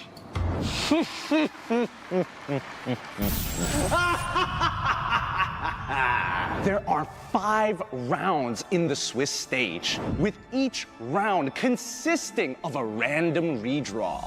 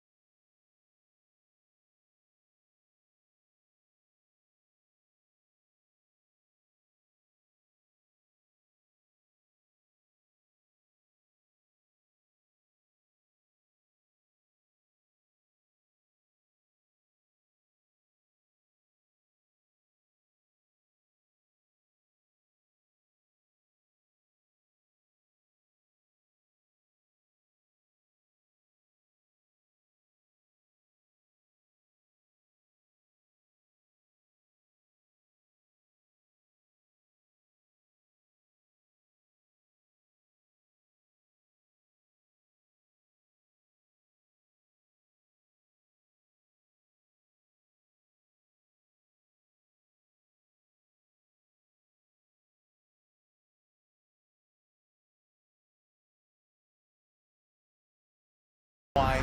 It's a format of unpredictability. Now I'm getting excited! What about the knockout stage? Oh, I'm glad you asked. Lights! Wait, just relax. Listen, just relax. Calm down! Oh. Based on the results of the Swiss stage, our 8 qualifying teams are then placed in 3-seed pool. From here, we draw to determine the first round of our double elimination knockout stage. From these seeds, teams will fight randomly drawn teams from the other seeds. Winning teams will advance to the upper bracket, while losing teams still have the chance to stay in the tournament, one step away from an epic comeback. One step away from elimination. All the way to the grand finals!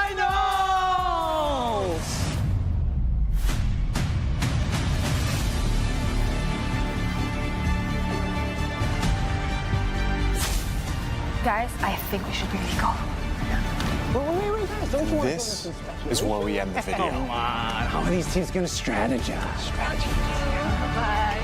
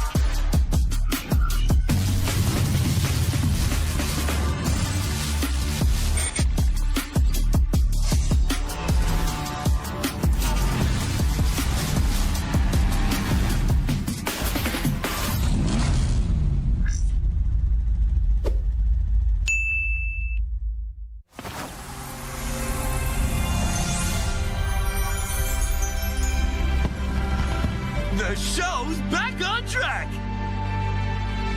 You're hired! Now give us a show!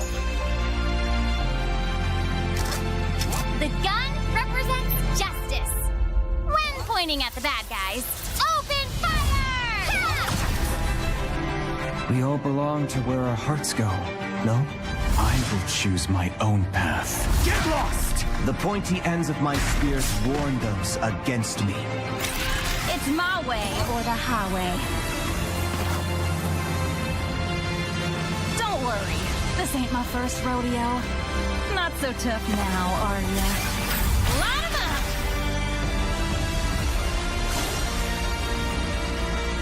Cece and Yo-Yo, ready to set the stage on fire! Was it you who called me back? Shh, be careful of what you wish for. Grant me your strength. Tears!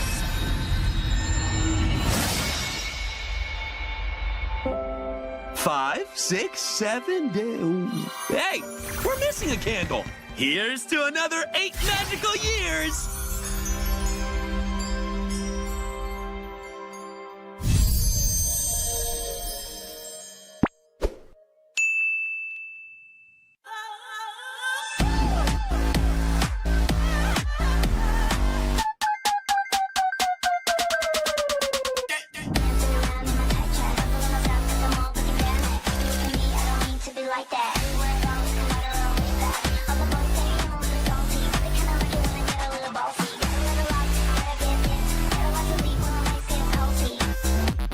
Samsung Galaxy S24 FE, beli sekarang.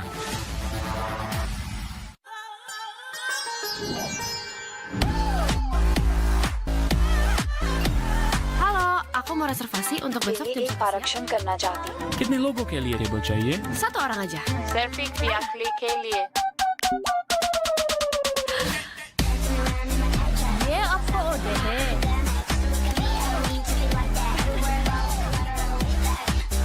Samsung Galaxy S24 FE, beli sekarang.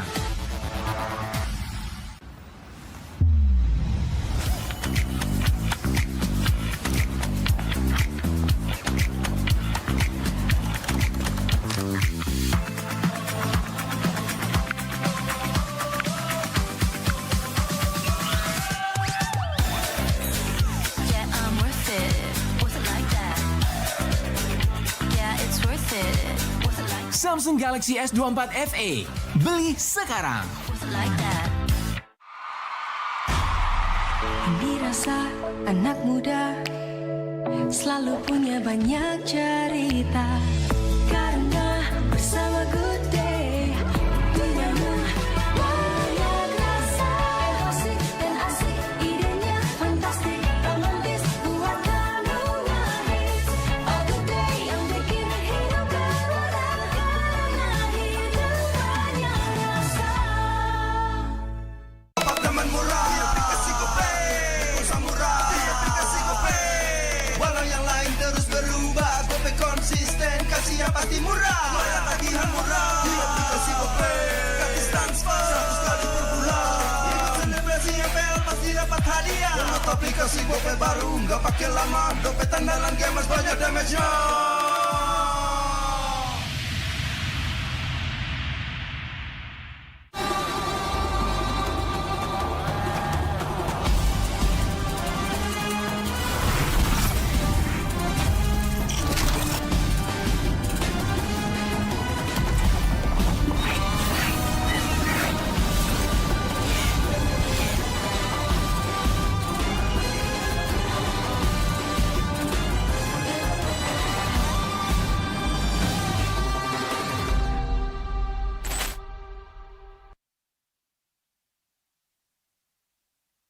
Dia tidak akan segan untuk menghadapi siapapun yang berani melawan.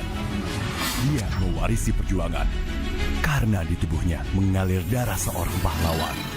Pedangnya mengukir takdir kemenangan, menghadapi segala tantangan. Penuh keberanian untuk terus berjalan menuju masa depan. Raihlah masa depan, nabung mulai dari hobi. Koleksi terbaru UBS Gold X Mobile Legends Bang Bang, edisi spesial MPL ID Season 13.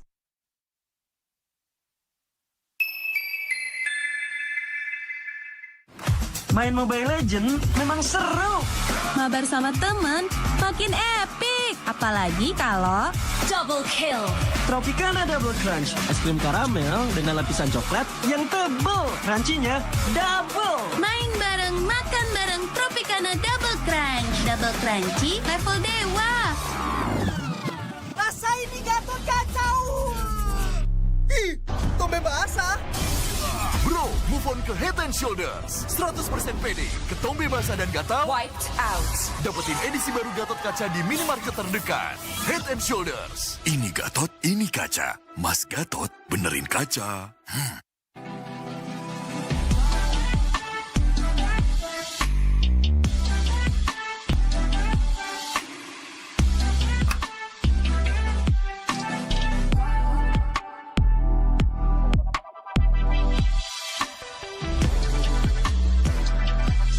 Wow, finished. See you later. Time to go. Okay.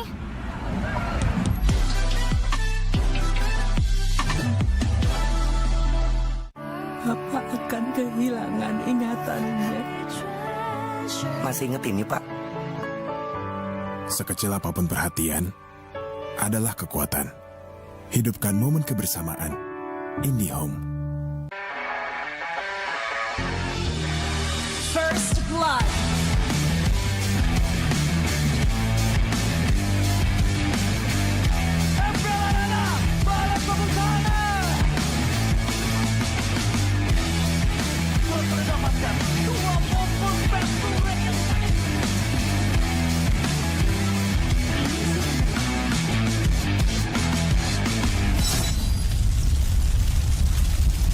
Pengen belanja banyak barang kebutuhan tapi malas keluar rumah.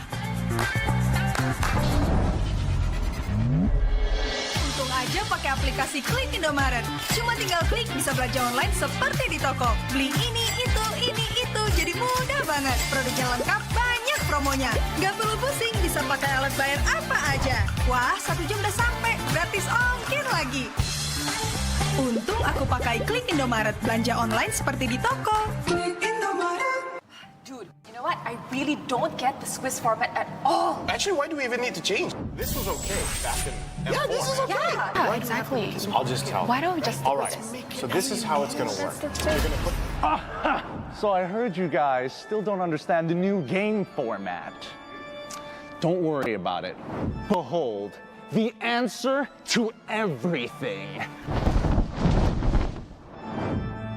My masterpiece! Okay, hold on. What's going on? Yeah, I think we should go. Yeah, let's do that. Where are you going? Where are you going? Don't worry.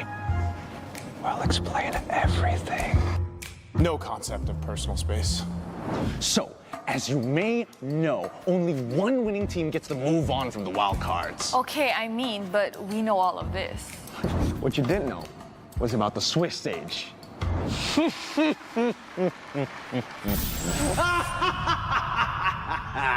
There are 5 rounds in the Swiss stage, with each round consisting of a random redraw.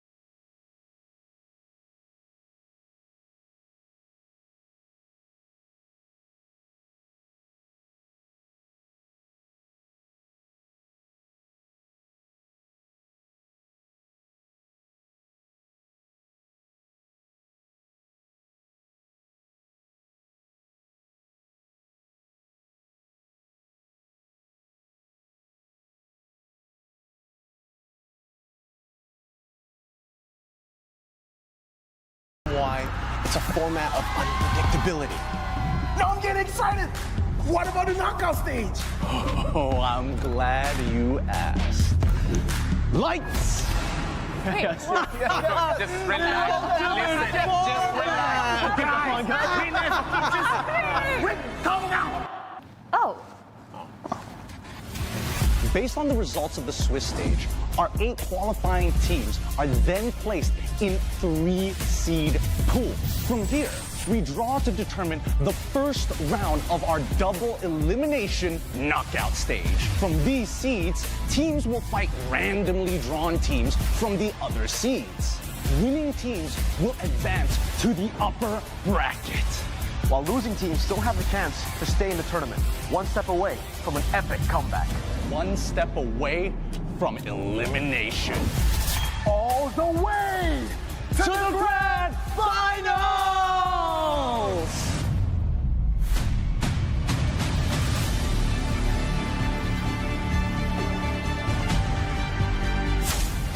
Guys, I think we should really go.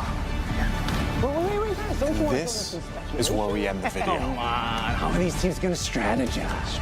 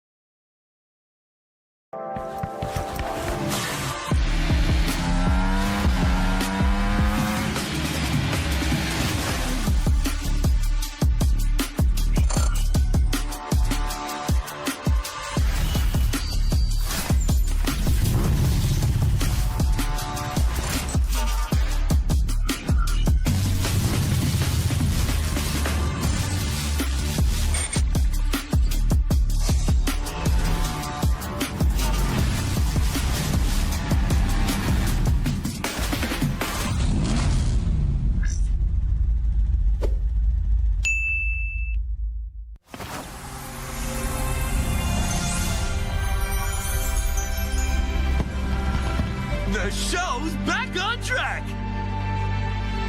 You're hired! Now give us a show! The gun represents justice. When pointing at the bad guys, open fire! We all belong to where our hearts go, no? I will choose my own path. Get lost! The pointy ends of my spears warn those against me. It's my way or the highway. Don't worry, this ain't my first rodeo. Not so tough now, are ya? Line 'em up!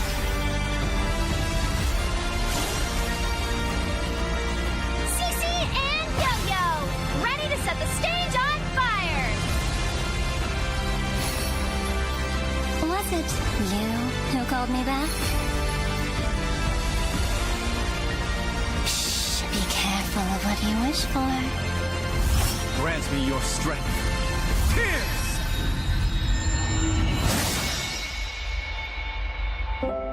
5, 6, 7, 8.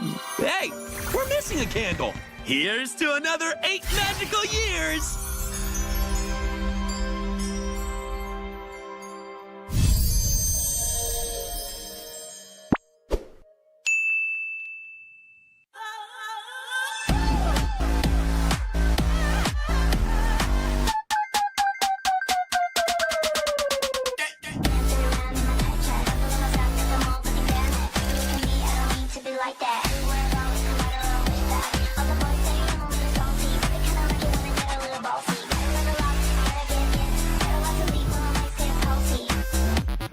Samsung Galaxy S24 FE, beli sekarang.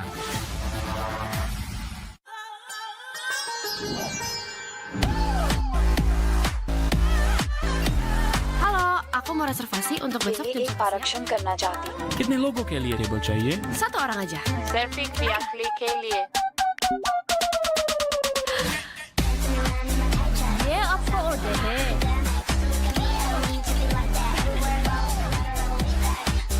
Samsung Galaxy S24 FE, beli sekarang.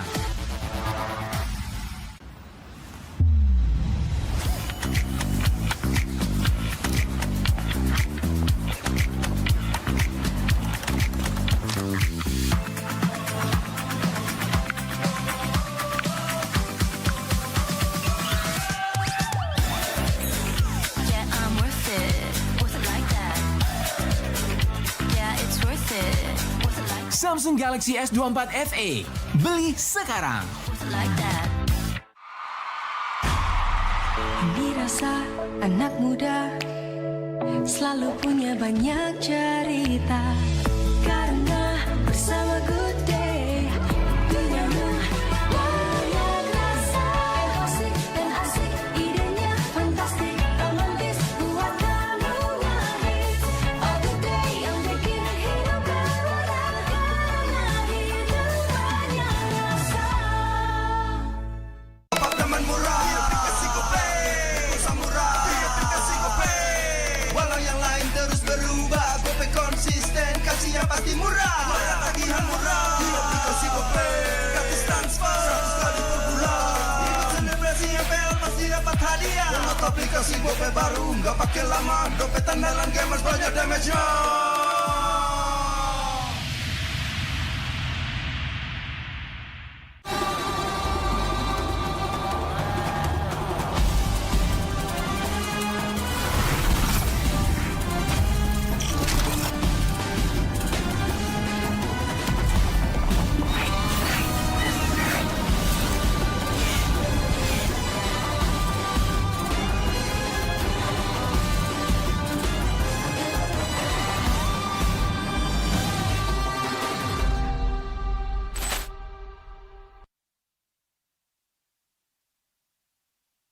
Kita adalah pejuang yang melangkah dengan penuh keyakinan, menghadapi dunia tanpa keraguan, karena hidup adalah arena pertarungan. Kita adalah pejuang yang tak akan gentar oleh segala tantangan, menghadapi lawan tanpa ketakutan, karena kita terlahir untuk meraih kemenangan. Raihlah kemenangan dengan koleksi terbaru UBS Gold X Mobile Legends Bang Bang, edisi spesial MPL ID Season 13. Saatnya nabung dari hobi bersama UBS Gold.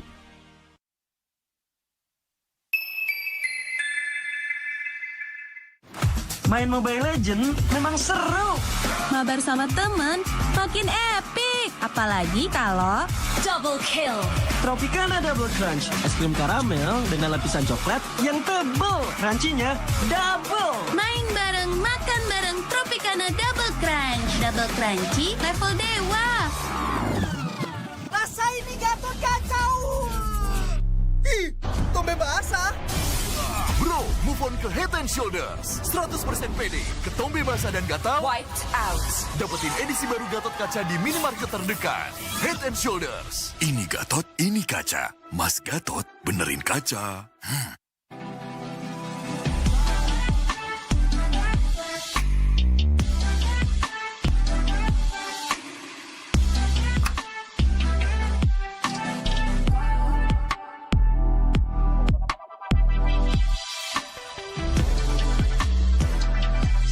Wow, finished. See you later. Time to go. Okay.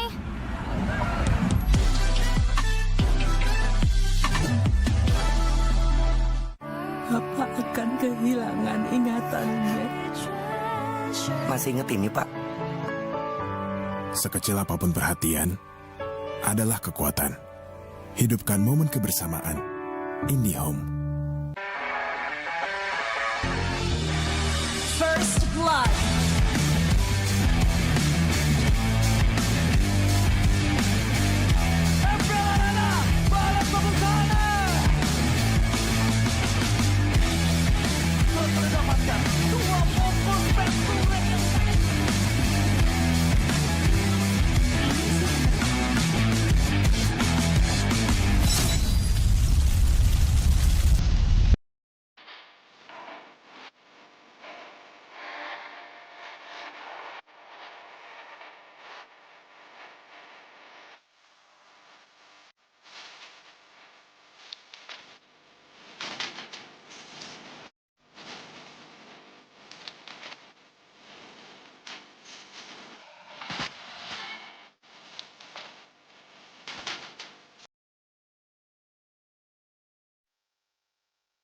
Dude, you know what? I really don't get the Swiss format at all. Actually, why do we even need to change? This was okay back in M4. Yeah, this is okay. Yeah, exactly. I'll just tell. Why don't we just... All right, so this is how it's going to work. You're going to put... So I heard you guys still don't understand the new game format. Don't worry about it. Behold, the answer to everything. My masterpiece! Okay, hold on. What's going on? Yeah, I think we should go. Yeah, let's do that. Where are you going? Where are you going? Don't worry. I'll explain everything. No concept of personal space. So, as you may know, only one winning team gets to move on from the wild cards. Okay, I mean, but we know all of this. What you didn't know was about the Swiss stage.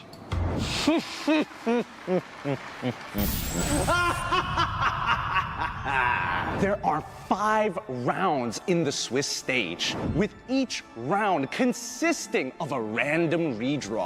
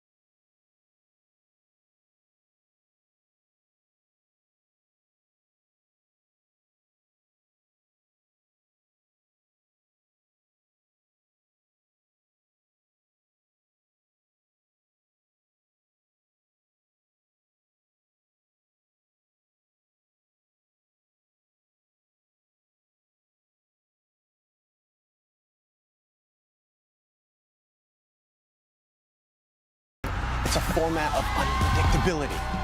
Now I'm getting excited. What about the knockout stage? Oh, I'm glad you asked.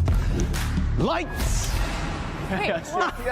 Listen, just relax. Guys, calm down. Oh.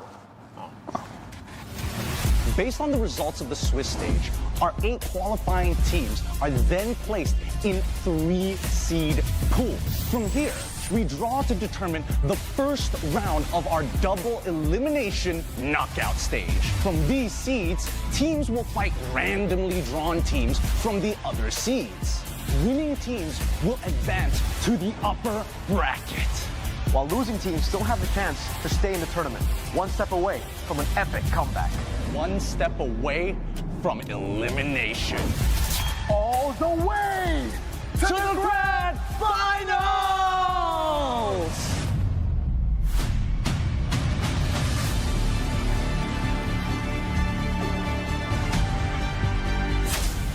Guys, I think we should really go. This is where we end the video. Come on, how are these teams gonna strategize?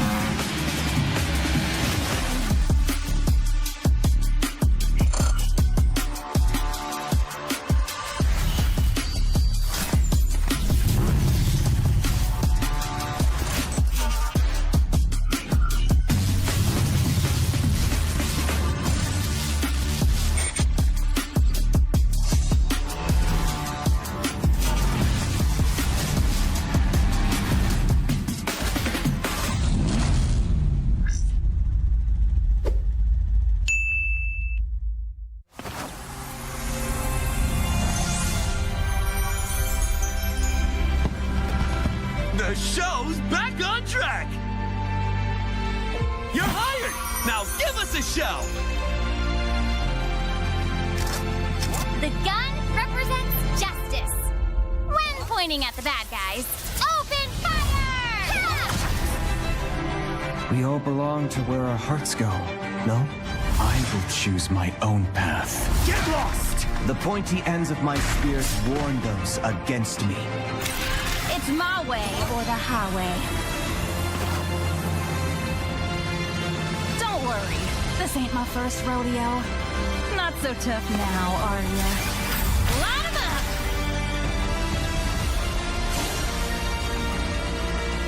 CC and Yo-Yo, ready to set the stage on fire! Was it you who called me back? Shh, be careful of what you wish for. Grant me your strength. Tears!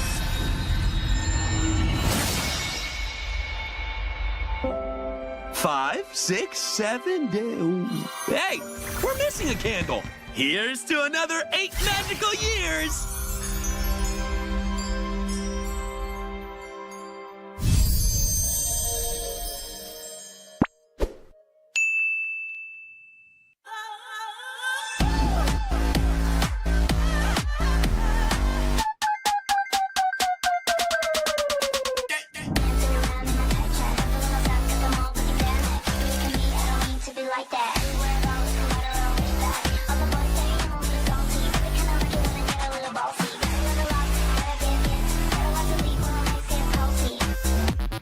Samsung Galaxy S24 FE, beli sekarang.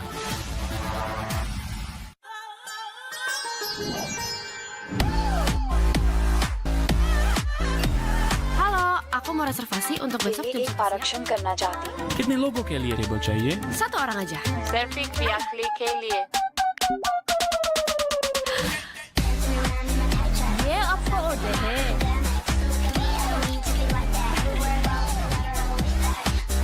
Samsung Galaxy S24 FE, beli sekarang.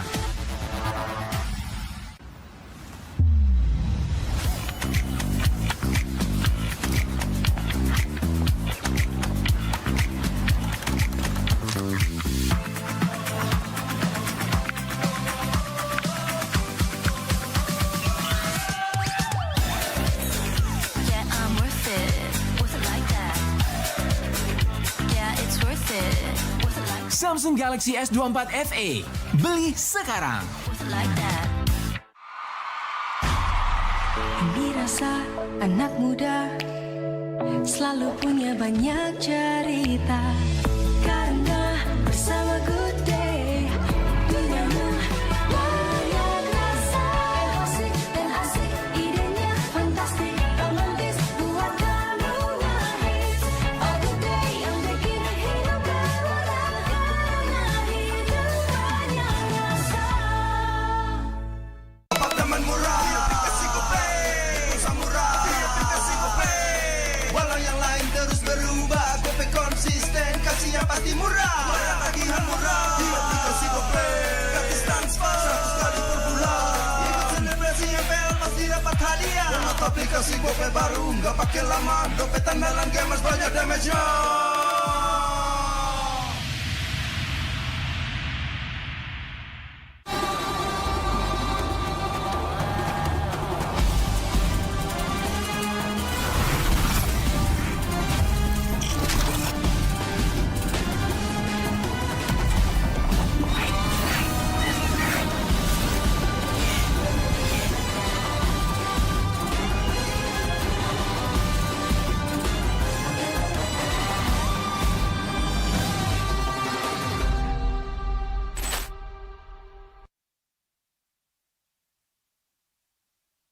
Dia tidak akan segan untuk menghadapi siapapun yang berani melawan. Dia mewarisi perjuangan karena di tubuhnya mengalir darah seorang pahlawan. Pedangnya mengukir takdir kemenangan, menghadapi segala tantangan. Penuh keberanian untuk terus berjalan menuju masa depan. Raihlah masa depan, nabung mulai dari hobi. Koleksi terbaru UBS Gold X Mobile Legends Bang Bang, edisi spesial MPL ID Season 13.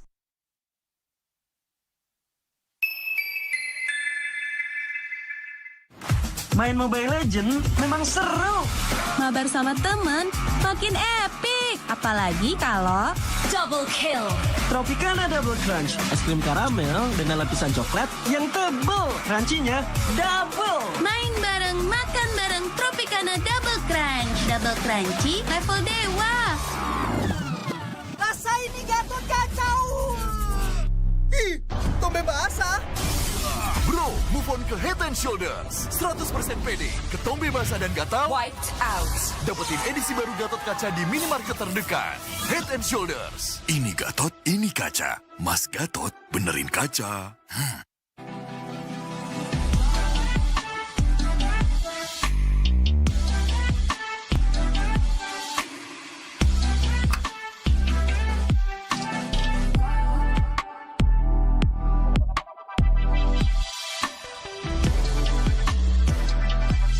Wow, finished. See you later. Time to go. Okay.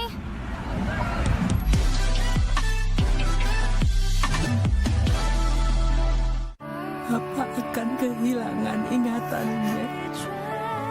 Masih inget ini, Pak? Sekecil apapun perhatian, adalah kekuatan. Hidupkan momen kebersamaan. IndiHome. First blood.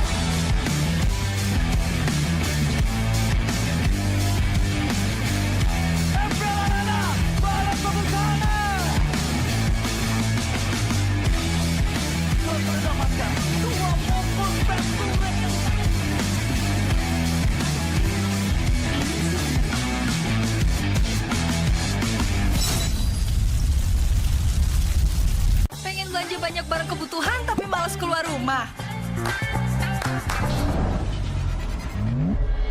Untung aja pakai aplikasi Klik Indomaret. Cuma tinggal klik bisa belanja online seperti di toko. Beli ini, itu, jadi mudah banget. Produknya lengkap, banyak promonya. Gak perlu pusing, bisa pakai alat bayar apa aja. Wah, 1 jam udah sampai, gratis ongkir lagi. Untung aku pakai Klik Indomaret, belanja online seperti di toko. Klik Indomaret. Dude, you know what? I really don't get the Swiss format at all. Actually, why do we even need to change? This was okay back in M4. Yeah, this is okay. Yeah, exactly. I'll just tell. Why don't we just All right. So this is how it's going to work. You're going to put... So I heard you guys still don't understand the new game format. Don't worry about it. Behold, the answer to everything. My masterpiece! Okay, hold on. What's going on? Yeah, I think we should go. Yeah, let's do that. Where are you going? Where are you going? Don't worry. I'll explain everything. No concept of personal space. So, as you may know, only one winning team gets to move on from the wild cards. Okay, I mean, but we know all of this. What you didn't know was about the Swiss stage.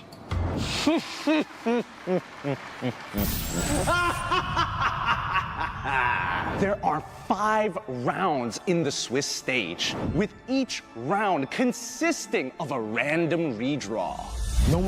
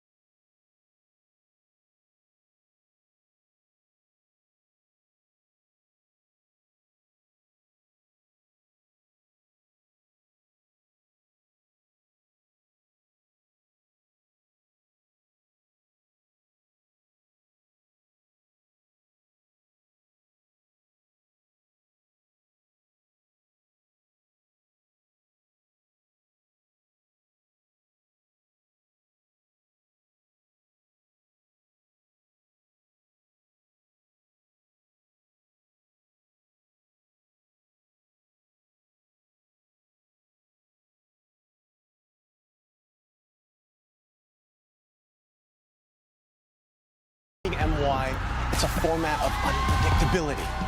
Now I'm getting excited! What about the knockout stage? Oh, I'm glad you asked. Lights! Just relax. Listen, just relax. Calm down. Oh. Based on the results of the Swiss stage, our 8 qualifying teams are then placed in 3-seed pool. From here, we draw to determine the first round of our double elimination knockout stage. From these seeds, teams will fight randomly drawn teams from the other seeds. Winning teams will advance to the upper bracket, while losing teams still have the chance to stay in the tournament, one step away from an epic comeback. One step away from elimination. All the way to the grand finals!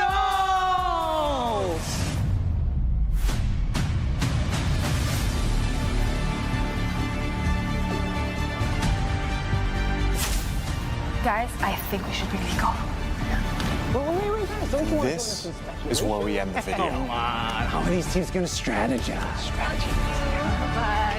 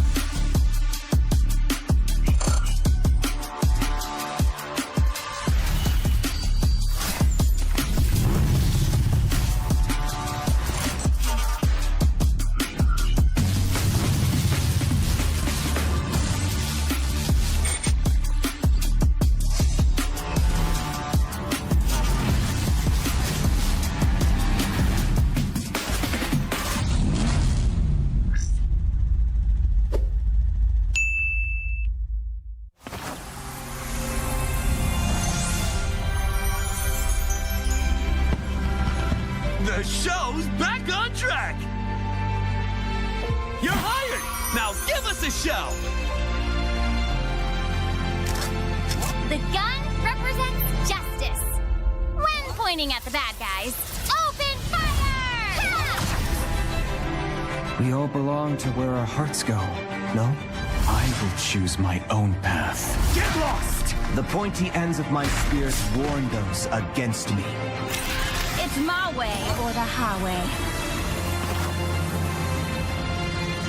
Don't worry, this ain't my first rodeo. Not so tough now, are ya? Light 'em up!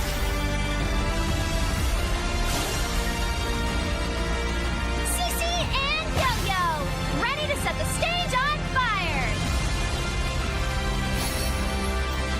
Was it you who called me back? Shh, be careful of what you wish for. Grant me your strength. Tears!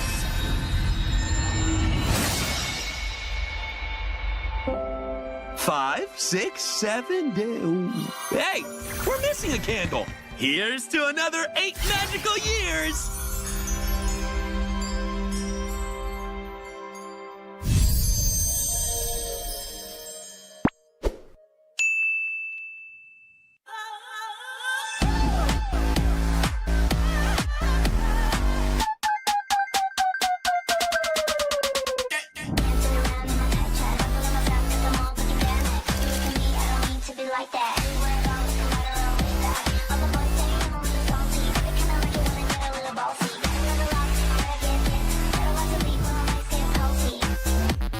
Samsung Galaxy S24 FE, beli sekarang.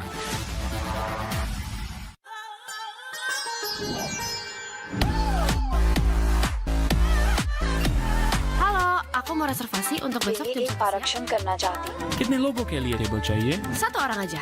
सिर्फ एक यात्री के लिए। ये आपका order है।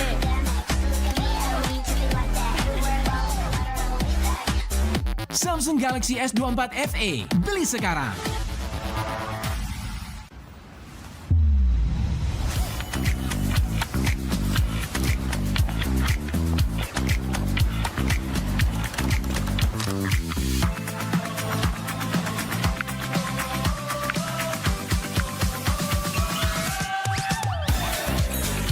Yeah, I'm worth it.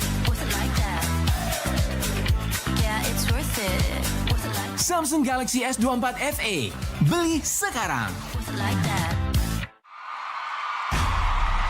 Dirasa anak muda selalu punya banyak cerita karena bersama Good Day duniamu banyak rasa asik dan asik idenya fantastik romantis buat kamu ngehits oh Good Day yang bikin hidup berwarna karena itu banyak rasa.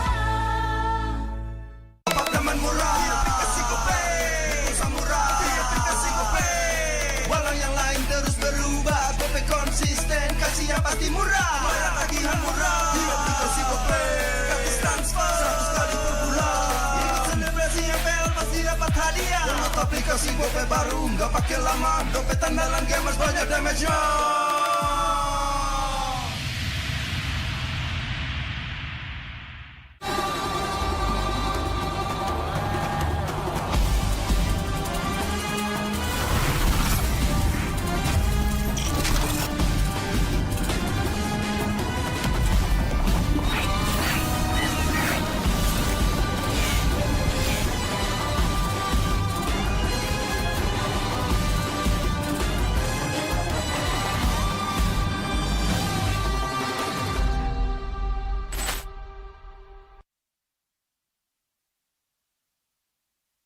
Kita adalah pejuang yang melangkah dengan penuh keyakinan, menghadapi dunia tanpa keraguan, karena hidup adalah arena pertarungan. Kita adalah pejuang yang tak akan gentar oleh segala tantangan, menghadapi lawan tanpa ketakutan, karena kita terlahir untuk meraih kemenangan. Raihlah kemenangan dengan koleksi terbaru UBS Gold X Mobile Legends Bang Bang, edisi spesial MPL ID Season 13. Saatnya nabung dari hobi bersama UBS Gold.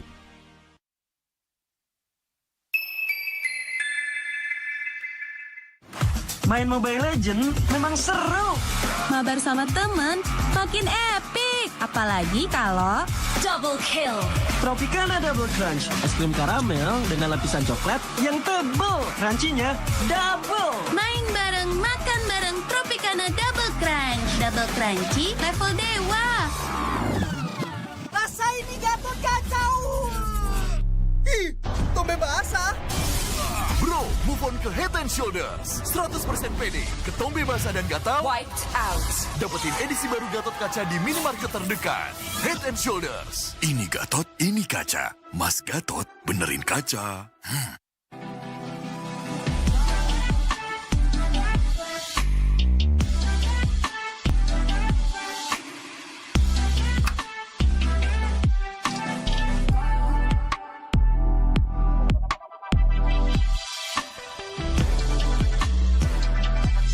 Wow, finished. See you later. Time to go. Okay.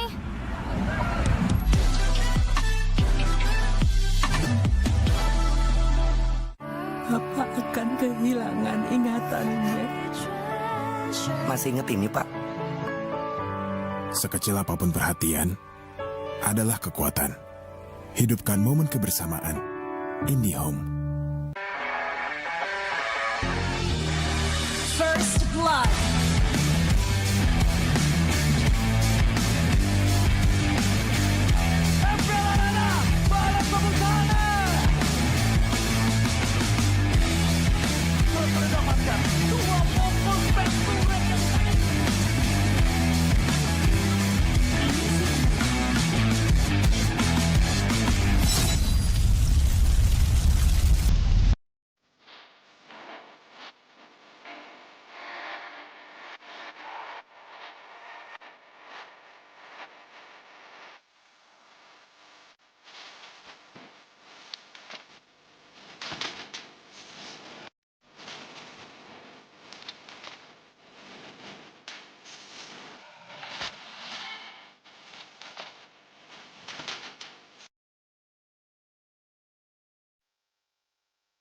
Dude, you know what? I really don't get the Swiss format at all. Actually, why do we even need to change? This was okay back in M4. Yeah, this is okay. Yeah, exactly. I'll just tell. Why don't we just All right, so this is how it's going to work. You're going to put...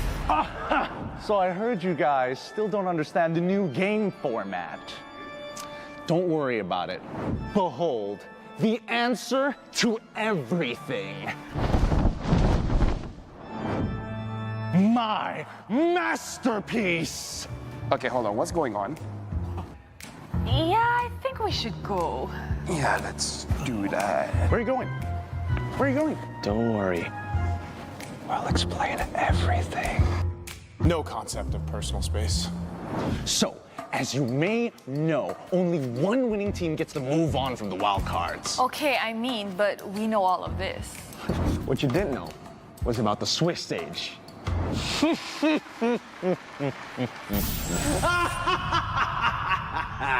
There are 5 rounds in the Swiss stage, with each round consisting of a random redraw.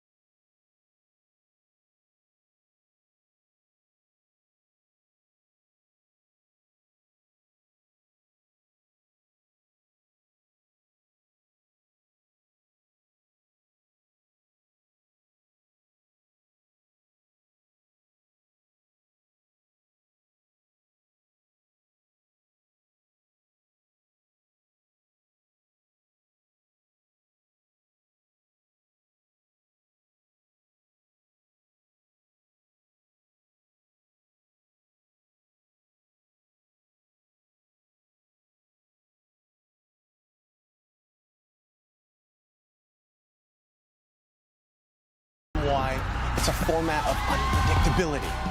No, I'm getting excited! What about the knockout stage? Oh, I'm glad you asked. Lights! Just relax. Listen, just relax. Guys, calm down! Oh. Based on the results of the Swiss stage, our 8 qualifying teams are then placed in 3-seed pool. From here, we draw to determine the first round of our double elimination knockout stage. From these seeds, teams will fight randomly drawn teams from the other seeds. Winning teams will advance to the upper bracket, while losing teams still have the chance to stay in the tournament, one step away from an epic comeback. One step away from elimination. All the way to the grand finals!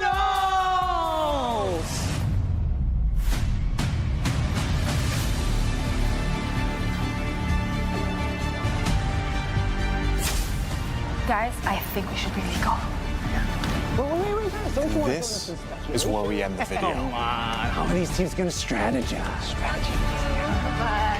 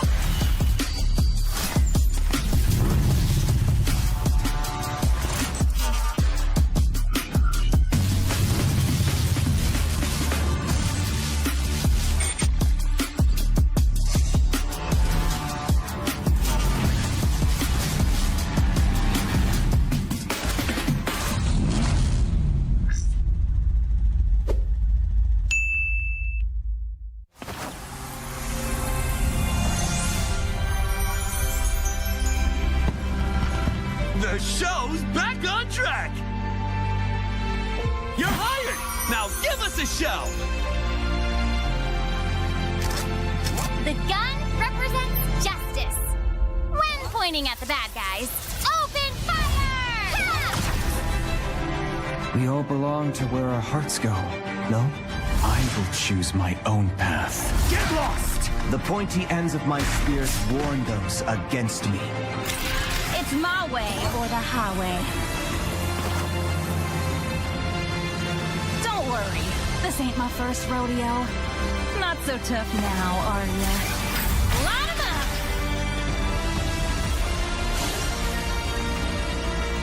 CC and Yo-Yo, ready to set the stage on fire!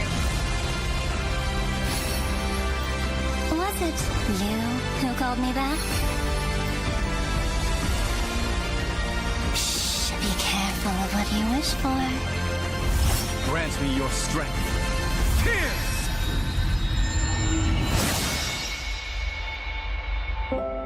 Five, six, 7, Hey, we're missing a candle. Here's to another 8 magical years.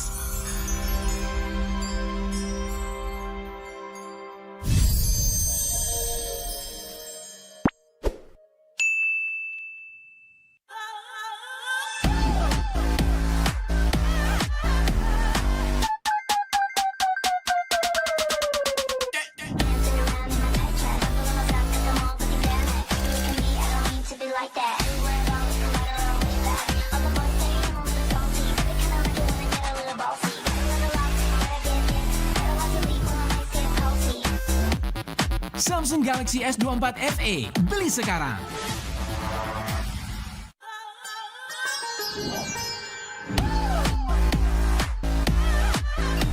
Halo, aku mau reservasi untuk besok jam आरक्षण करना चाहती हूँ। कितने लोगों के लिए table चाहिए? 1 orang aja. सिर्फ एक यात्री के लिए। ये आपको ऑर्डर है।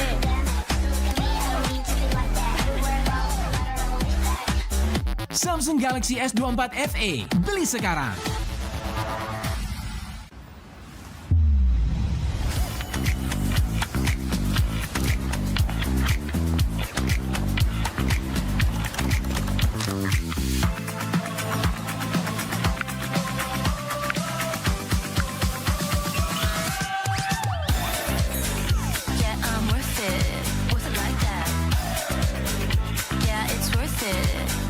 Samsung Galaxy S24 FE, beli sekarang. Dirasa anak muda selalu punya banyak cerita, karena bersama Good Day duniamu banyak rasa, asik dan asik, idenya fantastik, romantis buat kamu ngehits. Oh Good Day yang bikin hidup berwarna, karena hidup banyak rasa. Apartemen murah, aplikasi GoPay, pulsa murah, aplikasi GoPay. Walau yang lain terus berubah, GoPay konsisten, kasih yang pasti murah. Bayar tagihan murah, di aplikasi GoPay, gratis transfer, 100 kali per bulan. Ikut selebrasi MPL pasti dapat hadiah. Download aplikasi GoPay baru, nggak pakai lama. GoPay andalan gamers banyak damage-nya.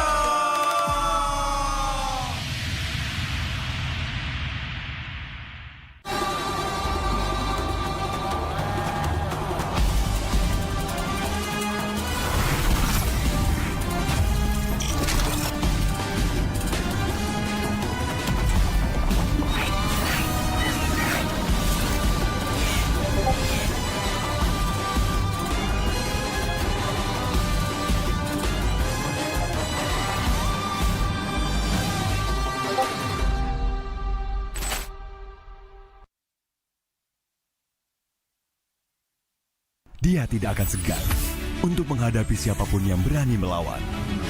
Dia mewarisi perjuangan karena di tubuhnya mengalir darah seorang pahlawan.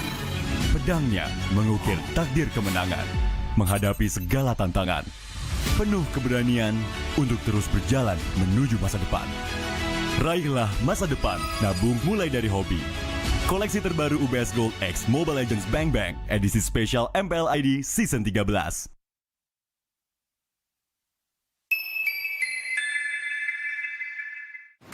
Main Mobile Legend memang seru. Mabar sama temen makin epic. Apalagi kalau double kill.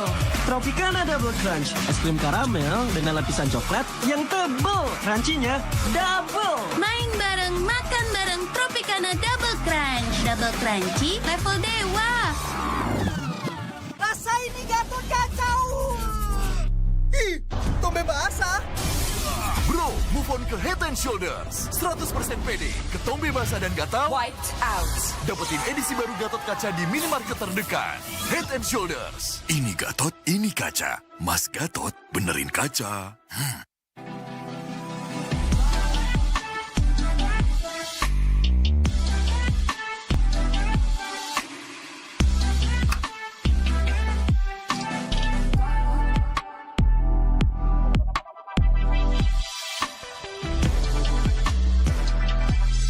Wow, finished. See you later. Time to go. Okay.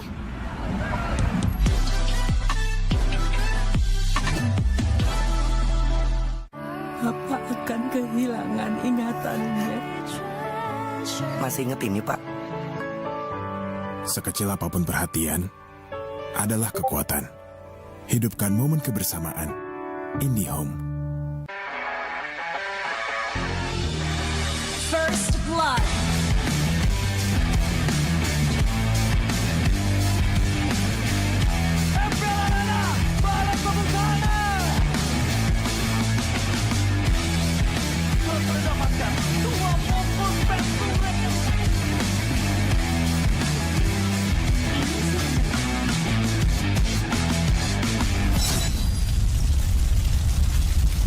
Pengen belanja banyak barang kebutuhan tapi malas keluar rumah. Untung aja pakai aplikasi Klik Indomaret. Cuma tinggal klik bisa belanja online seperti di toko. Beli ini, itu, jadi mudah banget. Produknya lengkap, banyak promonya. Gak perlu pusing, bisa pakai alat bayar apa aja. Wah, 1 jam udah sampai, gratis ongkir lagi. Untung aku pakai Klik Indomaret, belanja online seperti di toko. Dude, you know what? I really don't get the Swiss format at all. Actually, why do we even need to change? This was okay back in M4. Yeah, this is okay. Yeah, exactly. I'll just tell. Why don't we just... All right, so this is how it's going to work. You're going to put... So I heard you guys still don't understand the new game format. Don't worry about it. Behold, the answer to everything. My masterpiece! Okay, hold on. What's going on? Yeah, I think we should go. Yeah, let's do that. Where are you going? Where are you going? Don't worry. I'll explain everything. No concept of personal space. So, as you may know, only one winning team gets to move on from the wild cards. Okay, I mean, but we know all of this. What you didn't know was about the Swiss stage.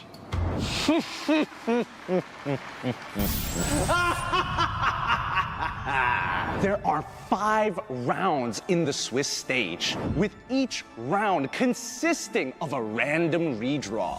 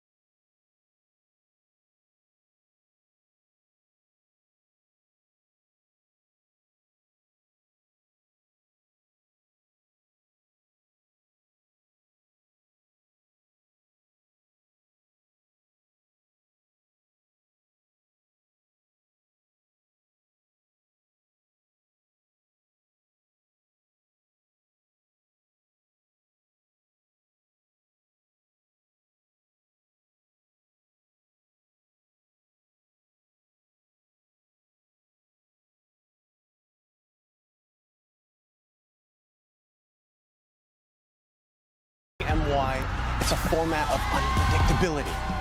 Now I'm getting excited. What about the knockout stage? Oh, I'm glad you asked. Lights! Wait, just relax. Listen, just relax. Guys, calm down. Oh.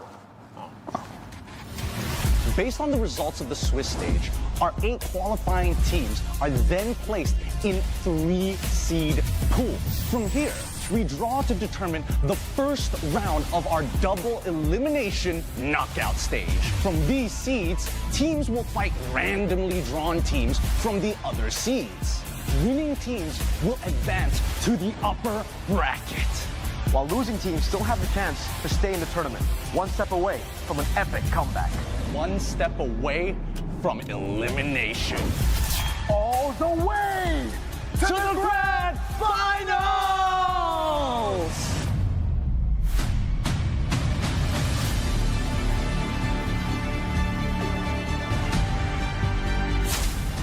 Guys, I think we should really go. This is where we end the video. Come on, how are these teams gonna strategize? Bye.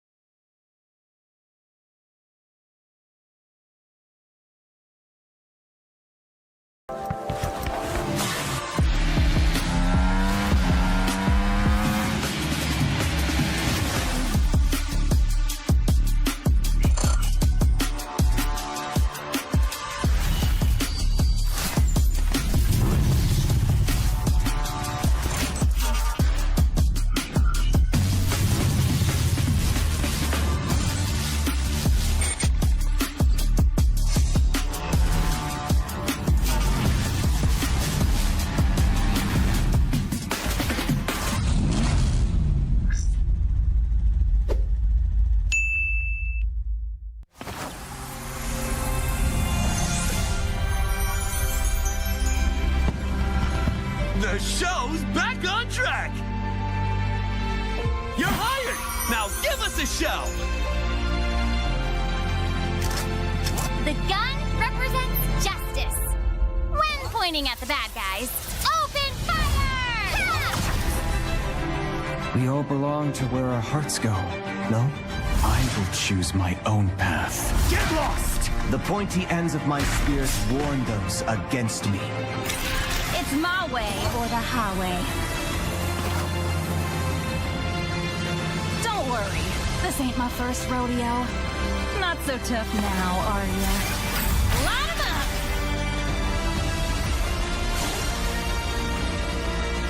CC and Yo-Yo, ready to set the stage on fire! Was it you who called me back? Shh, be careful of what you wish for. Grant me your strength. Tears!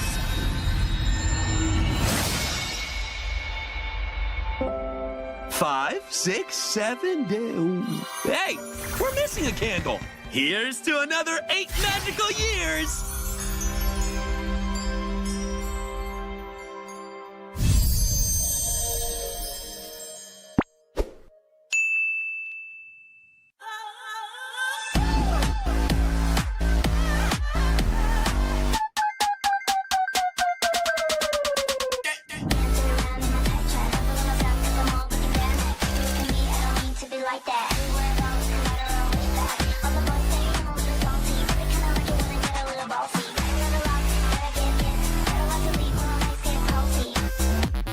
Samsung Galaxy S24 FE, beli sekarang.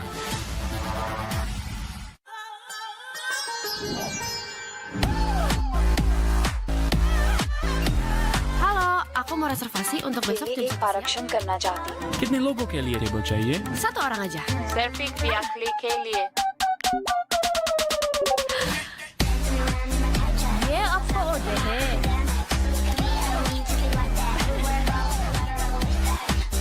Samsung Galaxy S24 FE, beli sekarang.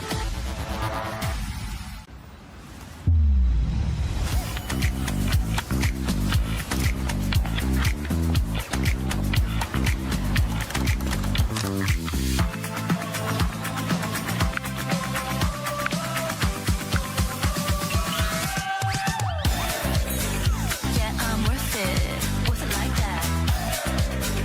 Yeah, it's worth it. Worth it like Samsung Galaxy S24 FE, beli sekarang. worth it like that. Ini rasa anak muda selalu punya banyak cerita.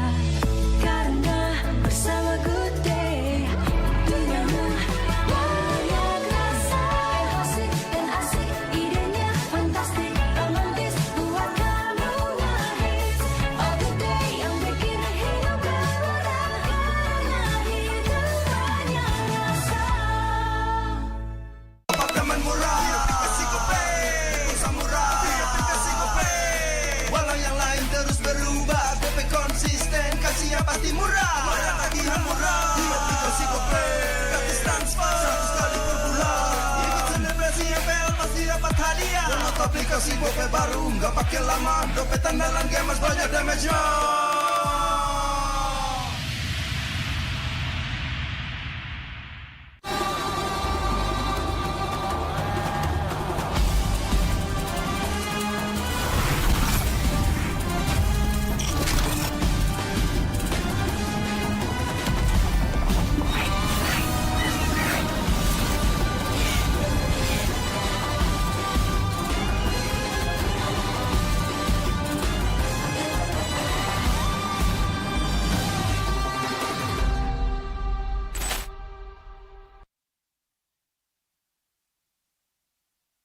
Kita adalah pejuang yang melangkah dengan penuh keyakinan, menghadapi dunia tanpa keraguan, karena hidup adalah arena pertarungan. Kita adalah pejuang yang tak akan gentar oleh segala tantangan, menghadapi lawan tanpa ketakutan, karena kita terlahir untuk meraih kemenangan. Raihlah kemenangan dengan koleksi terbaru UBS Gold X Mobile Legends Bang Bang, edisi spesial MPL ID Season 13. Saatnya nabung dari hobi bersama UBS Gold.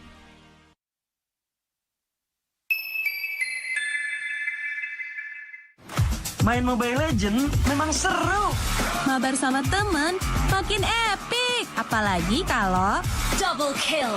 Tropicana Double Crunch, es krim karamel dengan lapisan coklat yang tebal. Crunchy-nya double. Main bareng, makan bareng Tropicana Double Crunch. Double crunchy level dewa. Rasa ini Gatot kacau. Ih, tombe basah. Bro, move on ke Head and Shoulders. 100% pede, ketombe basah dan gatal. Wiped out. Dapetin edisi baru Gatot kaca di minimarket terdekat. Head and Shoulders. Ini Gatot, ini kaca. Mas Gatot, benerin kaca.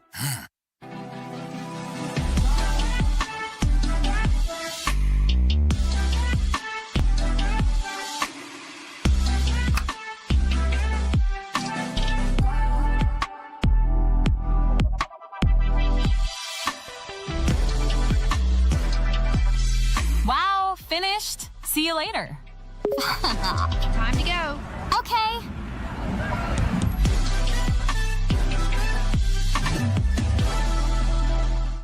Apa akan kehilangan ingatannya? Masih inget ini, Pak? Sekecil apapun perhatian, adalah kekuatan. Hidupkan momen kebersamaan. IndiHome. First blood.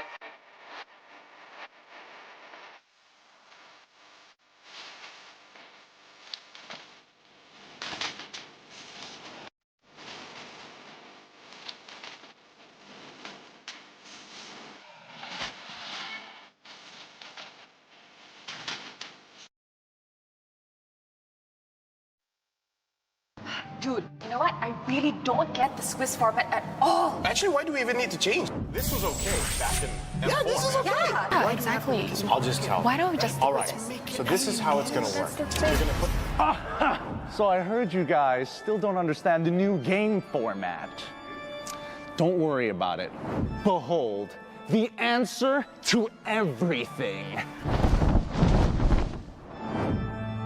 My masterpiece! Okay, hold on. What's going on? Yeah, I think we should go. Yeah, let's do that. Where are you going? Where are you going? Don't worry. I'll explain everything. No concept of personal space. So, as you may know, only one winning team gets to move on from the wild cards. Okay, I mean, but we know all of this. What you didn't know was about the Swiss stage.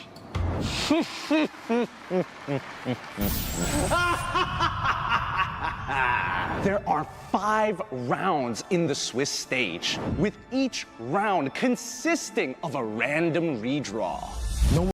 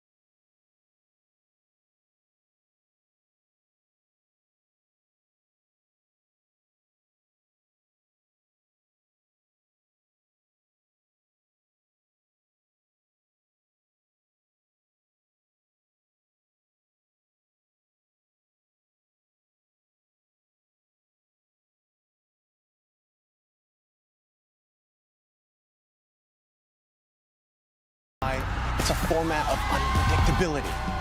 Now I'm getting excited! What about the knockout stage? Oh, I'm glad you asked. Lights! Wait, Yes. what? Just relax. Listen, just relax. Calm down! Oh. Based on the results of the Swiss stage, our 8 qualifying teams are then placed in 3-seed pool.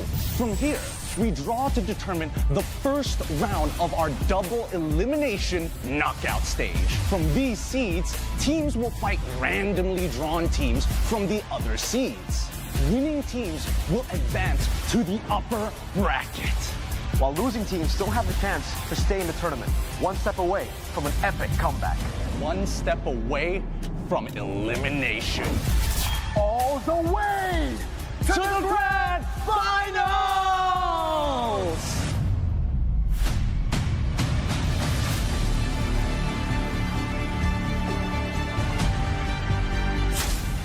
Guys, I think we should really go.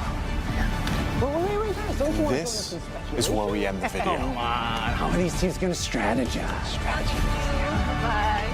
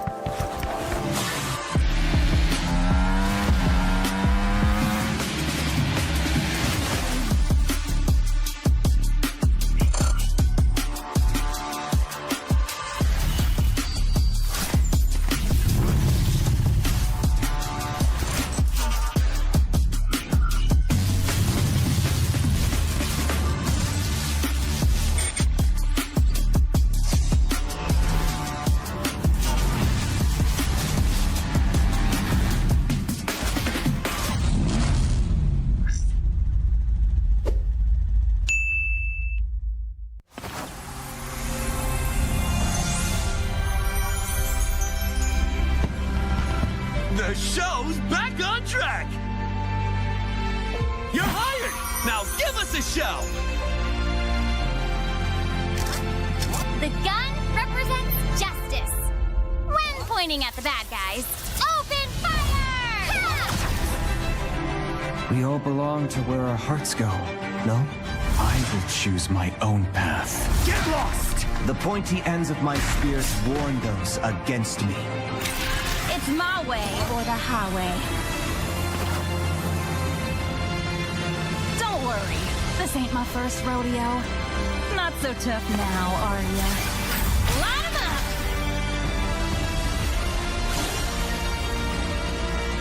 CC and Yo-Yo, ready to set the stage on fire! Was it you who called me back? Shh, be careful of what you wish for. Grant me your strength. Tears!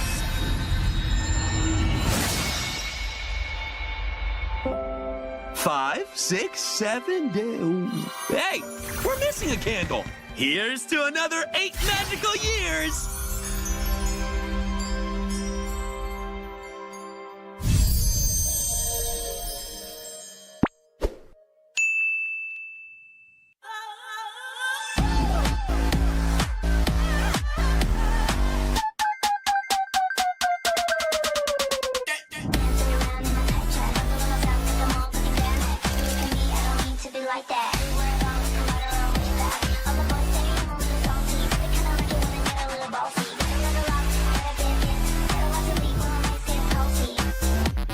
Samsung Galaxy S24 FE, beli sekarang.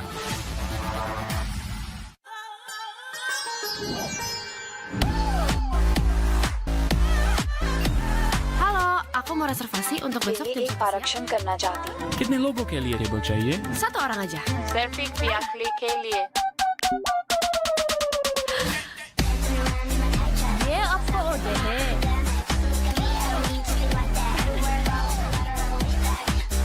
Samsung Galaxy S24 FE, beli sekarang.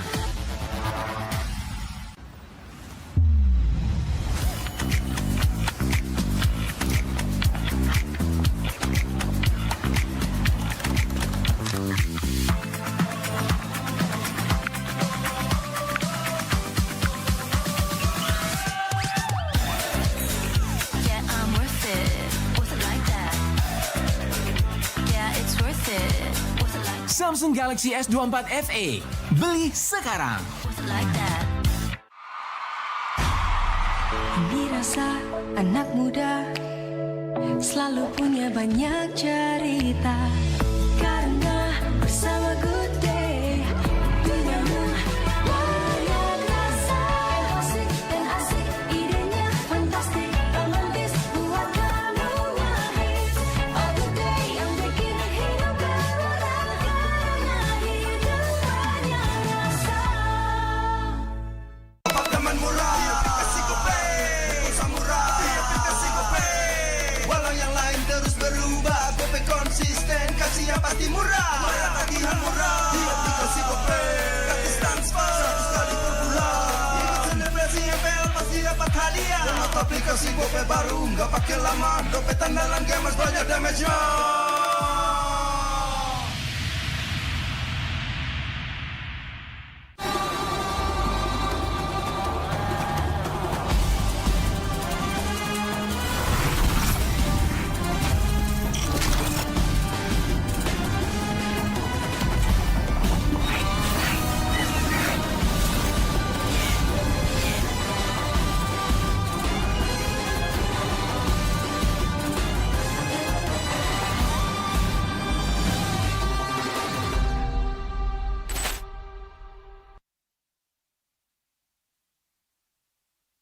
Dia tidak akan segan untuk menghadapi siapapun yang berani melawan.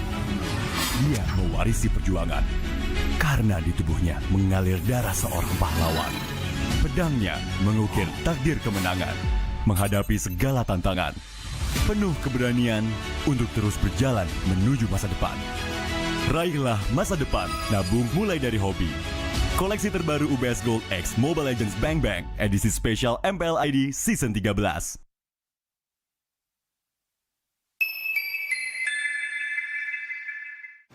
Main Mobile Legend memang seru. Mabar sama temen makin epic. Apalagi kalau double kill. Tropicana Double Crunch, es krim karamel dengan lapisan coklat yang tebal. Crunchy-nya double. Main bareng, makan bareng Tropicana Double Crunch. Double crunchy level dewa. Rasain nih Gatot kacau. Ih, tombe basah. Bro, move on ke Head and Shoulders. 100% pede, ketombe basah dan gatal. Wiped out. Dapetin edisi baru Gatot Kaca di minimarket terdekat. Head and Shoulders. Ini Gatot, ini kaca. Mas Gatot, benerin kaca.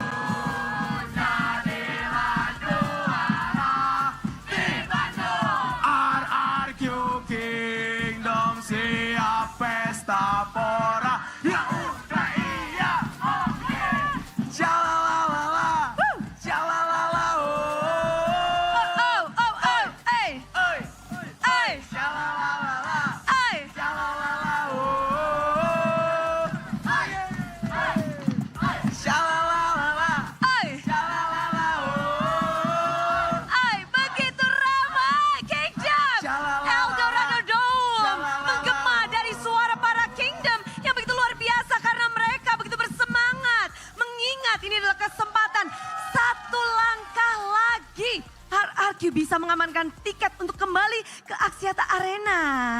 Ya nggak sih? Ini satu langkah di depan mata. Bagaimana sih respon Kingdom melihat perjalanan RRQ hingga saat ini nih di season 14?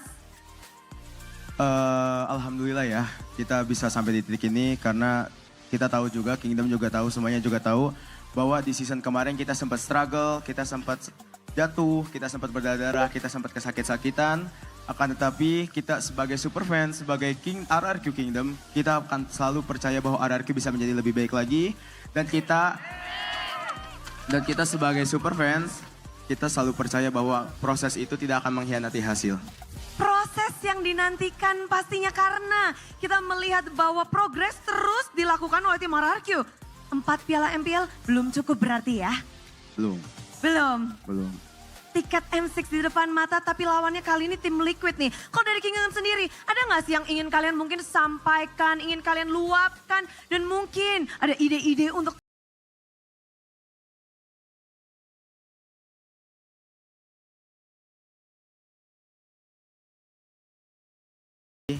jangan mudah mundur, terus berusaha dan kalian gak akan pernah sendiri karena kita sebagai RRQ Kingdom adalah player ke-6 yang bareng-bareng bersama-sama untuk mendukung tim RRQ.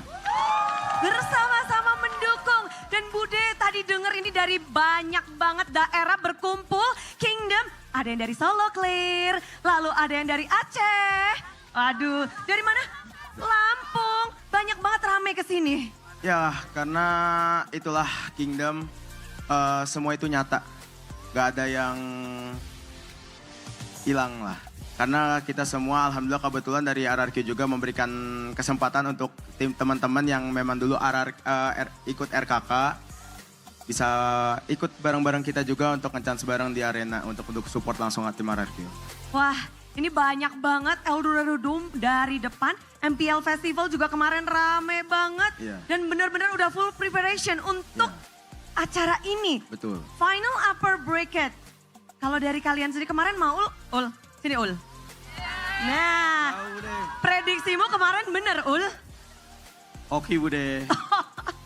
Oke Bude. Kalau sekarang prediksi lagi nggak sih? Atau? Jangan Bude, ntar kalau nggak bener ntar ke saya salah dong. Tapi bisa dong kalian suarakan suara dukungan kalian. Bude mau lihat sekali lagi dukungan dari para Kingdom untuk RRQ Hosti di upper bracket final. Silakan. Viva! Viva! RRQ! Itulah dia keseruan tentunya dari para Kingdom. Mereka semua ingin mendapatkan 1 tiket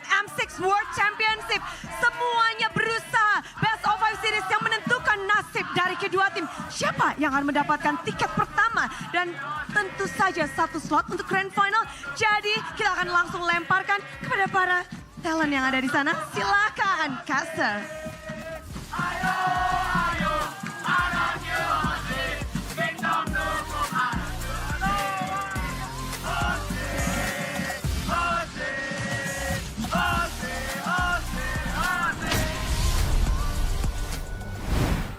And now it's down to 3. 2 tickets to Malaysia, 2 tickets to the final stage in MLBB Esports M6 World Championship. It is going to be either TLID or RRQ this time in this series. Who's gonna battle it out for that spot? Back again in the English broadcast with me, Sheffin, Mirko, and also Gani. Man, oh man. In the regular season, RRQ, I think safe to say they had the upper hand, but it was hard fought. It was definitely hard fought. You know, the second leg was really the real performance, I would say, that we can actually criticize and we can actually take to talk about this matchup here. Because obviously leg number 1, it was still a very fresh TLID that has just been promoted from the MDL. Meanwhile, in leg number 2, they got enough, I think, lessons. They got a win streak going for themselves, but unfortunately, still unable to beat RRQ. Now, personally for me, I feel like when it comes to the skill, when it comes to the drafts, when it comes to the macro game, they're on par. What has stopped TLID from winning against RRQ is themselves. It's a mentality problem. Even in the interviews, they're always overly respectful to one team only, and that's RRQ Hoshi. Kind of reminds me of what Bigatron had with Onic. Very similar, indeed. But let's see here, mental block seems like the theme. TLID, this is their only obstacle to increase their odds to win an MPL ID champion, of course, that's securing that ticket to M6. I to update you all that haven't been keeping up with MPL Indonesia playoffs so far. It has been a blast. And unfortunately, Pikachu Alpha also blasted Geek to oblivion 3-0 at the previous series. Now we have a big boy match in our hand. 2 upper bracketiers, number 1 in the standing and number 2 in the standing. So we are going to have a match. Oh man, I don't think, you know, any of these teams are going to be too keen in fighting for the M6 slot down below. Oh, does seem like Bigatron have found their momentum. So for both these teams, I think the optimal route would be secure it right here. RRQ Hoshi, I think they should be able to learn from a lot of their mistakes that they displayed against GeekFam, because I don't think that was a clean game that they had against GeekFam. It was still a very shaky performance. Maybe again for RRQ, Sutsujin's first time in the playoffs. Idok, Rins as well, first time in the playoffs. For TLID, that was not a problem. They're all rookies too, no problem. Man, even Fabian, if you think about it, MDL, you know, it's not really the biggest stage of Indonesia, but he never really been successful in the playoffs. Never really found his footing with MDL, TL Academy, but it seems like TLID, the MPL brother, wow, what a performance. And his development seems like it's skyrocketed. Personally, and of course, with the help of Witty the Wise, with the help of Yeheskiel in that mid lane, it does seem like TLID are the better team. RRQ, can we count them out though? I don't think so. Nope. Especially when you think about it, you know, all of the players that we're gonna see in this match, first team and second team MPL Indonesia Season 14, the only member of Liquid that got into the first team was Fabian, which is also the rookie of this season. Oh, never mind, it's not just rookie of the season. Nope. He was the MVP too. And by the way, Yeheskiel, most improved player. So this is a star-studded match, Mirko. Yeah. Personally, for me, I would also give Yeheskiel the first team. If it was up to me, obviously it's not. But I think we got to see exactly why Fabian deserves all the praise, deserves all the awards that he got, because man, final game against Bigatron Alpha, it was him just putting the team on his back, telling Aaron Shiki, even the secondary carry, Yeheskiel, to take a step back, just play for me. Go on the Angela, Yeheskiel. We don't see that. Usually when we see the Angela Link combination with the Ruby, we see Witty on the Angela. We see Yeheskiel still on a secondary carry, and Aurora, maybe even a Vexana to help out. But no, yesterday they were like, we trust in Fabian. This is our MVP. This is our regular season MVP. Our rookie of the season. First team jungler. The only member that was able to make it to that first team with the entire RRQ lineup. But for RRQ, that's a problem. For Liquid, a lot of times, I guess we could say from the regular season as well, teams who can shut down Fabian will shut down Team Liquid. That's what we saw in game 3-4 for Bigachon versus Team Liquid, and that's what we saw in the Liquid versus RRQ Hoshi match in the regular season. I still remember that bloody hunt flicker towards the Angeline combo. Usually, oh man, Fabian, man. Oh, Fabian. I'm just really excited. Really.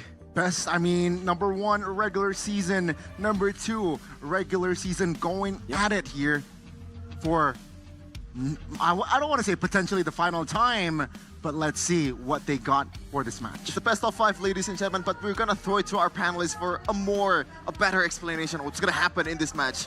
Take it away, Realize, man. Thank you, Chef and Man. Welcome back to MPL ID Season 14 playoffs. We are en route into finding who will be the first team to enter Gideon's hometown, Malaysia.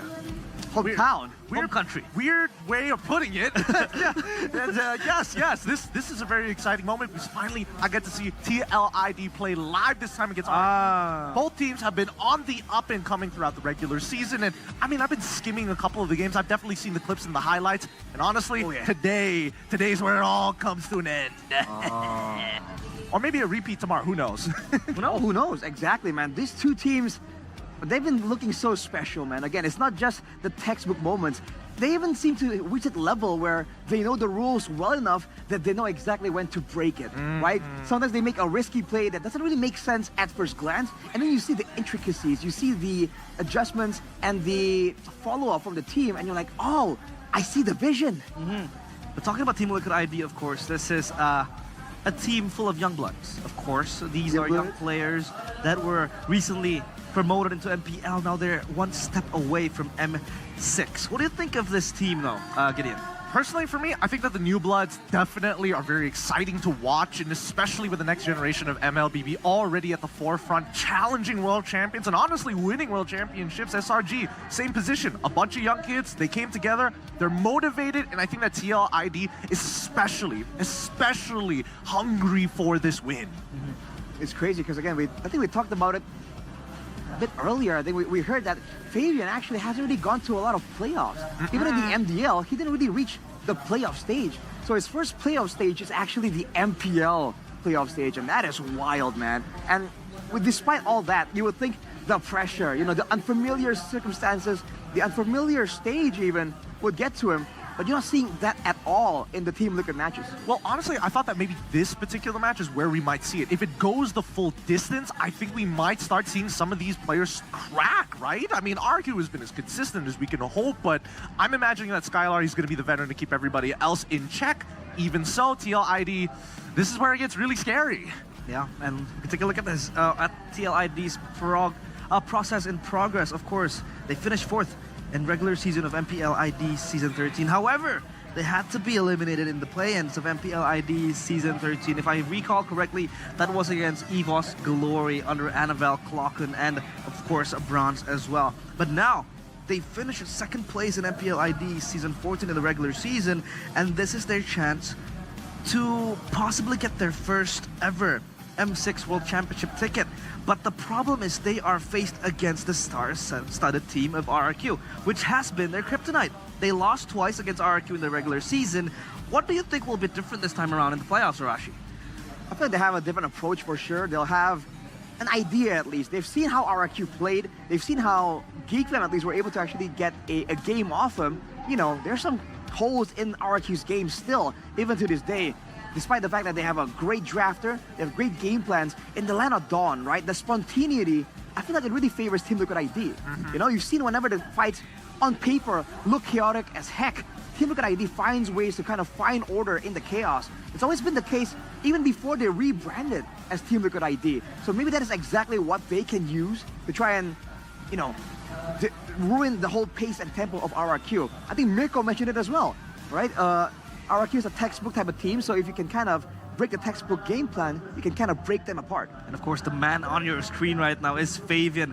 This guy broke records as a newbie, as a freshman in the MPL ID scene. He was able to bag the regular season MVP and also the Rookie of the Season. What are your thoughts on this, Gideon? Is this one of a kind of a player in the MPL, you know, scene? Or do you have any shadows of someone else. I'm sorry, I was just mesmerized by his fingers there. I'm sorry. Whoa, phrasing. Phrasing. I couldn't handle it. I think that it's very exciting to see these young players, of course, but I think as of right now, they haven't been tried and tested. We've seen the highest heights that they could potentially do up on a stage against teams who don't know how to handle this type of aggression, or more so, the fact is, they take the initiative, and I think that's something that I could appreciate from TLID. We're seeing that a lot of teams are very nervous to make a mistake, but at least TLID is willing to try first and then think about problem solving later. Yeah, and I want to add as well, the fact that, you know, it's always going to be that mental block issue that we want to talk about, but I mean, a lot of people say that, you know, they're not afraid of playing on stage. However, yesterday, they were almost reverse swept by Bigatron Alpha. Thankfully, they're able to pull out the Ling and the Angela in game number 5, and they brought it home 3-2. So do you think that mental block will happen again, Arashi? Mental block in what way here? Because again, RRQ has been able to beat them again and again, but I think that he's trying to position it in a sense of, oh, you lose that first game, you're like, it's just the first game. Second game goes by, it's like, sure. Oh my god. I feel like all the way to the third game, they still have a lot of composure still. It really seems like Gita mentioned, they're really willing to just go and risk it. And if they fail, it's fine. They feel like it's an okay thing to do. They're not really afraid to make mistakes because they know they can kind of work afterwards to try and fix it. And I think it's a really great mindset. And I feel like against RRQ, it can work really well too. And so I really feel like even if it goes to a full best of 5, they won't really crack under the pressure. But you're going to see, I think, an impact to their performance for sure. Yeah, and this is the process of progress. A process in progress of RRQ. They finished 6th in regular season of MPL ID Season 13. That was undoubtedly one of their worst seasons, I would say. One of the most bleak for the Kingdom. And they were eliminated in the play-ins of MPL ID Season 13.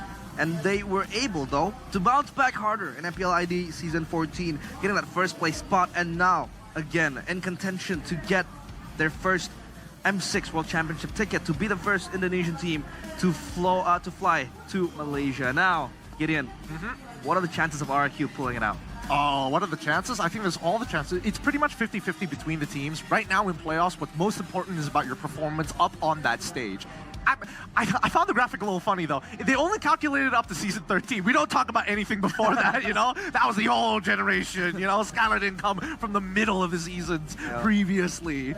I feel like it's also due to the fact that it was such a stark contrast.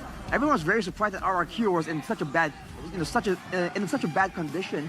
But then afterwards, they're able to actually bounce back and reach #1, literally within a season. You know, me myself as a fan, you know, as a connoisseur of RRQ, as a believer of Kescute as well, I had my doubts. You know, I thought it would take maybe 2 seasons. Surely, there's no way they can shoot up that rapidly, but they have done it. Yeah, I can't wait to see the showdown between the assassin junglers. Of course, it is Sutsujin, the man on your screen right now, just having fun, you know, with his teammate over there. Edok, I think, just passing by. But what do you think of Sutsujin, Gideon? And contrary to Fabian, I mean, both they're able to showcase and manifest good assassin and mechanical gameplay. But what differentiates Sutsujin with other MPL ID junglers? The fact that he does his ping test on Bruno in the jungle. That's number one. That's number one. Usually you expect a fanny on these. Yeah. I think that personally, we imported him to MPL MY a little too early. That's the big issue. Before the assassin meta actually comes into full effect, I'm sorry, you gotta play all the boring stuff. You gotta play the alphas, the barats, and things like that. And that's just not his style. Now he just looks whoa. Now I have a huge question, right? Because jawline though. Yeah, that jawline is actually very sharp. But back to the question, right? Sutsujin, he was wandering around the teams. This is his first MPL ID playoffs, by the way, before then being in EVOS Glory, and then he was able to transfer into KGE. But now it feels like he's a top-tier jungler. What happened? Why the sudden change, you know? It's his meta right now. That's all I can say. I can say confidently that he has been decent on Assassins for a while, and I think now he's really starting to come and bind himself, because it's not like, oh, I'm trying to support the team in a particular... No, I'm trying to carry the team. It's a very different mentality. I really feel like certainly the coaches have something to do with it, because for the longest time, Sutsujin, even before the assassin meta, technically on those utility junglers, he wasn't bad. No. He was still decent. The retributions were still solid. The decision making on when and where to go in, I think was still really, really good. Even when he was still in EVOS, people were still singing praises for him, saying that he has potential, but he's kind of limited by the whole flexibility of his team. So Yeah. now with a team that's actually flexible, they can actually, you know, adapt and adjust with a coach that has developed, you know, all of these quote-unquote newer players into such high level. I feel like that is one of the biggest factors here. Coach Kescute, we've been hyping it up all the way from the beginning of the season, but I think it's well-deserved. Yeah. You can see the results right here playing out before us. I definitely understand that like teams at this point of time really need to find that solid support system. And I think, you know, finding coaches and analysts to be able to not only like, give direction to the team, but they need to fit the team as well, just like if any other player were to join the team. Right. Chemistry. Yeah, that chemistry is very, very important. But of course, we will take a look at the team lineup now. For Team Liquid ID, the boys in blue, Aran, Fabian, Yehezkiel, Witty, and Aaron Shiki. And the Kingdom, they built their foundations. It's just time for them to hoist the crown once more. Dyron, Sutujin, Rins, Edok, and Skylar. This is going to be one hell of a showdown. Let us see. It's gonna be an exciting time here. If you're wearing blue, put it on right now. If you're in chat and you support these teams walking out, say it in the chat right now, because one of them is going to have one ticket straight to M6. They just have to win here today. Get excited as we see the cavalry arrive. It's TL Indonesia up against RR2. There you go, the cavalry charging towards the Kingdom. The foundations being built, looking to get destroyed. And now the Kingdom is under siege. They have to once again reclaim their glory days. Now the man behind the entire operation, Kescute, with his analyst NMM, along with Coach St. DeLucas with his own big brain face hugger. They found solutions, they found pocket picks in the meta that seems so established. But this time, it really seems like they've met their match. Every single drafting phase is gonna be an absolute chess match all the way till the end. Yeah, this is interesting to see because a little bit off the record, St. DeLucas and Kescute used to be old friends. They used to be old teammates back in their playing days, and now they go against each other. What are the distinctions of both of the coaches in their drafts? I feel like for Kescute, there's always, I call him the trickster every time I see him in the drafting phase. The trickster? The trickster. The trickster. We've had mad scientists, we've had architects, but Coach Kescute, he just comes out with not just unusual meta picks, but also a weird way to really play with your expectations in the drafting phase. I mean, back in the beginning of the season with the Aurora Flex pick, used into the Rome. Where have you seen that? So I call him the trickster, especially because he has that. There was a meme back then, I believe, when he was in Bigatron, where if he's in a good mood, he's happy, he's laughing, that means that the game's gonna go well. So hey, he, I think, has a lot more of a tricky mindset as the name. But for Coach St. DeLucas, I feel like he's in tune with the players. I think it's no secret that the members, the roster of Team Liquid ID are very much involved in the drafting process. They know what they want, they know how to play, and they're always communicating with the coach to try and get the best results. I think as of right now, the coaches, they understand that the most important thing right now in the meta for their teams are their junglers. I mean, we've got the stats up here, right? It's the rival showdown between Fabian against Sujin, which is, to me, a little crazy. After going out from MPL MY, to come back to Indonesia to dominate is a whole new level. Yeah, of course, Fabian and Sujin, these guys are probably one of the best junglers that MPL ID Season 14 has, probably top 2, top 3. And now, will we see them having that assassin showdown, or will it go back to the traditional fighters, the alphas, the Suyos? I think it's more likely that Sutsujin is going to be on an assassin, but I feel like depending if they're on red side, also very high chance that he just picks up the alpha. I mean, right now with the meta actually having leeway for some of these fighters and the assassins, depending on the circumstances, I feel like it's great. Now, even if they want to flex those assassin muscles, we all know that assassins, in theory, shouldn't do well against fighters, so the win conditions are a bit different. Now, of course, KTV for TLID. Play with Chaos to counter RRQ. Don't let the young spirit create that overhypeness. What do you think of this, Gideon? I disagree with point number 2. I think we need that young spirit right now to shake up the meta because everybody's playing too scared. Everybody feels like they've got a lot to lose. These kids can show you, hey, it's either high risk, high reward. No risk, no Ferrari. Oh my goodness, I like that. And now RRQ utilize TLID's overly aggressive mistakes. And number 2, of course, is win Skylar's lane against Aaron Shiki. Aaron Shiki said it. He wanted to go up against his idol, Skylar. How will that matchup go? And are these keys to victory appropriate? I think especially point number 2 is very appropriate. We're seeing that even though RRQ is now more flexible, Skylar is most definitely still one of their big win conditions. After all, the marksman always has a lot to do in the mid to late game. So now, if they can actually go and win at 1v1, if they can actually guarantee the lane for Skylar, it's great. Because we've seen Aaron Shiki go up against Skylar, and he hasn't won in an overwhelming fashion, but he can at least kind of put up a good fight against Skylar. But I would argue that Skylar doesn't really need a winning lane, right? Because he's always this late game insurance for RRQ. And, you know, it's always going to be the mid trio that really does the job. It's either going to be Rins, Edok, and Sutsujin that could always be the main carry on the early game. But when it comes to the mid to the late game, Skylar transitions into this late game monster. Well, I'd like to agree with you, but at the same time, we have seen Skylar get abused for some of the opportunities created in the lane, right? I think the Geekman versus RRQ was a very good example of it. He ends up 0-3 and really forces the game to drag on super long. Had he just played a more stable laning phase, maybe they could have ended it within a reasonable time of 15 to maybe even 18 minutes. Yep, insights right there from our analyst.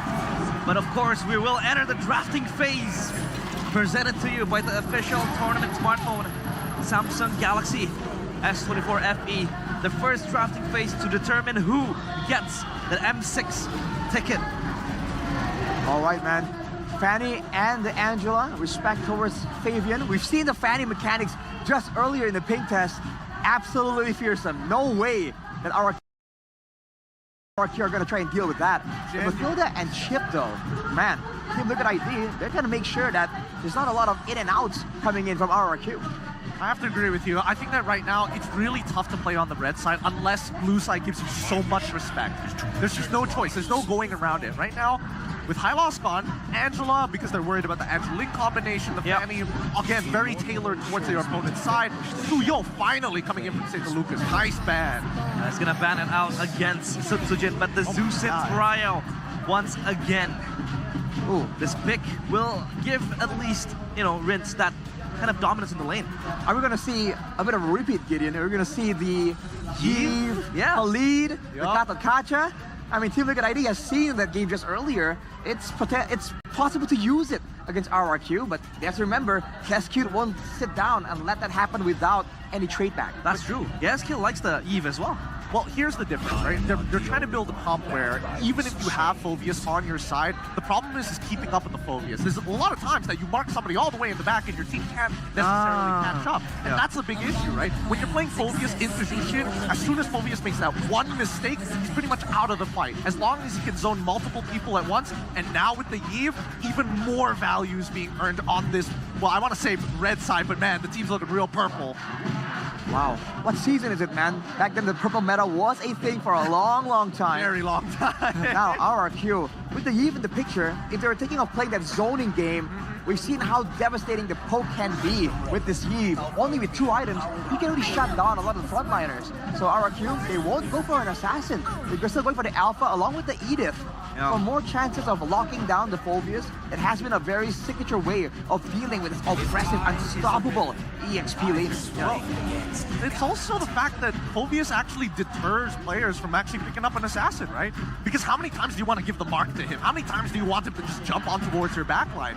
So far, the fact that Phoveus is in that first phase, I'm surprised that at the very least, St. Lucas is understanding that our team still needs to double down on our scaling. Having the Natan is great. I would have preferred if he got a more physical marksman, but I think at the end of the day, it's just getting to that final straw. I really like that Irithel ban coming in from St. Lucas, because yesterday, Skylar was hard abusing that Irithel Mathilda combo, mostly just to avoid the choke pressure from Beloyski from that engagement. But on the scenario, do you think that Irithel ban is warranted?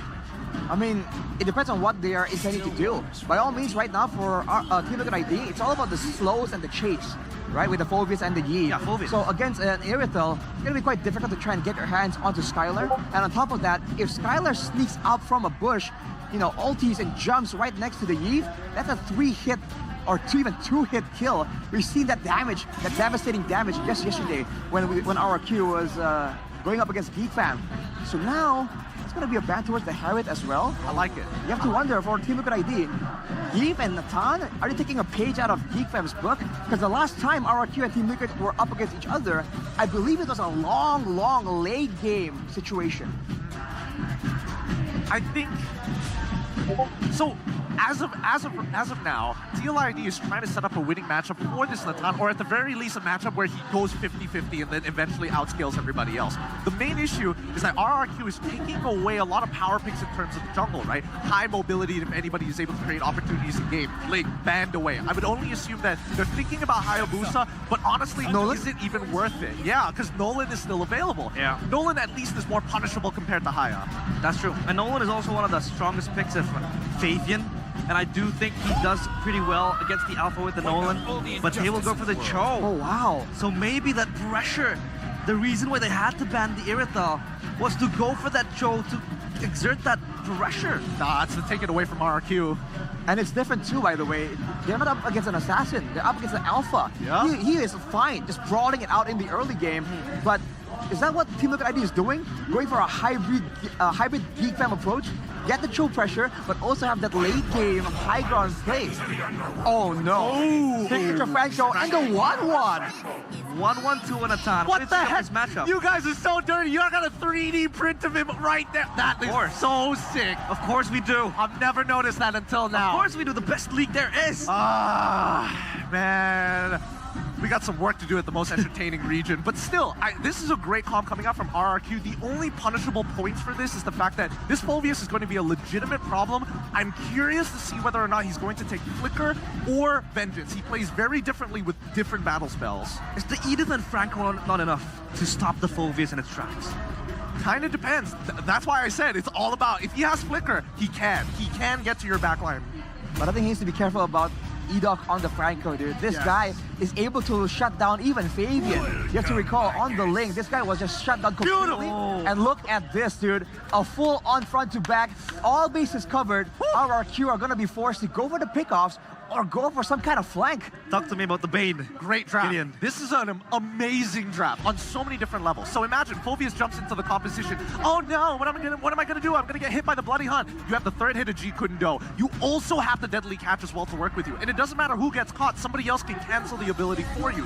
Worse yet, it's really difficult for RQ to fully commit to a fight. Wow, a lot of cancellations as well towards that Franco, but that draft is very interesting to see. Look at the Kingdom and the Cavalry.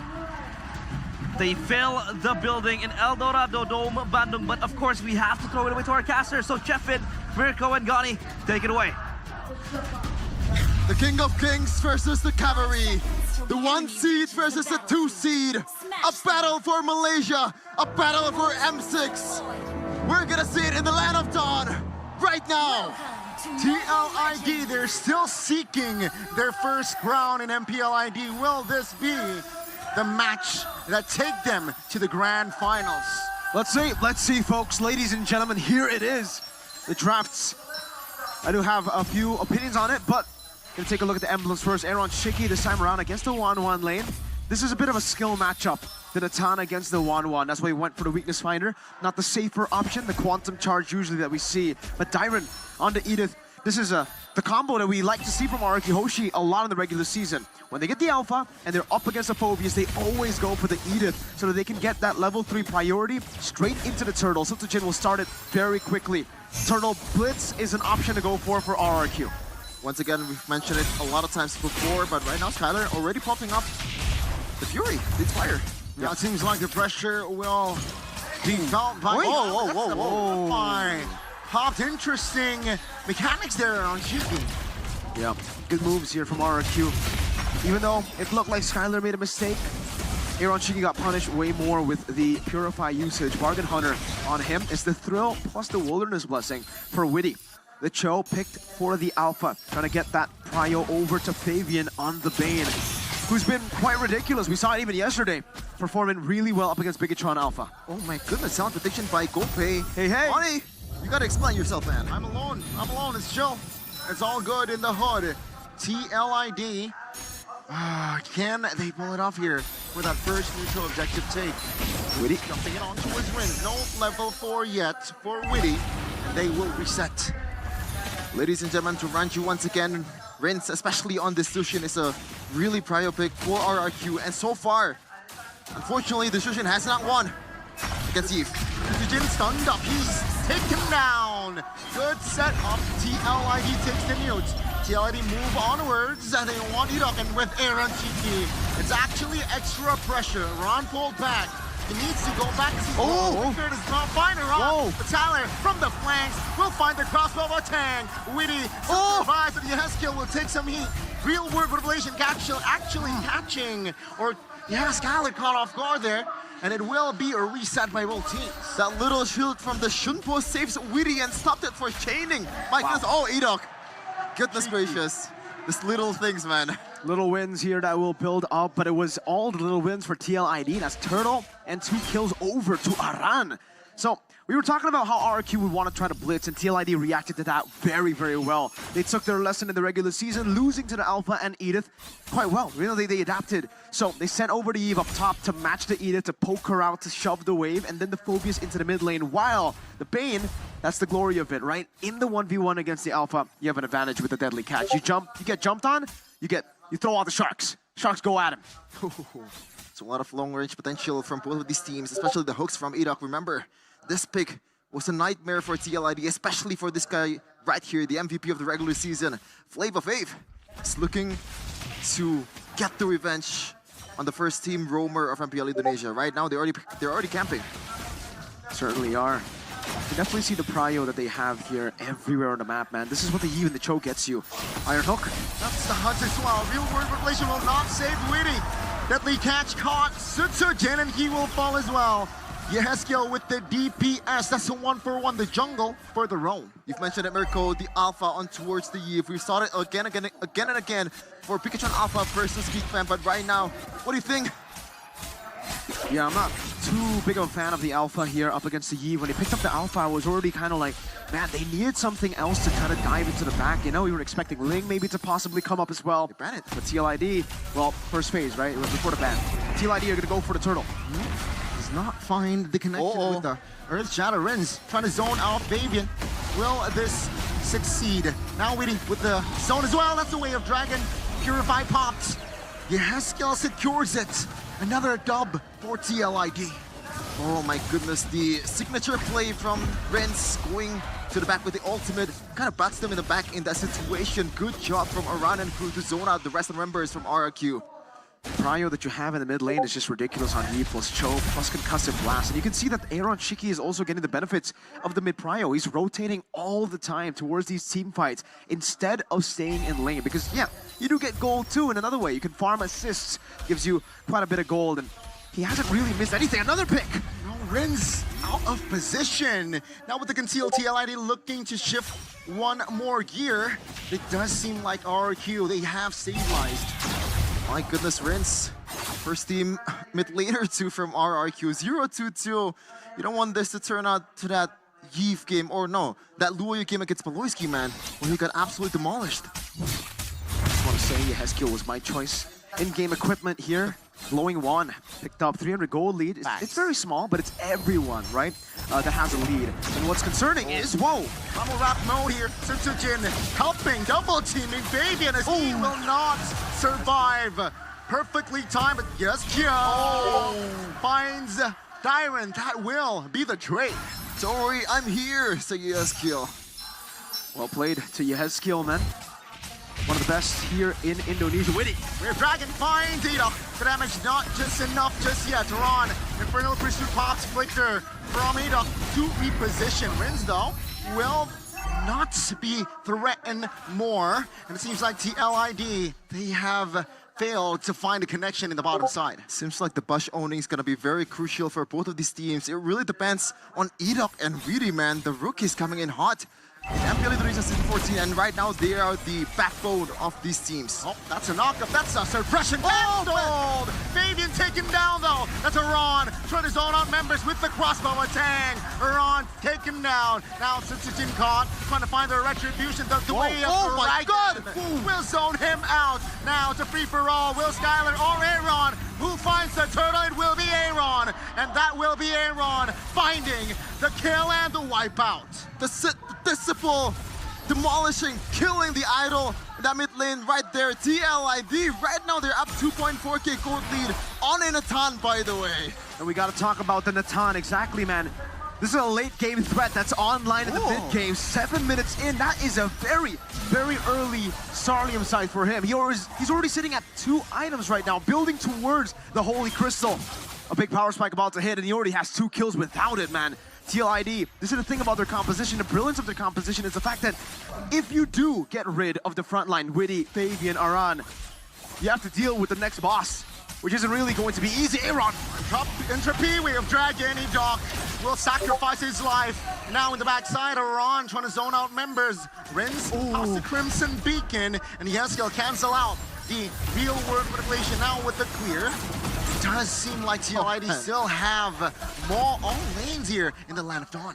They're controlling the game right now. The cavalry is definitely crushing RRQ's chances in mid-game right now. But Mirko, speaking about items just now, Yeskiel on Ice Queen 1, an item that surprisingly we haven't really seen a lot on this hero that is supposed to slow down a lot of members of the opposing teams. Yeah, I think it's because Moreno, the last mid laner we saw play the Eve earlier, always went for the Wishing Lantern because he always had a massive gold lead, right? So he wasn't playing for utility. But for Yeskiel, he's been taking a back foot, I would say. He's been taking a step back here in the regular season of Season 14 and even in the playoffs. He's taken the utility route.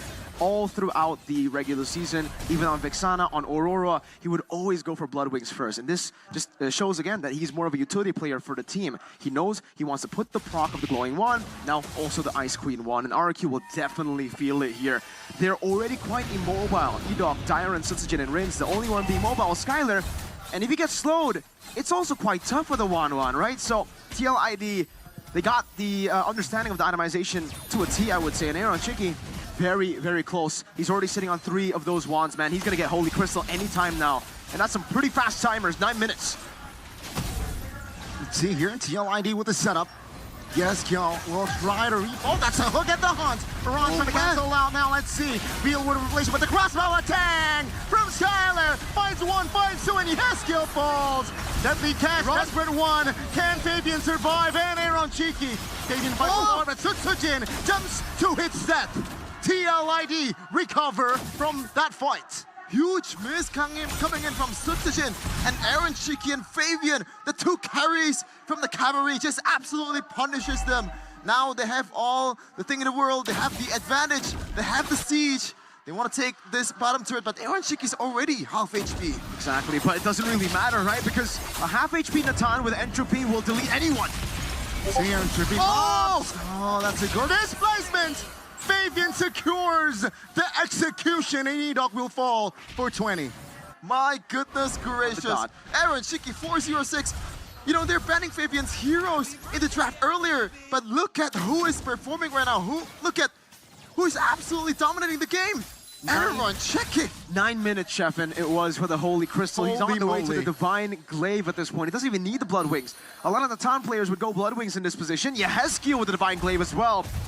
So it's not just Aran and Fabian's damage that you'll have to deal with. That's an endless battle too, by the way. So Fabian, he's building a hybrid build, but it's still going to sting, especially when he gets the bounce on the Crab Claw Cannon. Witty, they're backing on towards Edok, and he will be deleted. Witty will be the trade though, but now Base Turret should be the main target. Lord is still up, and now Dyron flickers out. Aran out of position and punished. Lord taken care of. Aaron Cheeky and friends. They will go back.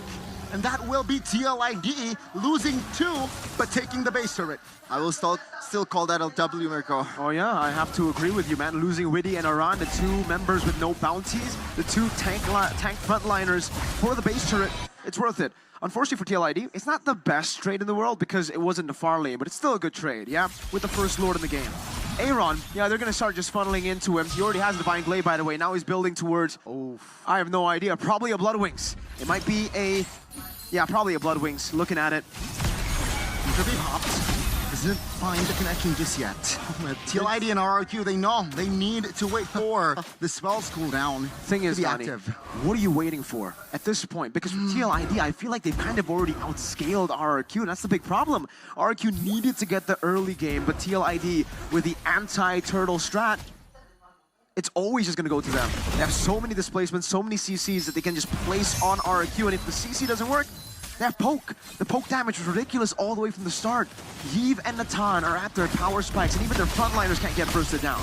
I mean, look at Iran too. He's on a flicker, right? The last occasion where one of the members of TLID gets hooked by Edok, he was there just flickering forward and dealing just a sliver of CC towards Edok as well. It serves as an utility as well. It's not just, you know, you're not just tanking, you're also covering your teammates. Yeah. And I already mentioned this earlier too in the draft, right? As the Yeev gets picked up, it's an amazing pick into the 1-1. So I was expecting maybe a Beatrix to show up here, even though it's also a big problem to be able to go up against the Yeev. At least you'll be able to combo in together with Edok much faster. Dyron. The onward does not land on Iran. Lord will be taken care of by Fabian. Dyron though stuck. No flicker. That might be a mistake there. An overextension. TLID, they punished Dyron. Man, oh man, this guy has been amazing on Edith over the course of the season. Right now, TLID just making it not useful at all for RRQ. 3-5-3 so far from Mr. Dyron.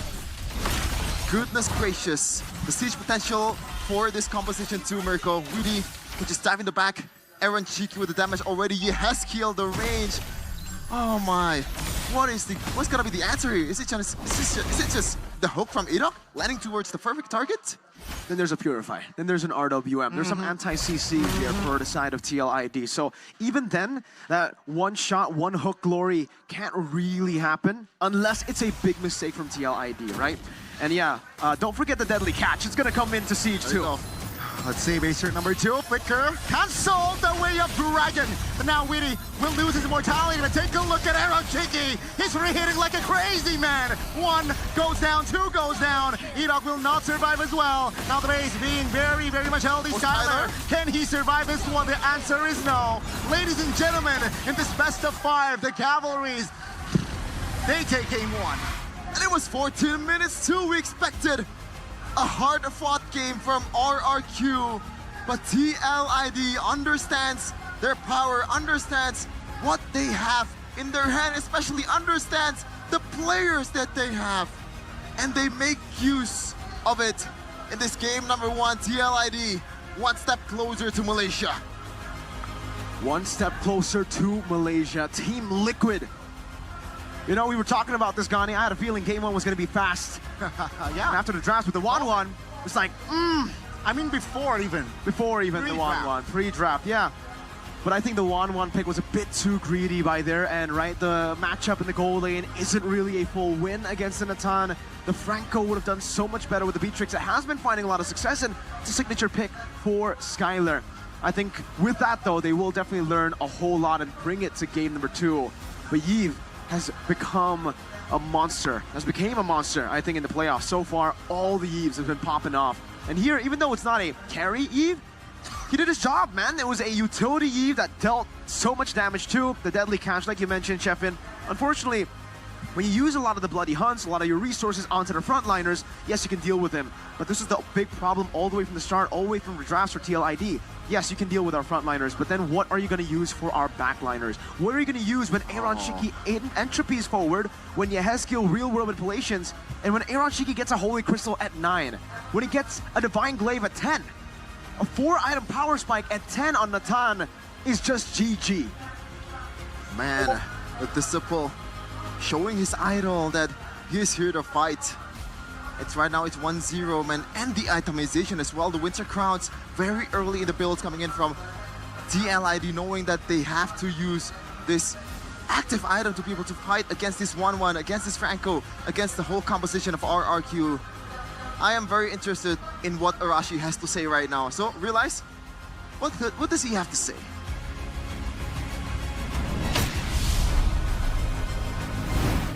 The Cavalry strikes first. They have one castle wall taken down, and the Kingdom, They have to breathe heavily. But still, it's only game number 1. What are your thoughts on that game? Because Chefin was asking, how does Arashi feel? How do you feel, Arashi? I feel like it's a best of 5, you know. First game sets momentum. It's important. It's unfortunate that RRQ weren't able to come out on top as an RRQ fan, but it is what it is. You know, no one said that against Team Liquid it's going to be an easy game. That's delusional, right? Team Liquid is a real contender. It's going to be a tough match. But I do agree, man. The 1-1, wow. They knew that the EXP lane was going to be tough due to the Phobias, right? Very strong laner. And against the Natan, the 1-1, you know? And again, with that composition, they're going with the Franco for the early game picks, but they're only really relying on the alpha damage to try and help out, which is why you saw that they were able to get the kills, but they always left enough time available for Team Liquid to kind of answer back and get the trade in.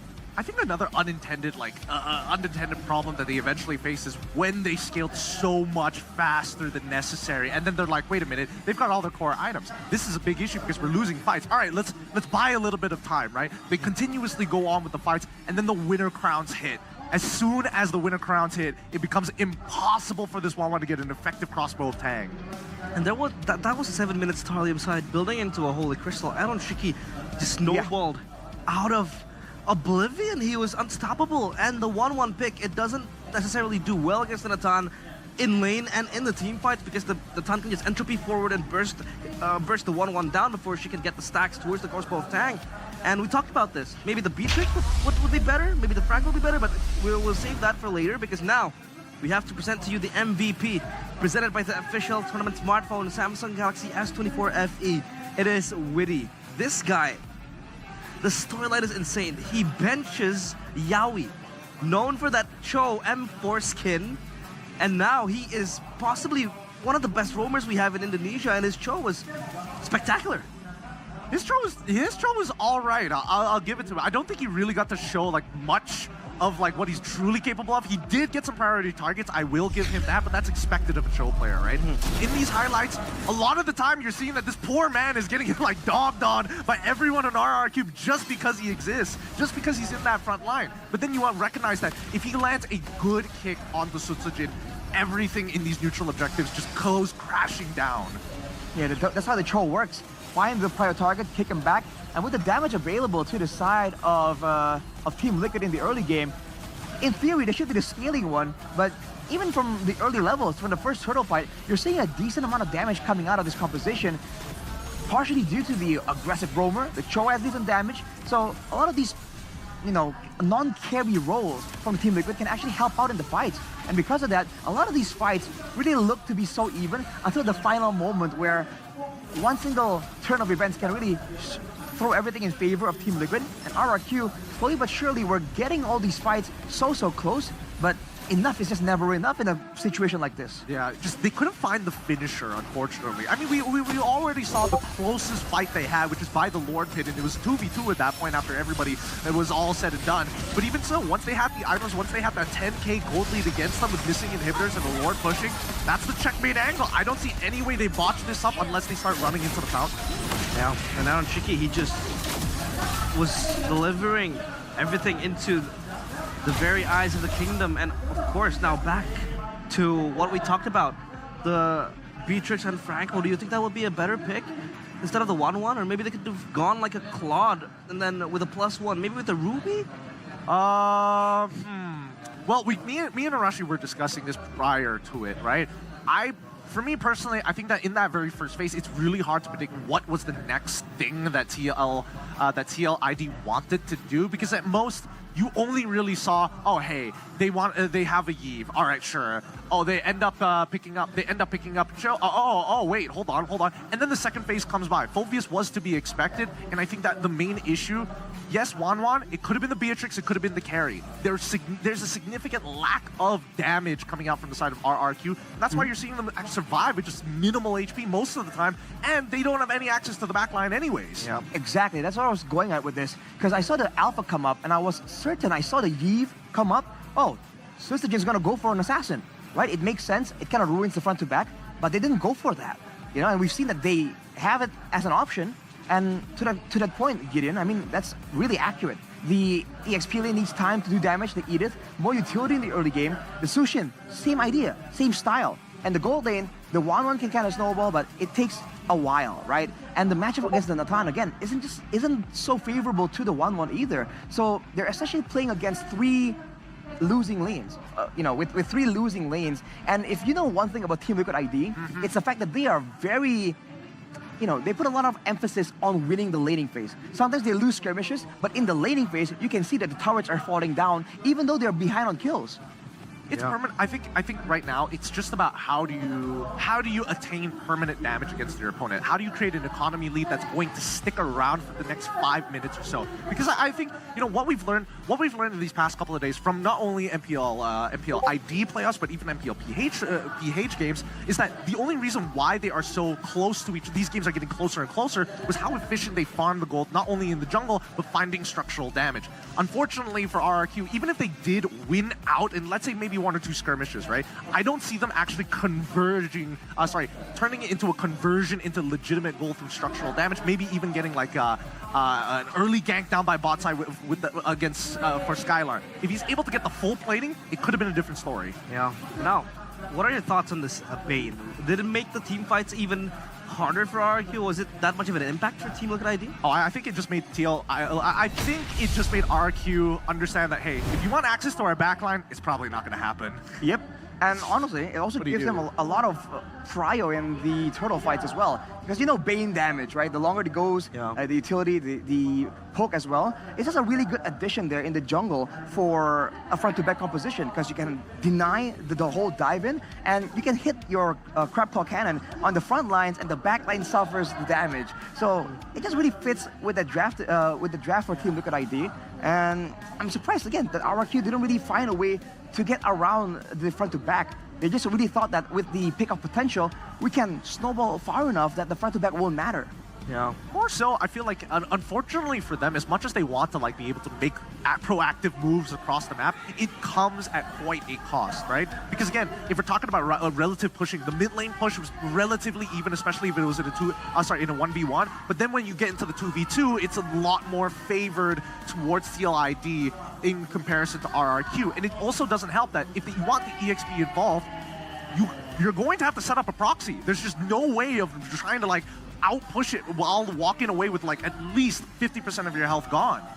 And now, of course, Team Liquid ID, they have the advantage onto Team RRQ Hoshi. Wait, with that 1-0. Does that say #MPL dating? Or MPL date? Well, that was the thing. I hate to break it to you, Gideon, but we do have a lot of MPL dates going on in MPL Indonesia. So these guys are Surabaya.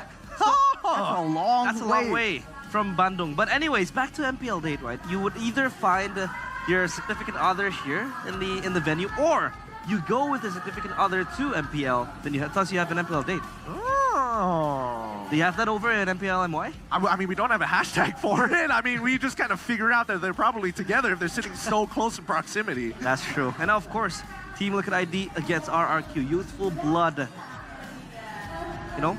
It becomes the hope for Team Liquid ID, but we cannot write RRQ off as well, because RRQ, they also have that youthful blood, that young blood in Rins, in Edok, and maybe also in Sutsujin, because Sutsujin is still relatively young.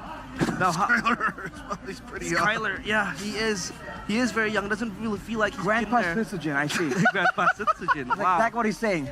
He's still relatively young. Relatively young. He's old, but not too old. But yeah, of course. I feel like the pure rookies are it's gonna be Rins and Edok, because Dyron technically has been in the MPL ID RQ squad for season 12. How do you differentiate between the young bloods of RQ and the young bloods of Team Liquid ID? How many abilities are they landing? Think about it. Think about how many skill shots did Edok land compared to everybody else. Wow. Kind of wild, huh? I mean, how many skill shots did Rins land? Oh wait, no skill shots. That's now, of course, I want to talk about the audience topic voting. After losing game 1, how can RQ make a comeback in game number 2? Still, the same questions like we underwent in the previous match. Of course, number 1 is contest early objectives. Number 2, be aware of Rita's initiations. And number 3, ban or pick the Nathan. That was my question as well. And now we're circled back because most of the audience think that they have to either ban or pick the Nathan. The Nathan is a signature hero for Skylar as well. Do you think RQ has to contest this? Ooh, I will say The audience is pretty smart. The audience is pretty smart on picking up on this one. I don't think contest early objectives is relevant. It's very much dependent on the composition. I think that Natan in some form of scaling would have been nice for Skylar in that case. They're not entirely wrong, but it doesn't directly address the problem, which is, hey, the draft. Like, give RRQ a decent draft, and let's see where they go from there. I do want to... I'm thinking of like the execution could have really saved that draft. Because again, they were just going at it again and again in the skirmishes in the early game. And sometimes we've seen RRQ kind of fall behind and go for some trades.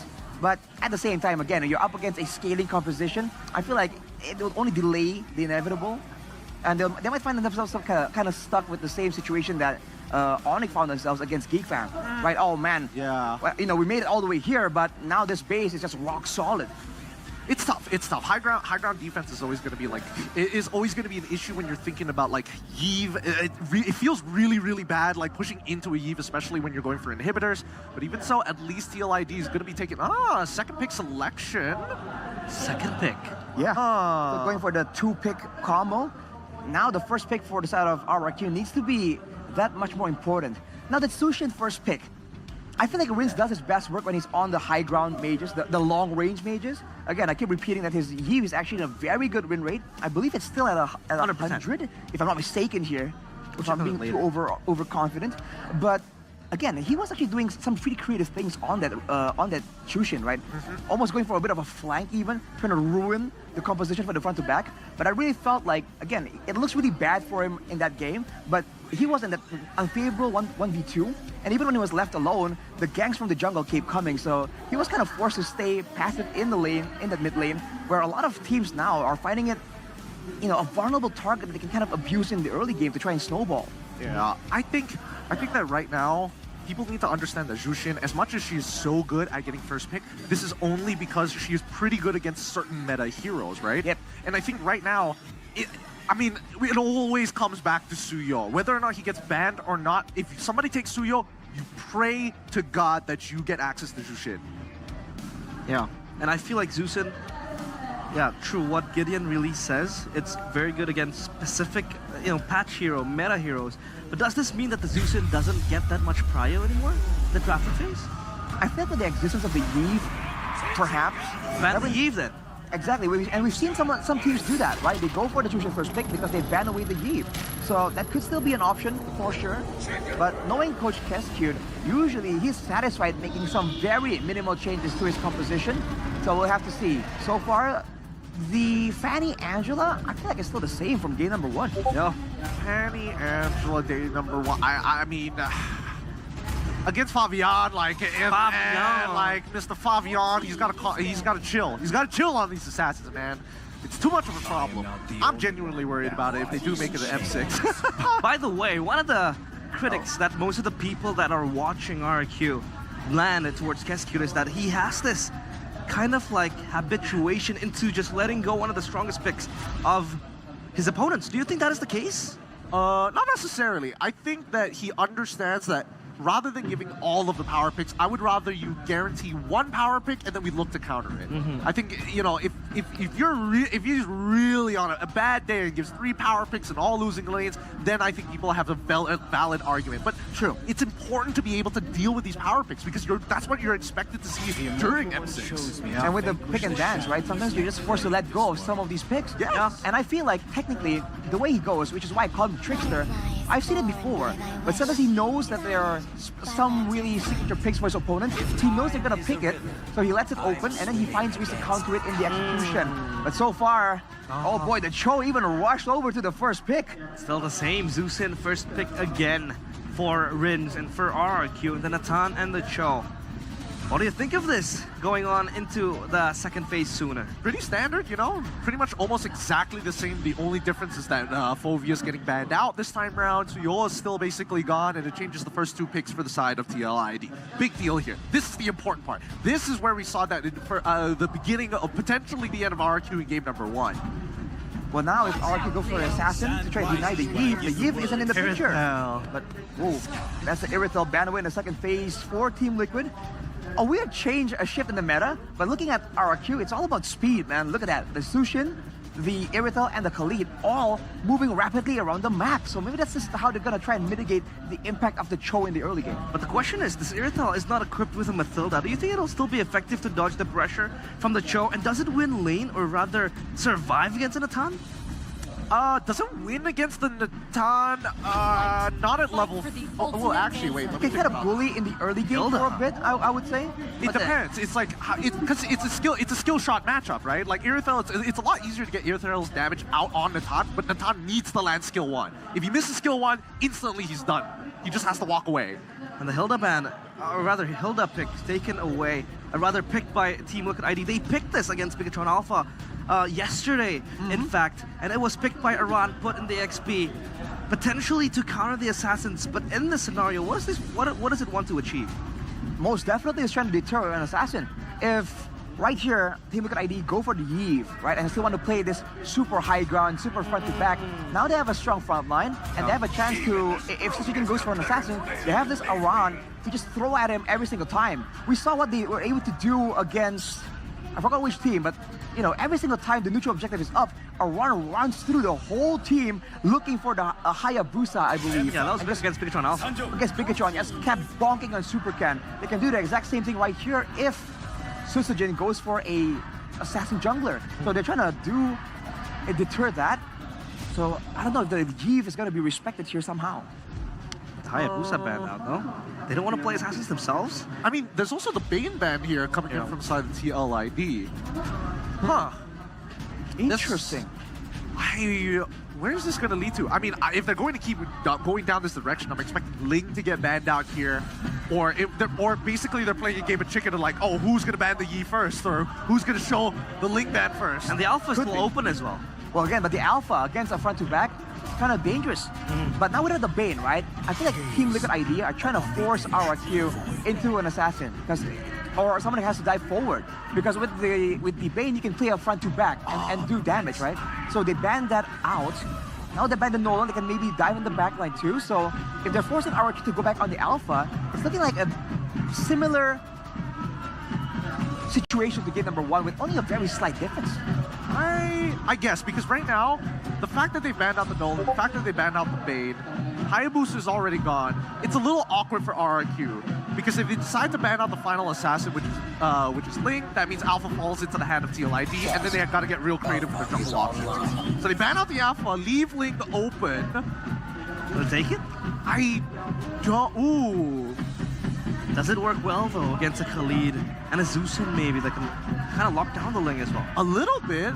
Oh man, this is kind of rough. Yeah, I don't see Team Liquid ID going for an assassin.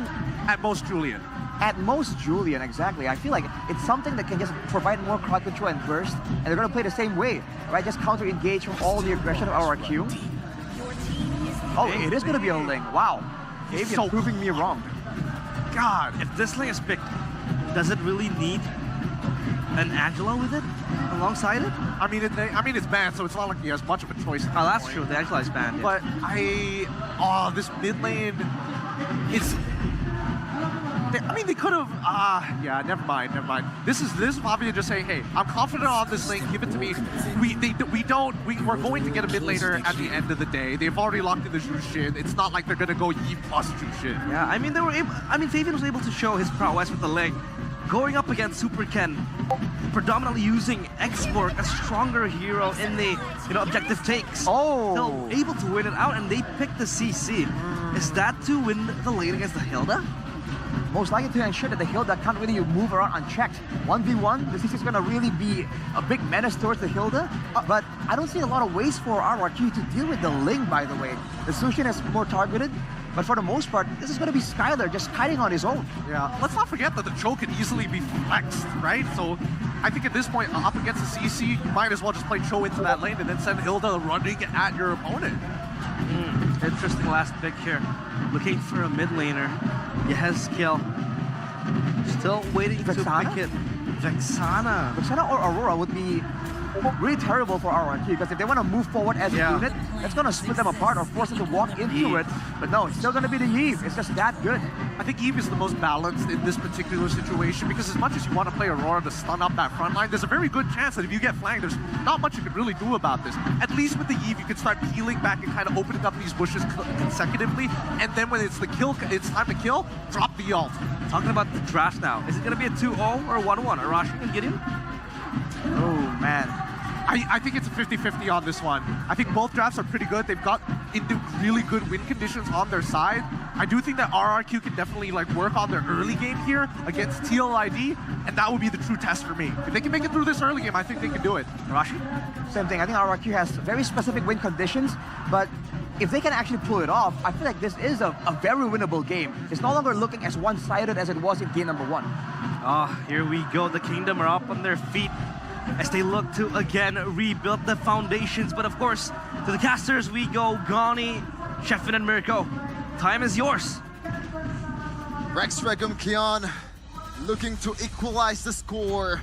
It's 1-0 for Cavalry so far, but it does not end in one game. It's a best of 5. RRQ versus TLID, round number 2.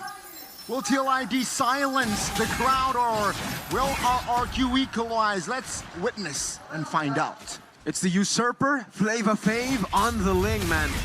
One of his signature picks in the regular season. He was able to use this Ling to beat Bigatron Alpha just yesterday as well in the 3-2 full best of 5 game. So up against RRQ, against the Irithel. I mean, to be fair, with RRQ's bans on the Alpha and the Bane, it just seems like they wanted it. You know, it just seemed like they really wanted the Ling to deal with the Yi that was coming. We knew it was coming for TLID, but they picked the Hilda to try to deny some of the assassins from the side of RRQ.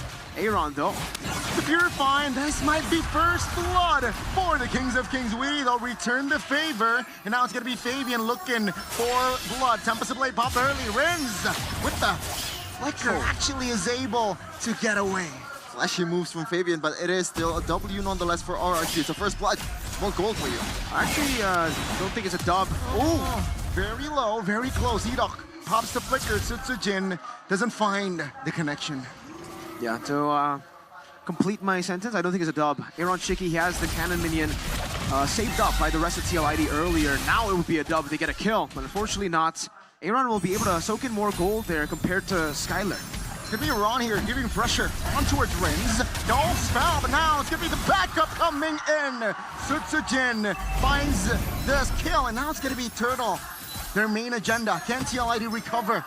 It doesn't seem like so, unless it's a drive-by retribution by Fabian. Hook, line, and sinker. Now Fabian is forced to play with limited options. Let's see, jumps in on towards Rins. No spell whatsoever. He will fall away. That's gonna be this. Oh. Turtle taken by Fabian. No, Sutsujin. And it's gonna be Edok actually finding the kill on towards Fabian. It's different this time. Oh, really? Oh, caught slipping there by Tyron, but no conversion just yet. But yeah, it's different this time. And oh, Edok once again. They're not letting this man recall. Oh, the Khalid Rome, man. The Khalid Rome doing work. In the bottom side, it's going to be Aaron Shiki pushed on towards the turret. Sutsujin. Oh, man. Will he able to find the kill? Oh, no. My goodness. Aaron Shiki goes down the second time in this game. Which is the dog. What the dog doing? What the dog doing? I don't know what the dog doing, man. Aaron Shiki tried to purify. I guess he was expecting a chain to come through. And man, for TLID now is looking real tough, because Aaron Shiki has been bullied so hard in the gold lane. Aran actually unable to try to translate anything over. We have MPL X-Streamer right here, Mr. Shapine. Mr. Eric Kolim, a familiar face. We haven't seen this guy for a long time, at least for me, all right? No shade to this guy, but let's back to the game.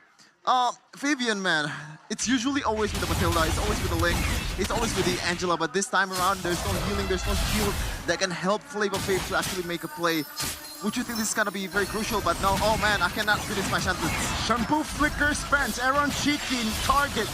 Now it's gonna be the Tempest Blade. The stun, Fabian walks away, but Ren's pressuring. Oh! Lantern Flare doesn't find the execution. TLID survived that fight. That little immobilized Mirko.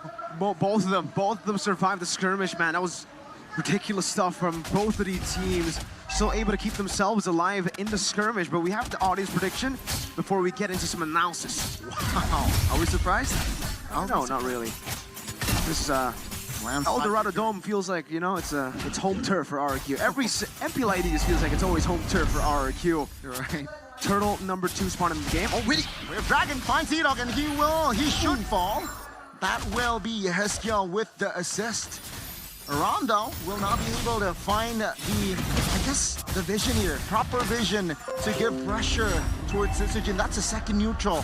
Falls for the Kings of Kings. Skylar pressured with the sprint as well. He's able to juke around. Answer run and Witty will pay the price. It's going to be Fabian trying to find the kill. He will. That was the one for the backside. The burst damage from Sitsujin is more than enough. Oh, that's the shutdown as well for Aaron Cheeky. It's not over, Ritz. Whoa. Good read. Iran now providing cover, but E-Dog finishes the job. Iran giving pressure, dealing damage, but Aaron Cheeky doesn't find the connection. Entropy looking for the kill. Purify to save the day. He will find the connection. Wave Dragon to save Aaron Cheeky's life. Skylar jumps in, no sprint though. E-Dog.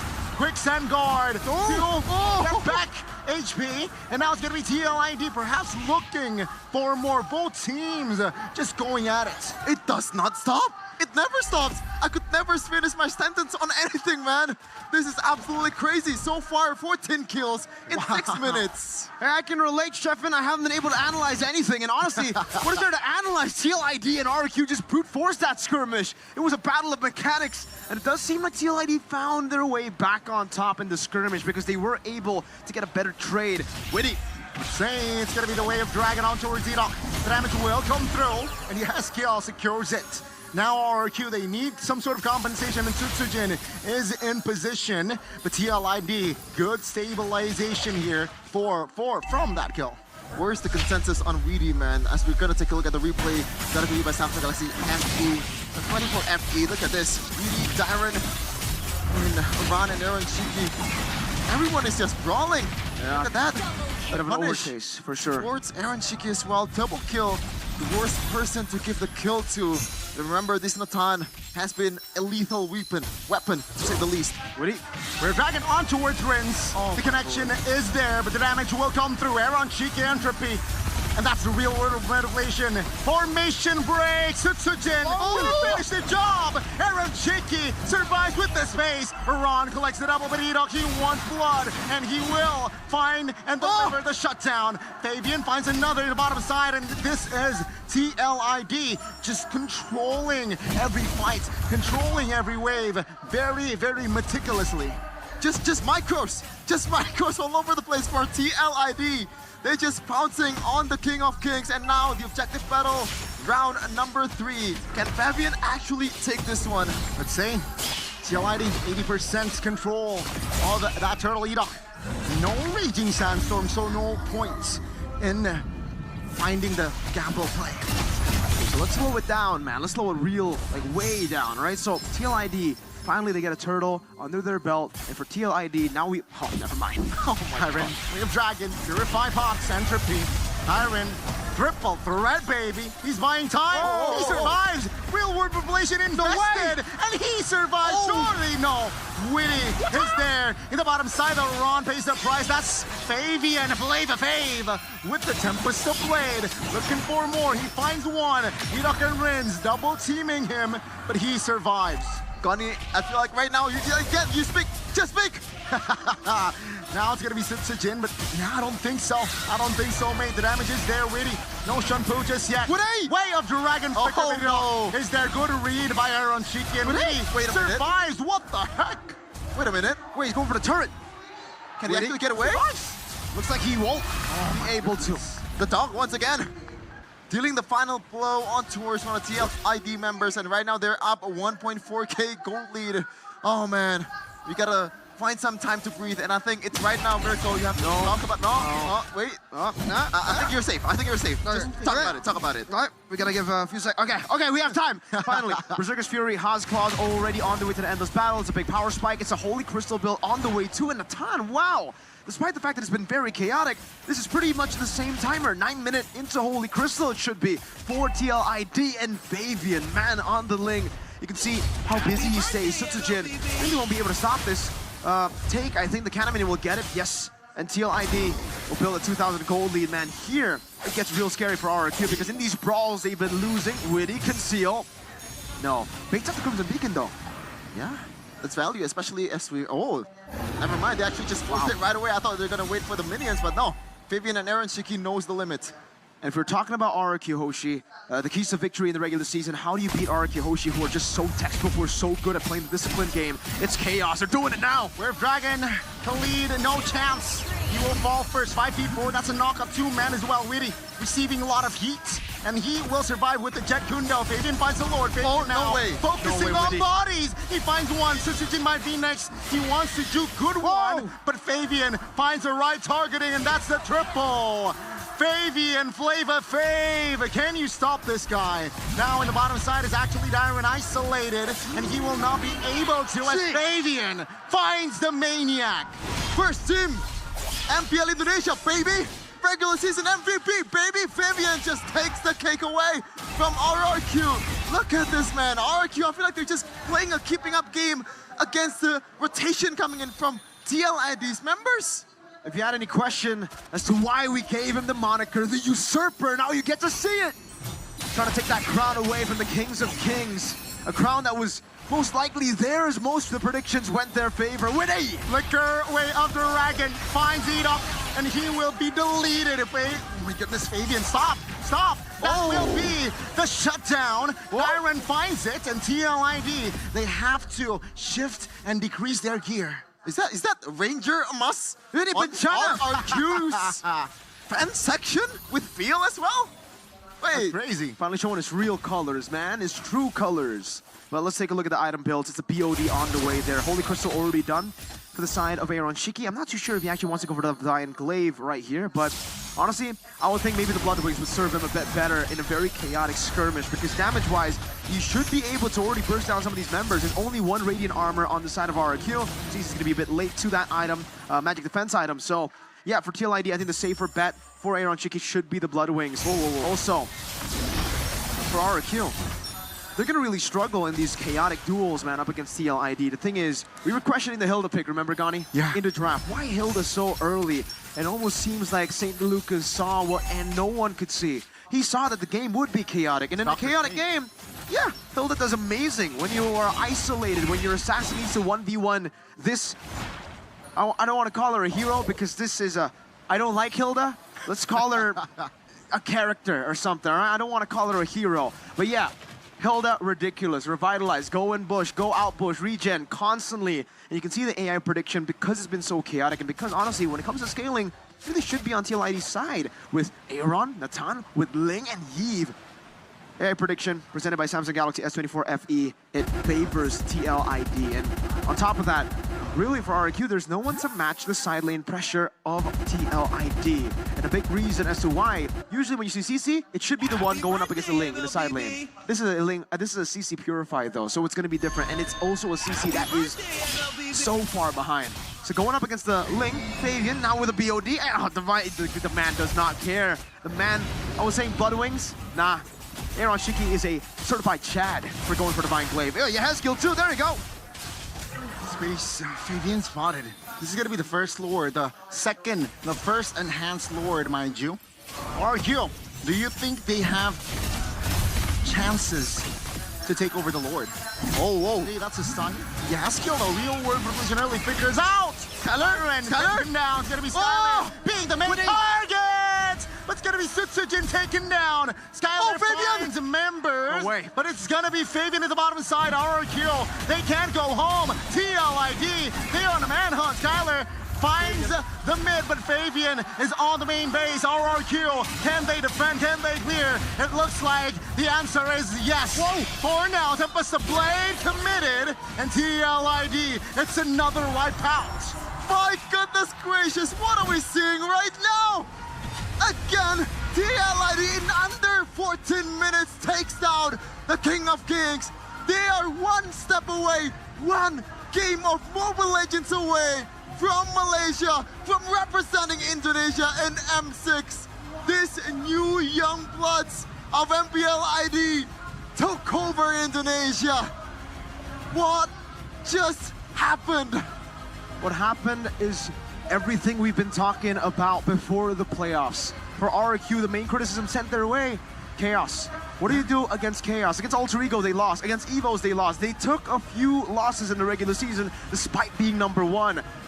And those losses, there was a pattern in those losses. Whoever was able to fight to RRQ to make it messy, to go in randomly against a textbook team, a very disciplined team in RRQ, they end up doing really well. And who better to take Chaos than TLID? This team is literally, they're the cavalry. They will charge through whatever formation you have. It's literally like a war strategy, right? When you have infantrymen, when you have lined up everything, discipline, you crash it down with the cavalry, man. Charge through, break that formation. This team is definitely addicted to the rush. Oh man, they are.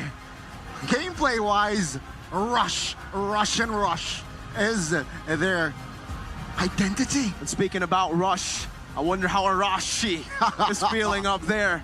I wonder, man, because you asked him, Shepin 1-0, now it's 2-0. Man, and it certainly is a healthy addiction for TLID as they're absolutely insane, man. Fabian, I'm gonna offer you my humblest apology. I was calling you, I was questioning this lane that doesn't have an Angela, doesn't have the Matilda, the healers. No, it don't matter. It is Flavor Faith.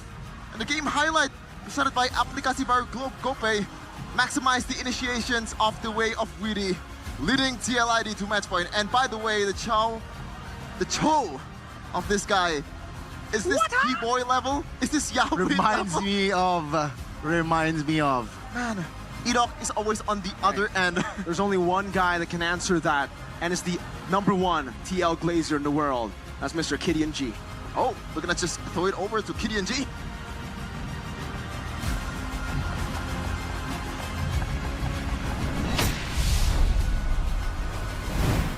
It's been a very bad day for Arashi. His IEMs are running out of battery.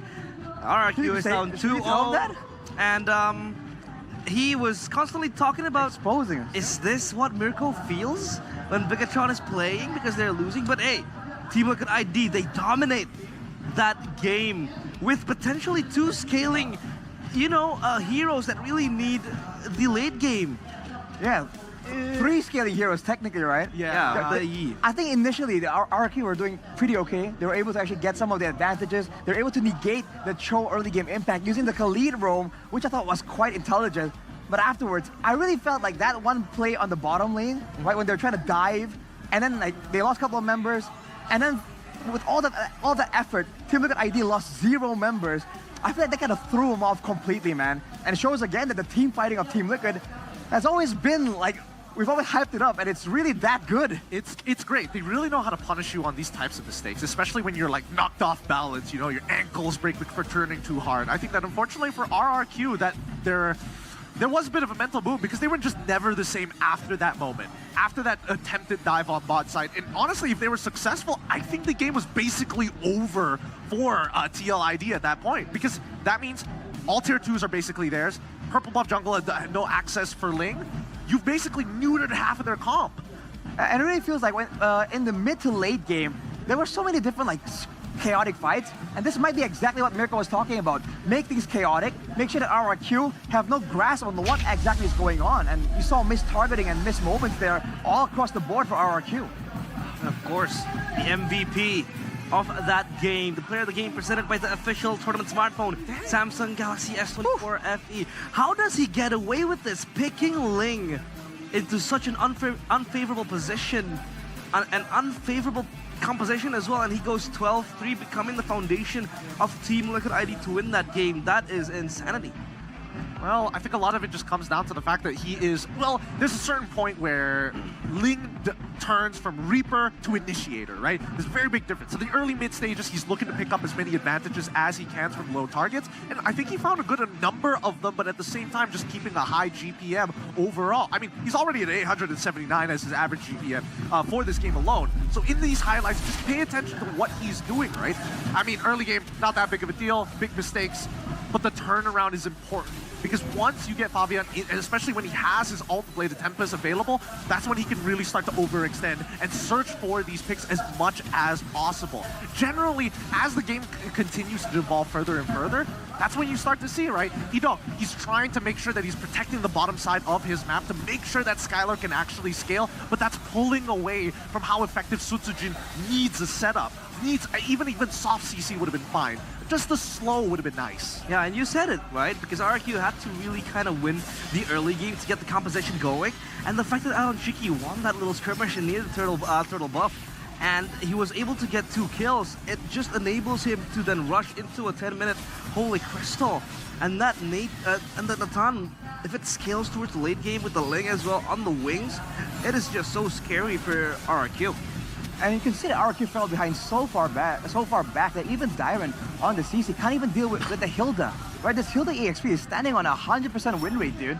Like, what is going on? That chase potential. You thought that the slow was coming from the Eve? No, it's the Hilda, bro. And at this point, it shows you again just how desperate the situation was, that Fabian was able to ignore the fight completely and just go for the crystal and casually still be able to just punish in the end. Anyways, it's looking kind of close, but honestly, I think towards the mid-game, the recovery for RRQ, they were trying to make plays happen, they're trying to find, you know, some kind of pickoffs in the midst of the fights, and they were unable to get it. Wow, my goodness, what a team this is. Full of young blood, but they're able to pull ridiculous things like this. How but do of course, they finish the game faster? The emblems now. Anything in particular? What about you, Gideon? I'm scanning the emblem. Oh, interesting. So that's probably why Skylar was winning. He took Master Assassin in lane. Yep. That probably caught him off, caught his opponent off guard there. Generally, no, not too surprising here. The only thing that's surprising is the game time. I definitely thought that was supposed to drag on just a wee bit longer, but finishing at 13 minutes, pretty fast here, considering that both sides. And I think this was brought up. This was brought up earlier by a friend of ours who came by. But RQ, if they don't have that early game, the biggest issue is when your opponents have the lore. They don't have much high ground defense, right? Yep. How are you effectively going to clear these waves if Skylar isn't 3-4 items? Exactly, man. They just don't have the same kind of damage. So it's always been like a early game snowball composition, which is why you saw like the hit back from RRQ Hoshi in that early game. But Team Liquid again showing that we're not only one-dimensional. Even if you kind of have a winning early game composition against us, we know how to play around it. And play around it they did. They avoided most of the big engagements. They're able to kind of confuse RRQ, because you saw that as a team at least. If you're looking at the map at any point in time, I don't really feel like you can really see exactly the vision. What is RRQ looking for at this moment? It really seems that they were just scrambling around like, what can we find? Who can we find to try and get something? Anything. Yeah, I think at this point, I would really like to rewatch this game just to make sure to see if TLID were keeping tabs on where Sutsujin was, right? Because as much as we want to believe that Edok is going to be like following Sutsujin through the early game and then covering Skylar towards the mid to late games, I would imagine that Team Liquid probably had a good read on the jungle position of Sutsujin, making the plays on the opposite side of the map, which is why we do see like skirmishes breaking out in random spots when you don't see Sutsujin or maybe even Edok. It's really tough to tell whether they figured that out or not, but I think that at least for Edok, you probably should have stuck with Sutsujin the whole game. Like, if Skylar dies at that point, well, too bad. We got to make other things happen. And this is one of the winning conditions as well for RRQ. Not only in this game, but in the previous game as well against GeekFam and other games, is that the mid trio needs to work. It needs to synergize. And you mentioned it. You brought up about the point that, you know, Edok isn't playing together with Sutsujin, and Rinzu's just getting caught off guard far away from his teammates. What do you think is the problem within the mid-trio synergy? Okay, for the Sushin, yeah, you're oppressive early levels, but in level 4, level 5, level 6, you know, the mid-game areas, you really need to actually play with 1 or 2 members to really activate the potential of his pick. Because you can lift someone 4 or 5 times, but you're going to take a long time before you can even secure a kill. So without the help of additional damage from Sushin or additional setup from Edok, it really was seeming like this Sushin pick once again in the hands of RRQ hasn't really been utilized to its full potential. You saw Team Liquid ID technically just walking around the Lantern Flare. Pretty much, yeah. Exactly. I think I have to agree with Rashi on this point. Rin's on this hero, get him off of it. Get him off of it. Give him the first pick him Eve, in a matter of fact, you know? Whoa. First pick Eve and then expect it to deal with an assassin. I don't think it's viable, but what choice does RRQ have left? They can ban the Sushin and let go of the Suyo. I mean, I think that might... Better yet, take red side. Yeah, that can also be a very good option. Again, we've seen the potential of that side, you know, with all the prior heroes available right now. Yeah. Being able to just pick up 2 immediately really seems to be a lot more beneficial here. I do feel there is a little bit of preparation because as much as I can agree that like RQ should not be letting things like Fanny, for an example, go, and I think Fanny is one of those few heroes with such a high skill expression ceiling that it could truly turn a game 180 right from the first minute of the game. So I get the concerns, but they got to slow it down and they got to make sure that they can play a composition that they're comfortable with. Because right now, I feel like even Skylar is like getting to the tipping point. He's like, I'm losing on all my signature heroes. Something needs to work. Yeah. Team Liquid ID, they are one step away into punching the tickets towards Malaysia, towards M6. Oh boy. And it's insane in this game because they were on a losing draft. Not necessarily losing, but that draft was so egoistical. Like how we also talked with KB about this in the Indonesian desk. It really requires you certain circumstances that needs to be achieved. And Team Liquid ID, they're able to pull it off again with the individual prowess of Fabian in the lane. And now the question is, does Team Liquid ID, you know, touch that comfort zone, or do they have to be careful? Because we saw that they had the lead against Bigatron Alpha yesterday in the 2-0, but they almost got reverse swept into a 2-2, into a 3-2. Again, Season 14, anything really is possible. If RQ go for a reverse sweep, I wouldn't be too surprised. Like deep down, I think it's possible. If Team Liquid ID wins now as well, make it a 3-0 sweep, we'll be a bit surprised, but still, Season 14, you know, how surprised can you really be, right? When the 2 teams with the most rookies right now are fighting for first place. Yeah, and of course, we all watch it unfold on our very eyes. It's insane how now it feels like there are a new generation of players taking charge, and I've always had this thought of what if Team Liquid ID makes it to the you know, M6 World Championships, because these are players that recently got promoted into the MPL team. When their MPL team were struggling with the likes of Gugun, with the likes of Yawi, with Richie back in the days of the early start of MPL ID Season 14. Now, if they do make it to the M6 World Championship, I really, really am curious as to how they will fare with with players that are elite level, you know, the likes of maybe King Kong and other well-known players. What do you think of this notion, Gideon? Well, personally for me, I think that it'd be a very good experience for TLID. I think they've honestly got the best odds overall because of how fluidly they like to play, right? It's not like a very standard, rigid format that they play. If they see opportunities, they make accommodations and adjustments to make sure that that play is viable. And I think that's the beauty of TLID as of right now. Right now, I think that even if we expect to see RRQ make it through, I think they'll do really well for the Swiss stage. But when it comes down to the elimination rounds, that's where I think it gets really difficult because teams can really start picking apart at what RRQ likes to do. And I think it's pretty obvious here that a lot of teams have done so much research on them.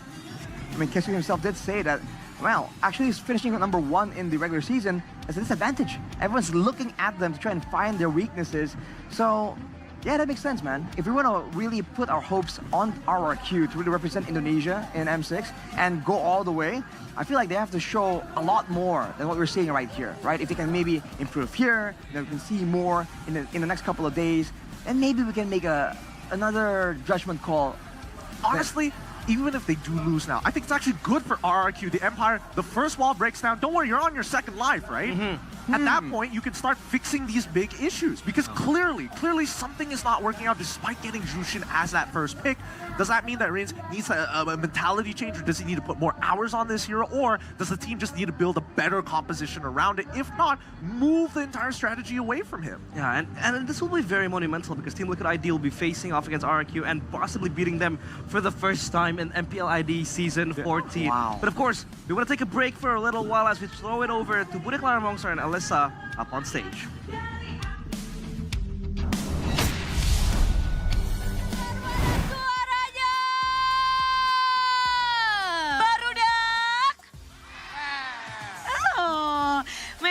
Kompak banget nih barudak-barudak kita, dan memang melihat pertarungan di Best of 5 Series ini 2 game telah kita lihat, namun memang hasilnya ini lagi 2-0 nih. Betul sekali, ini cukup menegangkan ya karena 1 poin saja artinya tim Liquid Indonesia bisa mengamankan tiket ke M6 World Championship. Begitu mendebarkan pastinya, tapi mengingat ini adalah best of 5, jadi kita masih nggak akan tahu apa yang akan terjadi di game 3, 4, ataupun 5. Betul sekali, masih bisa ada perubahan poin dan sangat mungkin untuk RRQ Hoshi bisa mengejar dan mengamankan tiket ke M6 World Championship. Yes, dan melihat ketegangan, tapi kita mau nambah-nambahin nih biar makin tegang semuanya. Oke, bukannya bikin rileks ya Bude ya? Nggak boleh. Kita nggak boleh rileks karena semuanya harus bersiap-siap untuk bermain bersama kita semua di Franco Hide and Seek. Ini akan menjadi permainan di mana ada satu perwakilan dari semua super fans yang akan bermain, mewakilkan kalian semua berusaha untuk bisa mendapatkan redeem code. Betul sekali Bude, karena di balik redemption code tersebut akan ada skin gratis yang bisa didapatkan oleh teman-teman yang berkesempatan mendapatkan skin gratis tersebut. Asik, jadi kita akan langsung saja panggilkan satu wakil dari para super fans untuk hadir ke sini mewakili kalian semua. Kita doakan ya, win rate-nya lebih tinggi dari yang kemarin. Oke, inilah dia. Halo AA. Halo Bude. Asik. AA, namanya siapa? Perkenalkan nama saya Zulfa. Zulfa, asalnya mana? Saya asli Bandung. Asli Barudakwel ya. Oke, Zulfa, kalau kemarin kita sudah melihat yang main Franco Hide and Seek win rate-nya 40%, betul Bude? 47. Kalau kamu sendiri gimana, win rate-nya berapa sih? Untuk saya win rate itu di 57,8. 57,8 Bude. Nggak apa-apa, naik 10% nggak apa-apa ya. Tenang ya super fans ya, nanti dibantu ya, dibantu. Nggak apa-apa, tapi siap nggak sih untuk mewakili semua yang hadir di sini untuk bisa ngedapetin redeem code? Ini semua bergantung padamu loh. Siap Bude. Pressure nggak? Tidak. Mental kuat ya? Kuat atau? PD bakal dapat? Pede. PD di percobaan pertama bakal langsung ngehook? Insya Allah. Insya Allah. Nah, kita langsung panggilkan nih penantangnya. Inilah dia, tim yang sudah dipersiapkan. 3 orang yang akan bersembunyi. Langsung saja, tim bersembunyi, tim hide. Waduh, sudah pada berkumpul di sini. Betul sekali, kita lihat ya. Ini dari trio apa nih, boleh salah satu? Trio kacau. Trio kacau? Kacau apa ini singkatannya? Kacau aja. Kacau aja. Untung bukan kacau balau ya. Oke, trio kacau. Siap untuk bersembunyi? Ada mungkin yang udah dipersiapkan nggak sih untuk bersembunyi? Mungkin udah janjian, kita sembunyi di sini ya. Gak ada sih Bude. Out of the box aja udah ngumpetnya. Waduh, out of the box. Jangan sampai ke map roll ya. Oke, dan kita akan menjelaskan juga untuk cara bermainnya buat yang mungkin kemarin nggak tahu caranya gimana sih Alisa? Gampang banget karena caranya Franco Hide and Seek ini pastinya akan diikuti oleh 1 penonton dan 3 kru. Dan pastinya bisa langsung mencari di area yang tersembunyi di sekitar bus ya.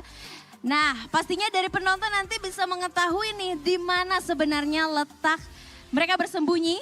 Kasih tahu ya. Tapi khusus untuk kamu tidak boleh menengok ya. Jadi hanya dengarkan insting dan juga arahan dari penonton. Jadi penonton mohon dibantu ya. Oke. Siap untuk bermain? Siap Bude. Ayo kita countdown dong. Pakai bahasa Sunda coba. 5, 4, 3. Jawa dong. Ayo. Hiji. Hiji lo. Tilu. Salah. Tilu, 4. Oke, kita countdown bareng-bareng yuk. Kayaknya KW ini AA-nya. Ayo, dari Tilu. Tilu. 2. Hiji. Let's go. Oke, dilihat ya penonton ya. Kita akan nanti bantu. Oke, kita akan saksikan bersama-sama nih. Yang di dalam Eldorado Dome Bandung pasti lagi harap-harap cemas juga. Kalau kemarin tuh rame banget audiens dengan menggunakan Franco-nya. Namun ini ada Matilda, Benedetta, dan Cloud. Sudah dipilih oleh tim MPL. Waktu bersembunyi kita berikan. Silakan bersembunyi kalau udah bilang ya. Karena abis itu diem, jangan gerak-gerak. Tim MPL saatnya bersembunyi. Ingat tadi posisi yang sudah diperbolehkan hanya di sekitar Turtle Pit saja. Oke. Dan ini Wis, Bude, durung. kita berikan kesempatan berapa kali nih Bude untuk ngehook? Kita kasih 3 kali kesempatan dan sekarang dapat 1 aja redeem code akan langsung dibagikan. Yes, jadi kalau sekali aja langsung berhasil ngehook. Siap, jadi Franco silahkan AA cari nih. Yes, oke. Penonton boleh dibantu ya di mana ya? Oke, lurus. Jangan masuk bush ya, nggak boleh masuk bush. Waduh. Angga akan Gimana beneran nih? ya, iya. Ini baru 1 kesempatan udah dapat. Coba, masih ada 3 kesempatan kan sebenarnya. Pakai semua, siapa tahu dapat 3-3-nya. Betul. Makin banyak. Terus. Santai. Tapi gimana tadi ngedapetin yang pertama? Ada triknya kan? Waduh. Nggak apa-apa, 1 lagi. Ayo, kejar. Kemana penonton? Ayo. Cooldown. Grogi itu Bude, di sebelah Bude. Iya, sini. Kemana? Iya, situ kah? Lo jangan masuk.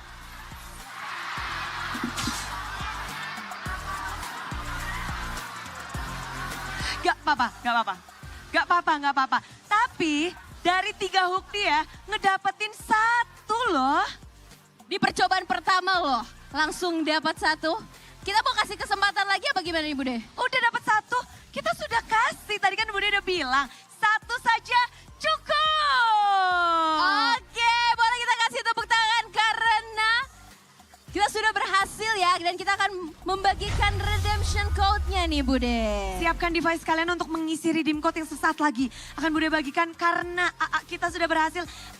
Sampaikan sesuatu dong karena keberhasilanmu. First try lo sebenarnya. Ada tipsnya kah? Enggak sih, feeling aja. Waduh, feeling. Apakah melihat permainan player siapa mungkin gitu? Banyak-banyak belajar dari player?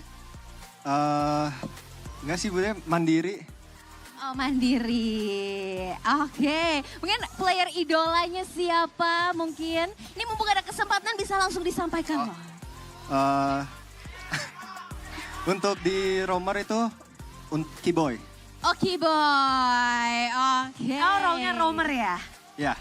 Tapi memang karena udah 1 tadi udah kecantol, udah kepancing mania, sudah ke hook. Redeem code akan dibagikan. Jadi bersiaplah, udah siap-siap belum nih udah ngetik redeem code. Harus langsung di redeem ya biar cepat-cepat dia dapat. Kesempatan semakin besar buat yang jempolnya cepat. Persiapkan, inilah dia redeem code untuk Franco Hide and Seek. Silahkan langsung saja siapakah yang akan berkesempatan mendapatkan skin gratis. Jangan sampai typo ya Bude ya. Gak boleh sampai typo, ini kodenya panjang. Silahkan langsung dimasukkan saja. Ayo, jangan difoto, langsung beneran deh, serius deh. Yes. Ini jempolnya pada cepet-cepet banget. Yes. Hanya mereka yang tercepat yang akan bisa mendapatkan ya skin gratis dari kode yang tertera di layar. Jadi thank you banget semua yang sudah bermain, tim MPL.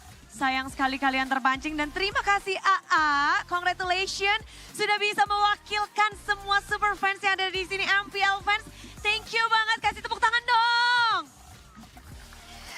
Oke, dan itu dia tadi Franco Hide and Seek. Dan pastinya kita berharap kalian bisa mendapatkan ya skin gratis dari kode yang sudah dibagikan dari kerja keras AA. Dan Bude, karena game yang selanjutnya akan lebih menekankan, langsung saja kita akan lempar ke panelis, silakan.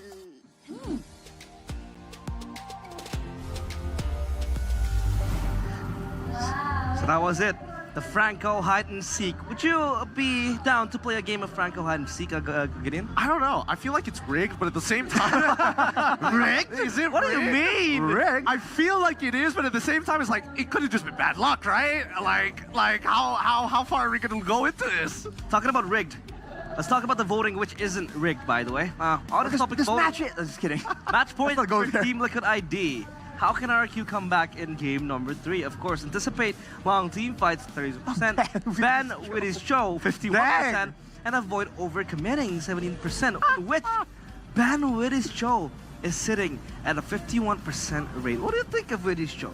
Honestly, I think it looks so much better than game number 1. He's finding like some really cool angles overall, but in terms of like whether or not... Oh, wait, hold on. Wait a minute. Top 5 Natan win rate.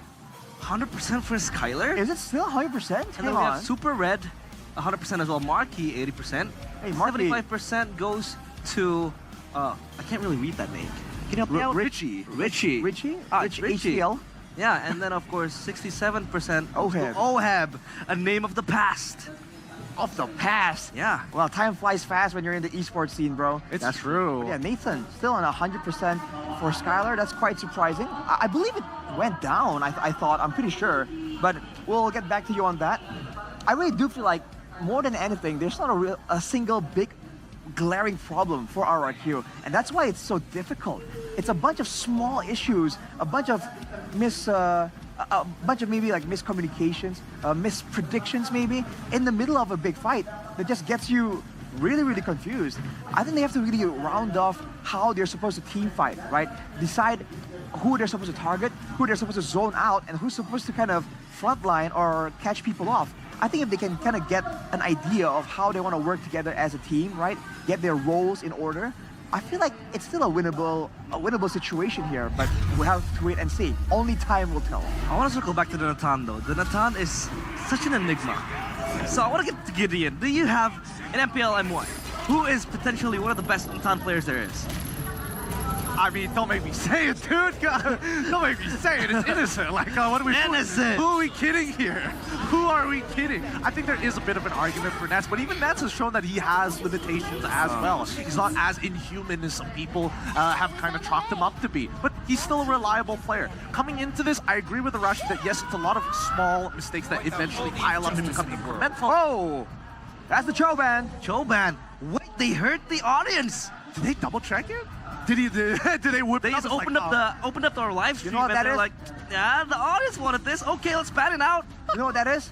That's democracy. That's democracy. Democracy, I baby. knew. I had it in my head. That's democracy for you, ladies and gentlemen. Look, we live on an Earth. Some may say a super Earth, but generally, things have been going. I mean, this is an interesting change of pace. I do want to see how St. Lucas is going to handle it, though. I don't think the Cho was the hard crux, but definitely was a deterrent.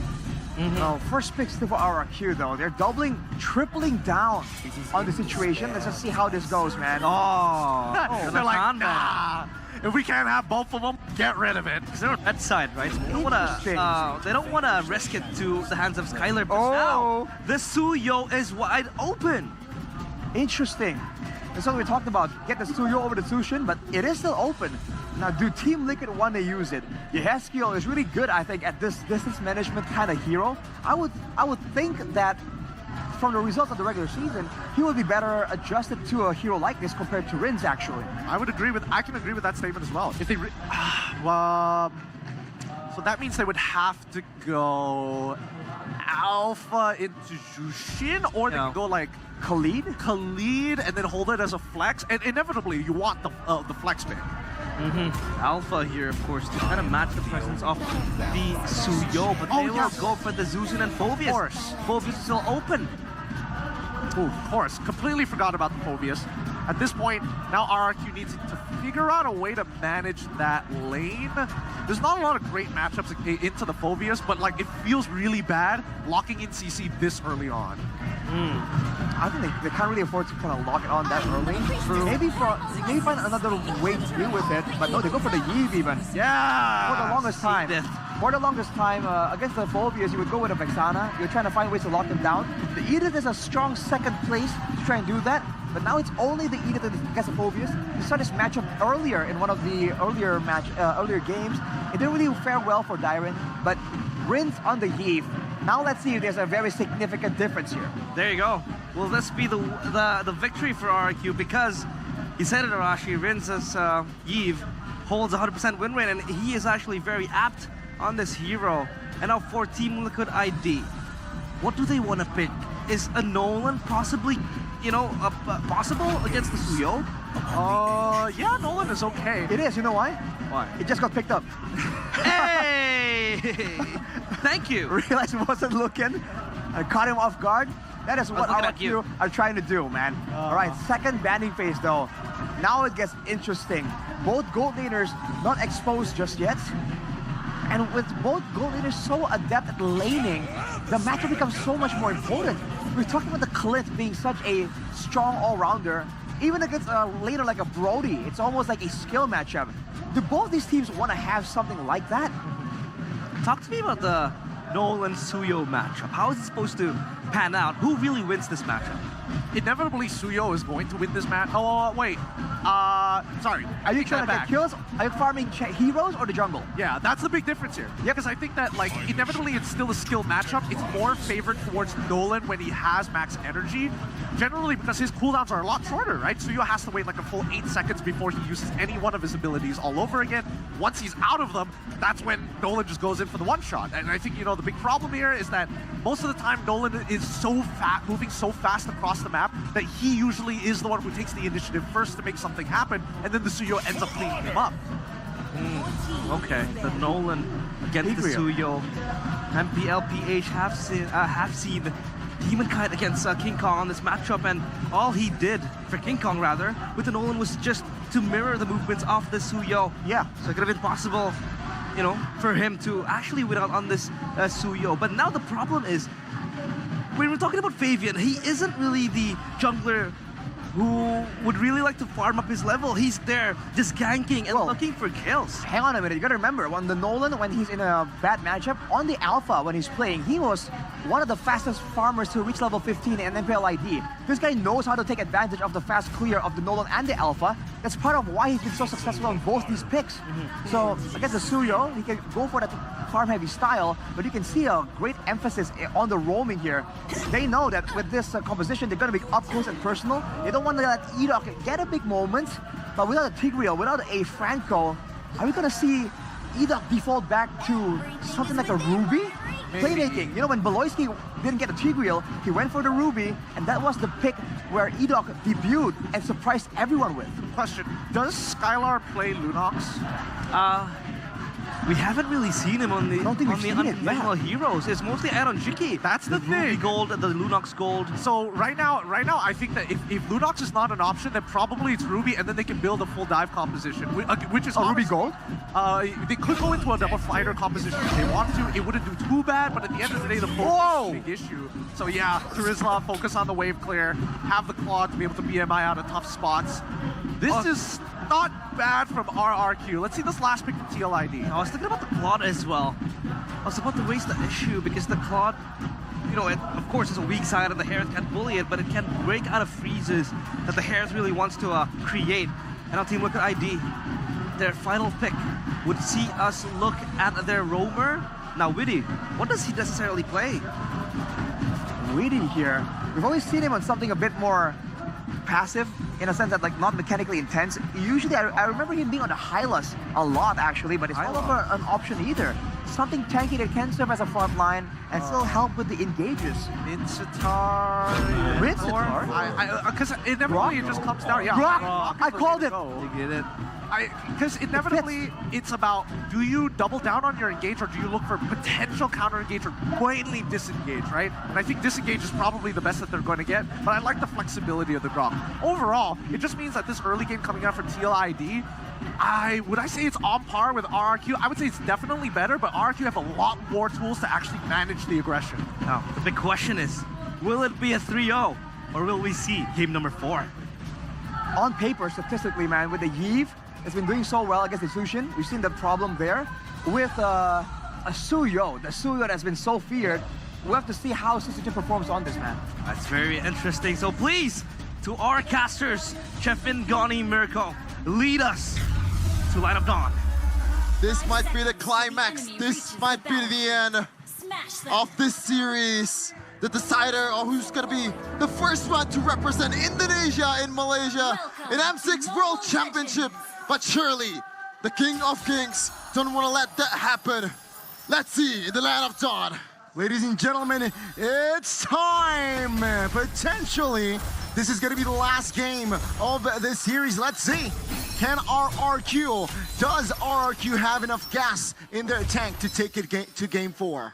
It's a good question, Gani. It does seem like TLID have finally chosen a new hero. By the way, great purple buff reset there by Witty. Unfortunately, no capitalization because RRQ, Suyo, Sutsujin, for intelligent pathing will clear the entire bottom side before moving over to the purple buff. What's interesting, what caught my eye instantly is the fact that both roamers goes for the Brave Smite, not the concussive blast that we are used to seeing from the Grok, for the instant clear. I'm guessing because Jusin clears pretty well herself, now we want to go for the Brave Smite. For Edok, I think on roam Edith, this is quite, it's more normal to see compared to a Grok, but it is the Wilderness Blessing plus also the agility, so he wants to be super fast. Mr. Grokman over here is also agility for Aran. Wants to be... Wow, okay, that one, there's something interesting as well, is the weapon mastery selection for Aaron Shiki. I think we've seen a lot of Bargain Hunter, seen a lot of Inspires as well, but he's gone for the weapon mastery, looking for that mid-game power spike, or even late game, I would say, to get items, equipment, and then start dealing damage. Fabian, very, very heavy pressure on towards Edok, who forced to use the flicker, and even then, Fabian wants a bite or two. Man, oh man, and the flicker is gone for Mr. Edok for the next objective, possibly. So it's gonna be safer for Fabian to actually execute the Retribution, the next objective. But Mirko, again, Yeheskiel, oh, never mind, gotta wait. Aran popping the Vengeance in the backside. Actually, Sutsujin caught. And that's the first blood for TLID. Darren finds the trade with the help of Renz. Witty and Fabian, good juke, and the real world manipulation was able to be triggered. Yeheskiel, a little bit late, but that's a knockup on towards Edok, who has no flicker. Good to see that TLID is still addicted to the rush. They're not stopping on the team fight. They're not stopping to kill the members of RRQ. Really intelligent punish there from Fabian. He was just waiting for the moment, but also really well played from Aran. Pops into Vengeance, and he got the Brave Smite proc while also hitting the minions to get a bit more sustained with his first skill. Bottom lane, Shaman Force. Whoa. Is actually very low. Still holding on to that Purify, but that's going to be a freeze in the bottom side. Yeah, the Harith not really... I mean, the Claude not really a good matchup into the Harith. That's why I really didn't expect them to go for the Claude. It's a comfort pick, and in these situations, it's great. TLID, though, Turtle. See here, TLID with the control. That's a knockup. On towards Witty, that's a lot charge. Good response. But Fabian finds an angle. Retribution for Sutsujin. Witty will lose his life. Now we're on tanking 3 members of RRQ. Dyron very low, but it seems like with the Vengeance now, we're on. Still will not be able to find the trade. RRQ, great response for that turtle take. Yep, a good lead to build on is early of the game. Especially, Yeheskiel almost got taken down. Got taken down by Sutsujin. Has the flicker, luckily, to escape. RRQ with a great first neutral objective take, but TLID, the scene right here. Oh, that was a weird interaction, actually. Fabian? This flickers out, but it seems like with the fracture, Fabian finds his first kill of the game. It seems like no matter what the hero Rins is playing, he's not gonna have a good time against TLID, man. He's been one of the prime targets of the cavalry so far. Fabian is just him on the Assassins, man. He knows exactly how to go for these picks, the calculation. We got the general of RFQ here. Oh man. I'm gonna be excited to see the reaction here from Mr. B. Kent. Surely one of the more prominent fans of RRQ. Clark Kent is his brother. What? Okay, back to the game. RRQ right now, they have the gold lead, but it seems like in terms of map pressure, Mirko, even by the kill difference, actually RRQ winning it out, but TLID, they seem like has the upper hand right now. Yeah, that's why it's going to be really scary for TLID. Once the mid-game hits, their mid-game power spike is going to hit like a truck, man. If they go for the skirmishes in the mid-game, once Aaron Cheeky has gotten 2 items even, the weapon mastery will really start to impact the game. Edok, that's a knockup. That's a wild charge committed as well. Now it's going to be the real world manipulation. Now looking for a trade. Yeheskiel will be the first one to fall for TLID, and that will be a disengage. Fabian, though, very cheeky attempt there. But Skylar, quick reactions. I'll take that any day of the week, man. It's over for a mid laner on towards Yeheskiel. It's also the first death for this guy as well. It wasn't improved player, but Skylar placing the wedge. No, it will not be enough to save his life. TLID finds the structure. Oh, that's a good dodge. But the primal wrath. Oh, doesn't land. Flavor Fave brings flavor in that juke. Get him to Alcatraz because that was an absolute crime of the highest level from Flavor Fave, the MVP of the Red